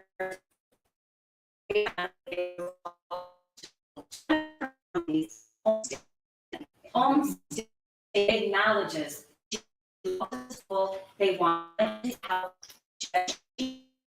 And go back to work that he was other ways this I had known class teachers might have been concerned that none of this would have happened is at the core of why you saw 6 people standing here and saying there's no remorse or accountability. And I want to be clear, remorse does not sound like I feel really bad. I'm sure they do. I don't dispute they feel bad. I don't dispute they have grief. That's not the kind of remorse and accountability these victims are looking for. What that looks like is we messed up. We should have done this and we didn't, and we are very sorry. And that has not happened, which is what we're talking about here and what you heard the victims say. I don't want to belabor any more that we had to in the trial. I have a deep respect for Ms. Lehman, but the facts of this and the elements of this case simply are not that the prosecution had to show that he had actual knowledge and he could predict and he knew exactly what his son was going to do. Those are not the elements of the crime. It's not what the jury was required to find, and it has nothing to do with their actual conviction. Jennifer Crumbley and James Crumbley were not convicted based on a narrative. They were not convicted because somebody thought they were a bad or good parent. Those two trials involved multiple motions and objections over evidence that the court sustained. We did not allow the jury to present the information about Jennifer Crumbley that her lawyer made a strategic decision to in the middle of the trial, say, open the door, you can bring it all in, was not due to the prosecution's requests or actions. But you can't seek to exclude evidence and then allow somebody to testify to an inconsistent with the evidence. The last thing I want to say is there is case law that the court's aware of about what the court can consider in fashioning a proportional sentence. And we don't give power or authority to victims to decide or render verdicts with good reason. But we should not, and we cannot, sanitize their pain or the weight of the impact or chalk it up to it's emotionally charged, as if everything that's happened here is because people sitting here are too emotional and they pressure people, because that just simply isn't true. And not only should you consider the weight and the impact of the defendant's actions and inactions, you are required to, pursuant to the case law. It is one of the factors to consider, the severity and the impact of the crime. We've heard a lot about it's not what happened in the school. And while I understand that the negligence, the gross negligence that occurred happened before what happened in that day when he left that bathroom and started firing the 9mm and killing 4 kids. I understand that. But it is absolutely about what James and Jennifer did and what they didn't do, and the gross negligence that caused those acts. This is what it looks like. This is what it looks like. When 2 parents have the ability and are in the best position and have the most knowledge and need to protect other kids, and they do nothing. This is what it looks like. They do nothing, and then they come today and they claim they're victims of the school, of the prosecution, of the emotional tensions of public opinion. But there were 2 long and rigorous and detailed trials that included multiple victims and witnesses who testified under oath with hundreds of exhibits presented to the juries with the safeguard of this court allowing what they could see and what they couldn't see, and they were defended by 2 attorneys aptly and vigorously. That is what this conviction is about.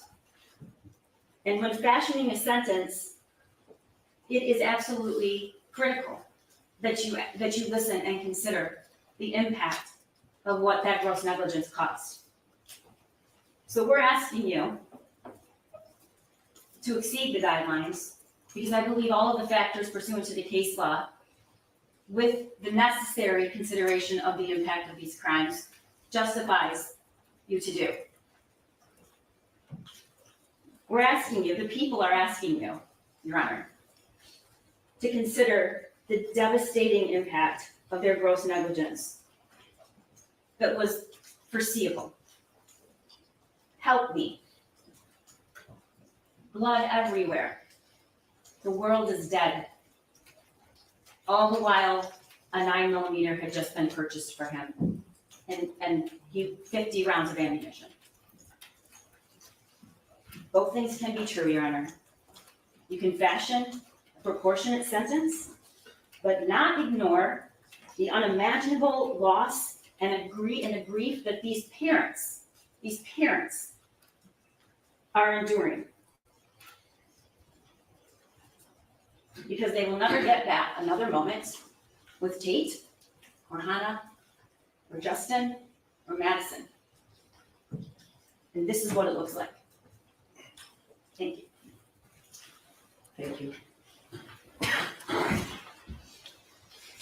I guess I would like to say briefly to the families, considering your immeasurable grief, it's completely understandable to hate everything associated with these proceedings.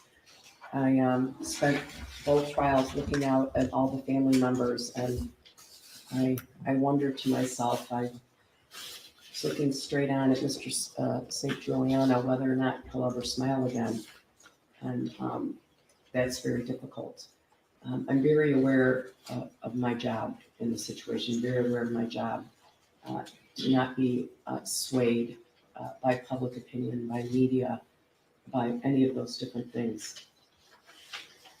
I can't and will not pretend to understand the pain the families are experiencing, but I did sit through these trials with you. I saw what you saw, I heard what you heard, so I can and will offer my deepest and most sincere condolences for your unfathomable losses. It's as I just said, it's not my role, it's not the role of the court system to make an example of the defendants. However, it is a goal of sentencing to act as a deterrent. These charges are not jury edicts about gun ownership or keeping the gun in a private home. All of the jurors in both trials agreed that they understood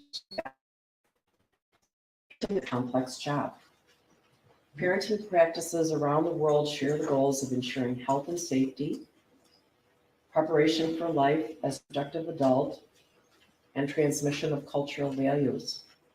Parents are not expected to be psychic. But these convictions are not about poor parenting. These convictions confirm repeated acts or lack of acts that could have halted an oncoming runaway train. About repeatedly ignoring things that would make a reasonable person feel the hair on the back of their neck stand up. Opportunity knocked over and over again, louder and louder, and was ignored.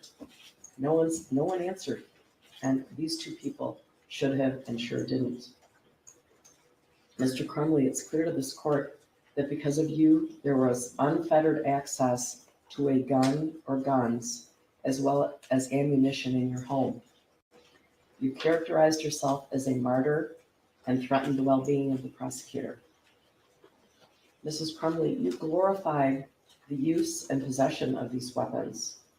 Your attitude toward your son and his behaviors was dispassionate and apathetic.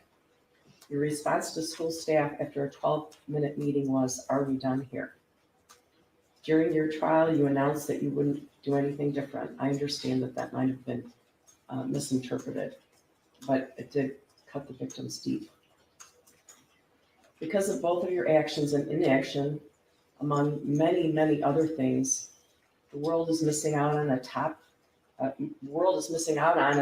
college university will miss out on Tate's star quality football skills. I met Raina, who's wise beyond her years, and she's told us that among many, many other things, community will be denied Hannah's kindness, creativity, and sense of humor. Among many, many other things, the world will miss is Madison's kind and loving soul and the light that reflected her beauty both inside and out. Although a hero in death because of his organ donations that helped so many, we will never know where Justin, an excellent student with vast skills and interests, described as a mentor and a leader, would have left his giant imprint. The impact statements given here and the written statements provided to the court describe the cataclysmic impact the deaths of these children have had on their children. With regard to each defendant, this court has spent night and day thinking about this case, as you can imagine. I've prayed about this case, I've thought about this case, and I've considered the possibility for rehabilitation, the need to protect society, the penalty appropriate to the conduct and goal of deterring others from similar conduct. I have reviewed the pre-sentence investigation reports. I am, of course, sadly familiar with the facts and circumstances of these cases, as well as those surrounding each defendant. The advisory sentencing guidelines in this matter do not capture the catastrophic impact of the acts or inaction in these matters. The guidelines do not take into account the complete lack of insight both defendants have for their behavior to this very day. The guidelines do not account for the severity of the circumstances in this matter. The guidelines ignore the survivors, including shooting victims Phoebe Arthur, Elijah Mueller, Riley Franz, Kylie Osage, Jonna Shudo, Molly Darnell, and Aiden Watson. They were deeply wounded, both physically and emotionally. In addition to the 7 wounded, each of the defendants' gross negligence has caused unimaginable suffering to hundreds of others as a result of what happened that day. Each act or inaction created a ripple effect. Therefore, an out-of-guidelines sentence is appropriate and proportional. The court uses the useful tool of the legislative guidelines, which embody the principles of proportionality, while also taking into account the nature of the offense and the background of each defendant. I believe that the following sentences would be in the best interest of justice and are reasonable and proportionate to the seriousness of the matter and the circumstances surrounding each defendant. With regard to Jennifer Crumbley, it is the sentence of this court, Ms. Crumbley, that you serve 10 to 15 years with the Michigan Department of Corrections. You will have credit for 858 days. State costs are $272. There's a crime victims' rights fee of $130.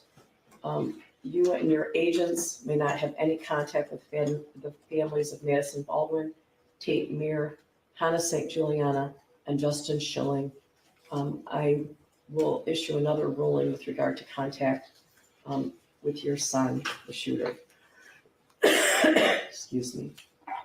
As to defendant James Crumbley, it is the sentence of this court that you serve 10 to 15 years with the Michigan Department of Corrections, that you receive credit for 858 days, that you pay state costs in the matter of $272, that there is a crime victims' rights fee of $130, that you or your agents have no contact with the families of Madison Baldwin, Tate Meir, Hannah St. Juliana, and Justin Schilling. Ms. Wheeler, have I left anything out with regard to sentencing? No restitution has been requested by any of the families at this time, correct? That's correct. Thank you. I would like to advise both defendants that you are entitled to appellate review of your conviction and sentence, including that the sentence exceeds the guideline range. This is done by filing a claim of appeal by right, or when you are not entitled to file a claim of appeal by right, an application for leave to appeal. If you cannot afford to hire an attorney to represent you on appeal, and you request an attorney may be appointed for you. You may request an attorney by completing the request for appointment of attorney section of the form that will be provided for you, and by returning the form to this court or to the Michigan Assigned Counsel System at the address on the form. If you wish to preserve your automatic right to appeal, the form must be received within 42 days after sentencing. If you do not submit the form within 42 days from today, you may still file an application for leave to appeal if the form is received within 6 months after sentencing. Do each of the defendants acknowledge receipt of their appellate rights? James acknowledges receipt, Your Honor. He's completing the form as we speak. Your Honor, my plan is as well. Would the court like the forms here, or would you prefer us to? It doesn't matter either way. Okay. Either way. Thank you. Thank you. I'm going to ask that everyone remain seated while the defendants are taken out of the courtroom. I think they're going to finish their assault. Mr. Crumbley is going to finish his All form, Your right, Honor. we'll wait for that. Thank you, Your Honor. I would just ask that no one stand up. It makes the deputies nervous.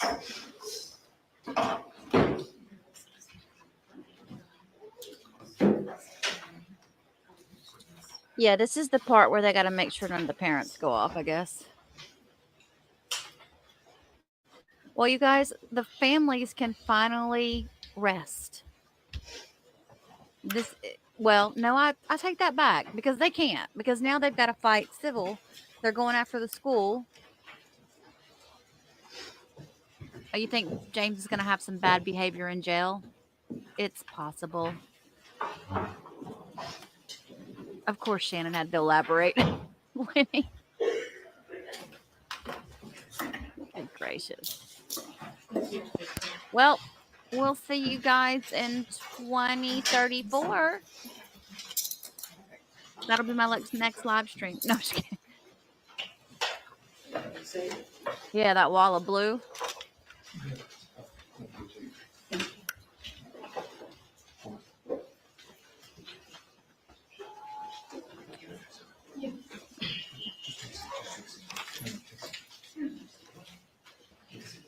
Sit down, please.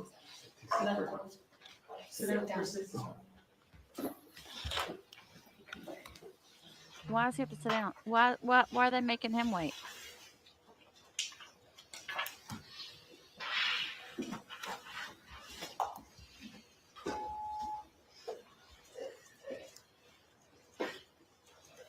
So, when I want to play you guys what they were talking about, and I'm sure they're going to use this as part of their appeal or whatever.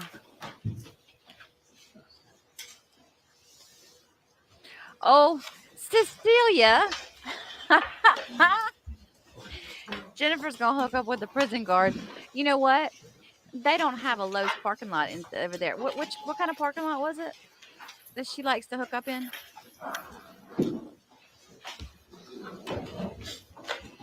She might feel at a place, not at being in the car in the parking lot.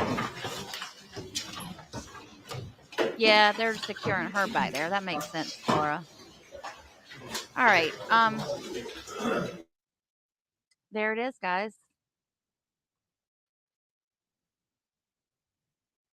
So I want to go over to this because I want you to listen to what was going on here.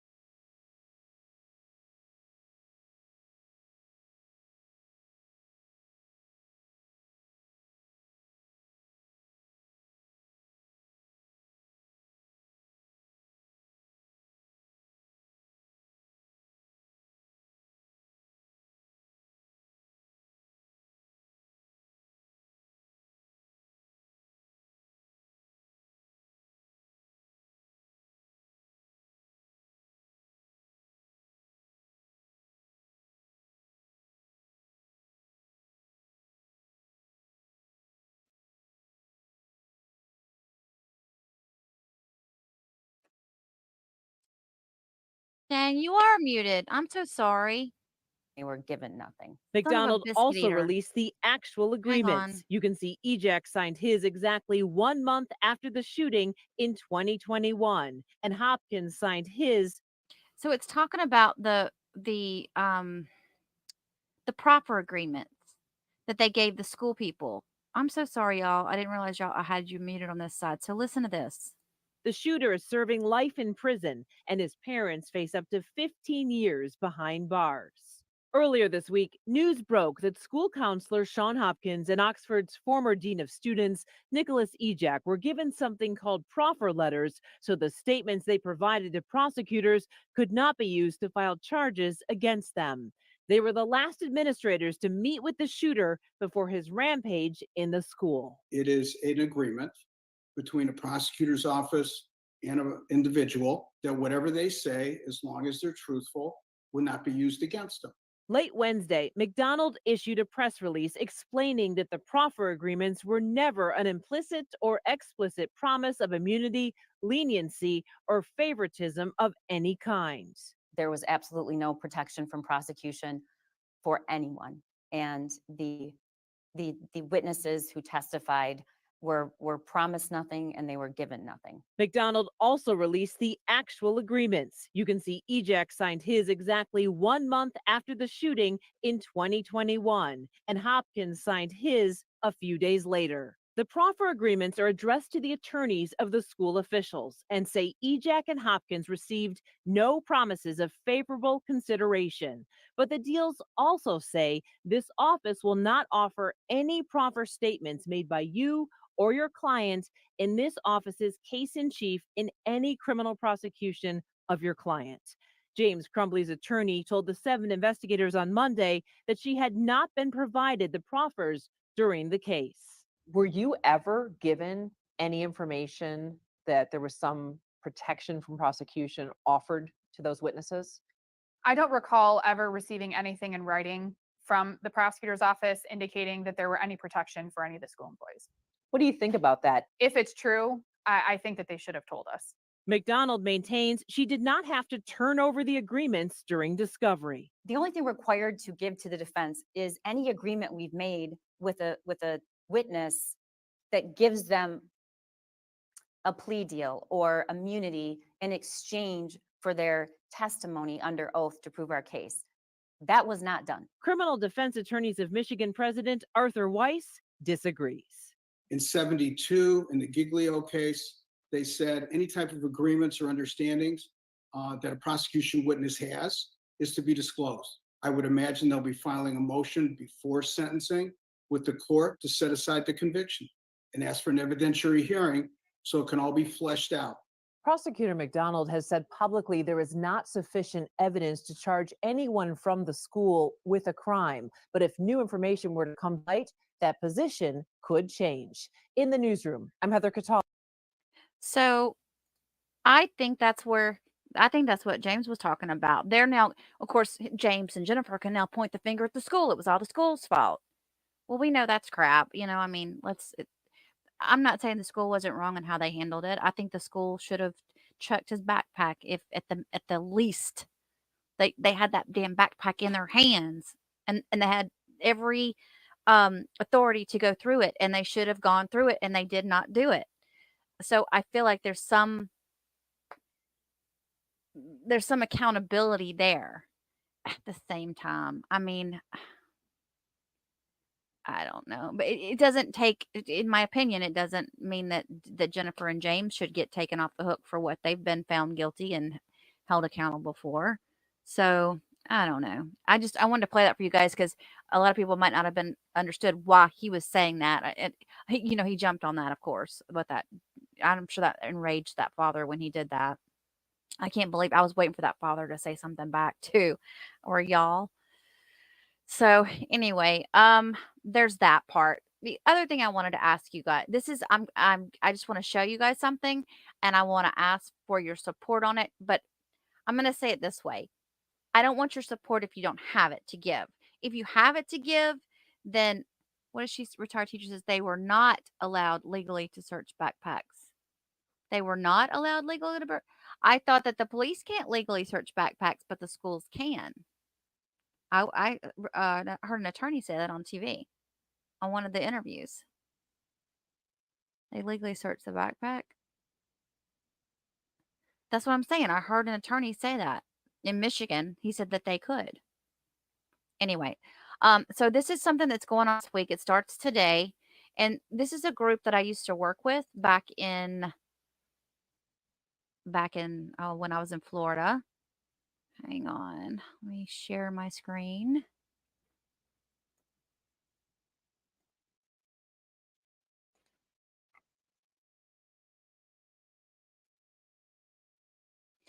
If if anything, like this is what I want to ask you guys if you don't mind doing. It's called Canine Castaways, and today and tomorrow from noon to noon, they're doing a giving challenge. And the giving challenge, basically what that means is that the giving, I forget the gift, there's a thing behind this where every donation is matched. And the reason I'm bringing this up to you guys is normally I wouldn't just bring any kind of nonprofit to you. You know, I've always been kind of like, I brought some Waukesha stuff to y'all's attention. But this one is an organization that I personally worked with. And I worked with pretty heavily for several years straight. And the woman that runs it is, I call her Wonder Woman. She's amazing. So they're live right now. If you guys feel like watching it with me for a few minutes, it doesn't seem like it's very long. It's 7 minutes long.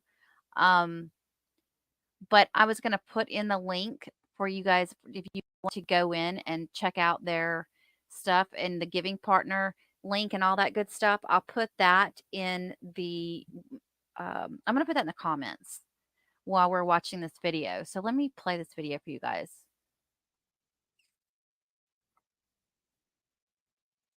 Facebook's probably gonna see, I think stuff like this is why Facebook kicked me off. Now this is not Kim. I don't know. This is another volunteer. So let's listen in.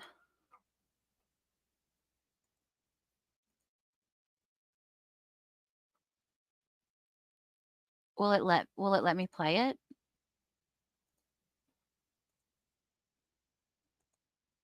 Why won't it play it?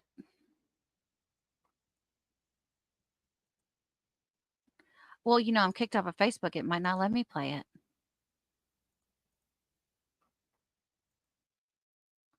Let me check Insta real quick. Hang on.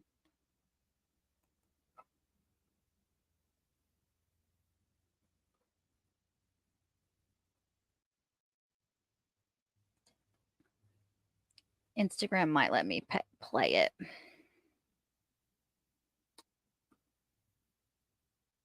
Since they haven't booted me from now that I'm going to get booted from Instagram. Okay, hang on. I don't care.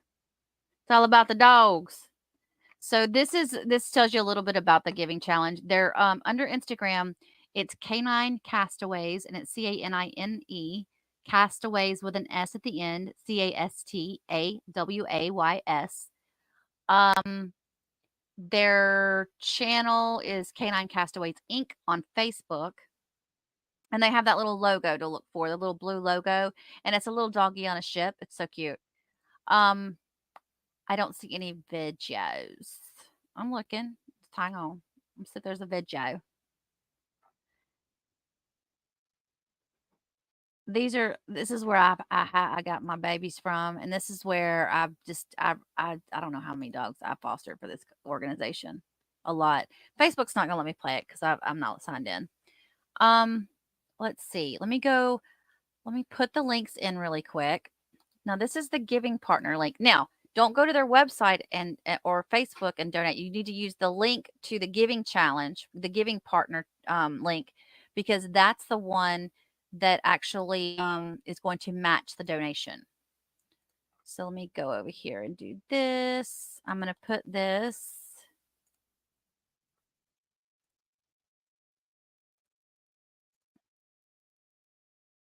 And it blows my mind how half the people leave the chat after that.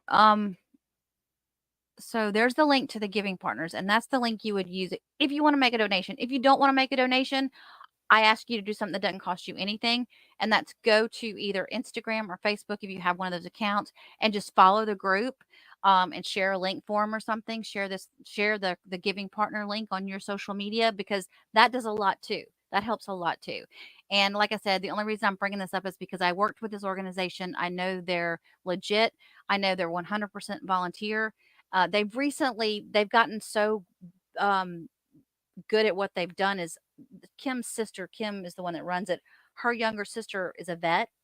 And so they've partnered together, and they're starting to do vet care for people that, especially like seniors that want to take in a dog, but they can't afford the vet care. So they're working out programs for that. So it's going to help place a lot of dogs, and it's also going to help people that don't make a lot of money still have a loving companion. Because I've always said this, I've always said that it doesn't matter.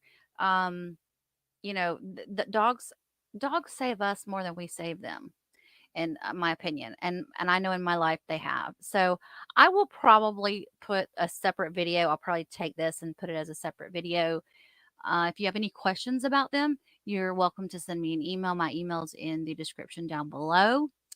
And let me check your chats.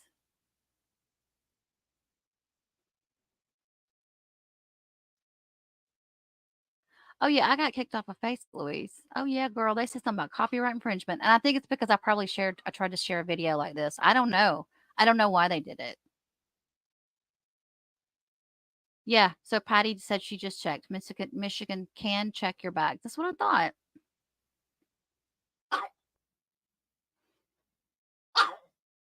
Exactly, dog mom. They're not victims. Okay. Oh, I'm sorry, Helen B.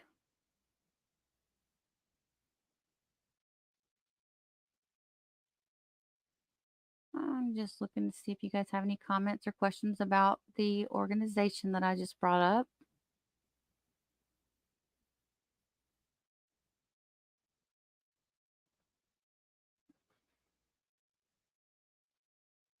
Oh, no, if you guys don't have any, if you can't donate, please don't try to donate. I'm just saying, if you could share it on your social media or something like that, that'd be awesome. So yeah. I appreciate you for the thought. I might run some of their videos in a separate video later today. And I'm hoping to get, by this evening, I'm hoping to get a video up about, oh, what's his name? Oh, the Apple River thing. I've got a couple of pieces put together already on that. I'm going to piece that one out, but I'll have one playlist for it. So it'll be easy for you guys to follow. All right. Okay, guys. Well, I guess that's it. Let me just change this one more time so you guys can get a good view of it. This is the giving partner thing. I put the link in the chat. I'll also put the same link down in the comment section once the video is posted, and people can utilize that if they'd like. So thank you for your consideration, you guys. I appreciate you, and y'all have a very blessed day. Be good.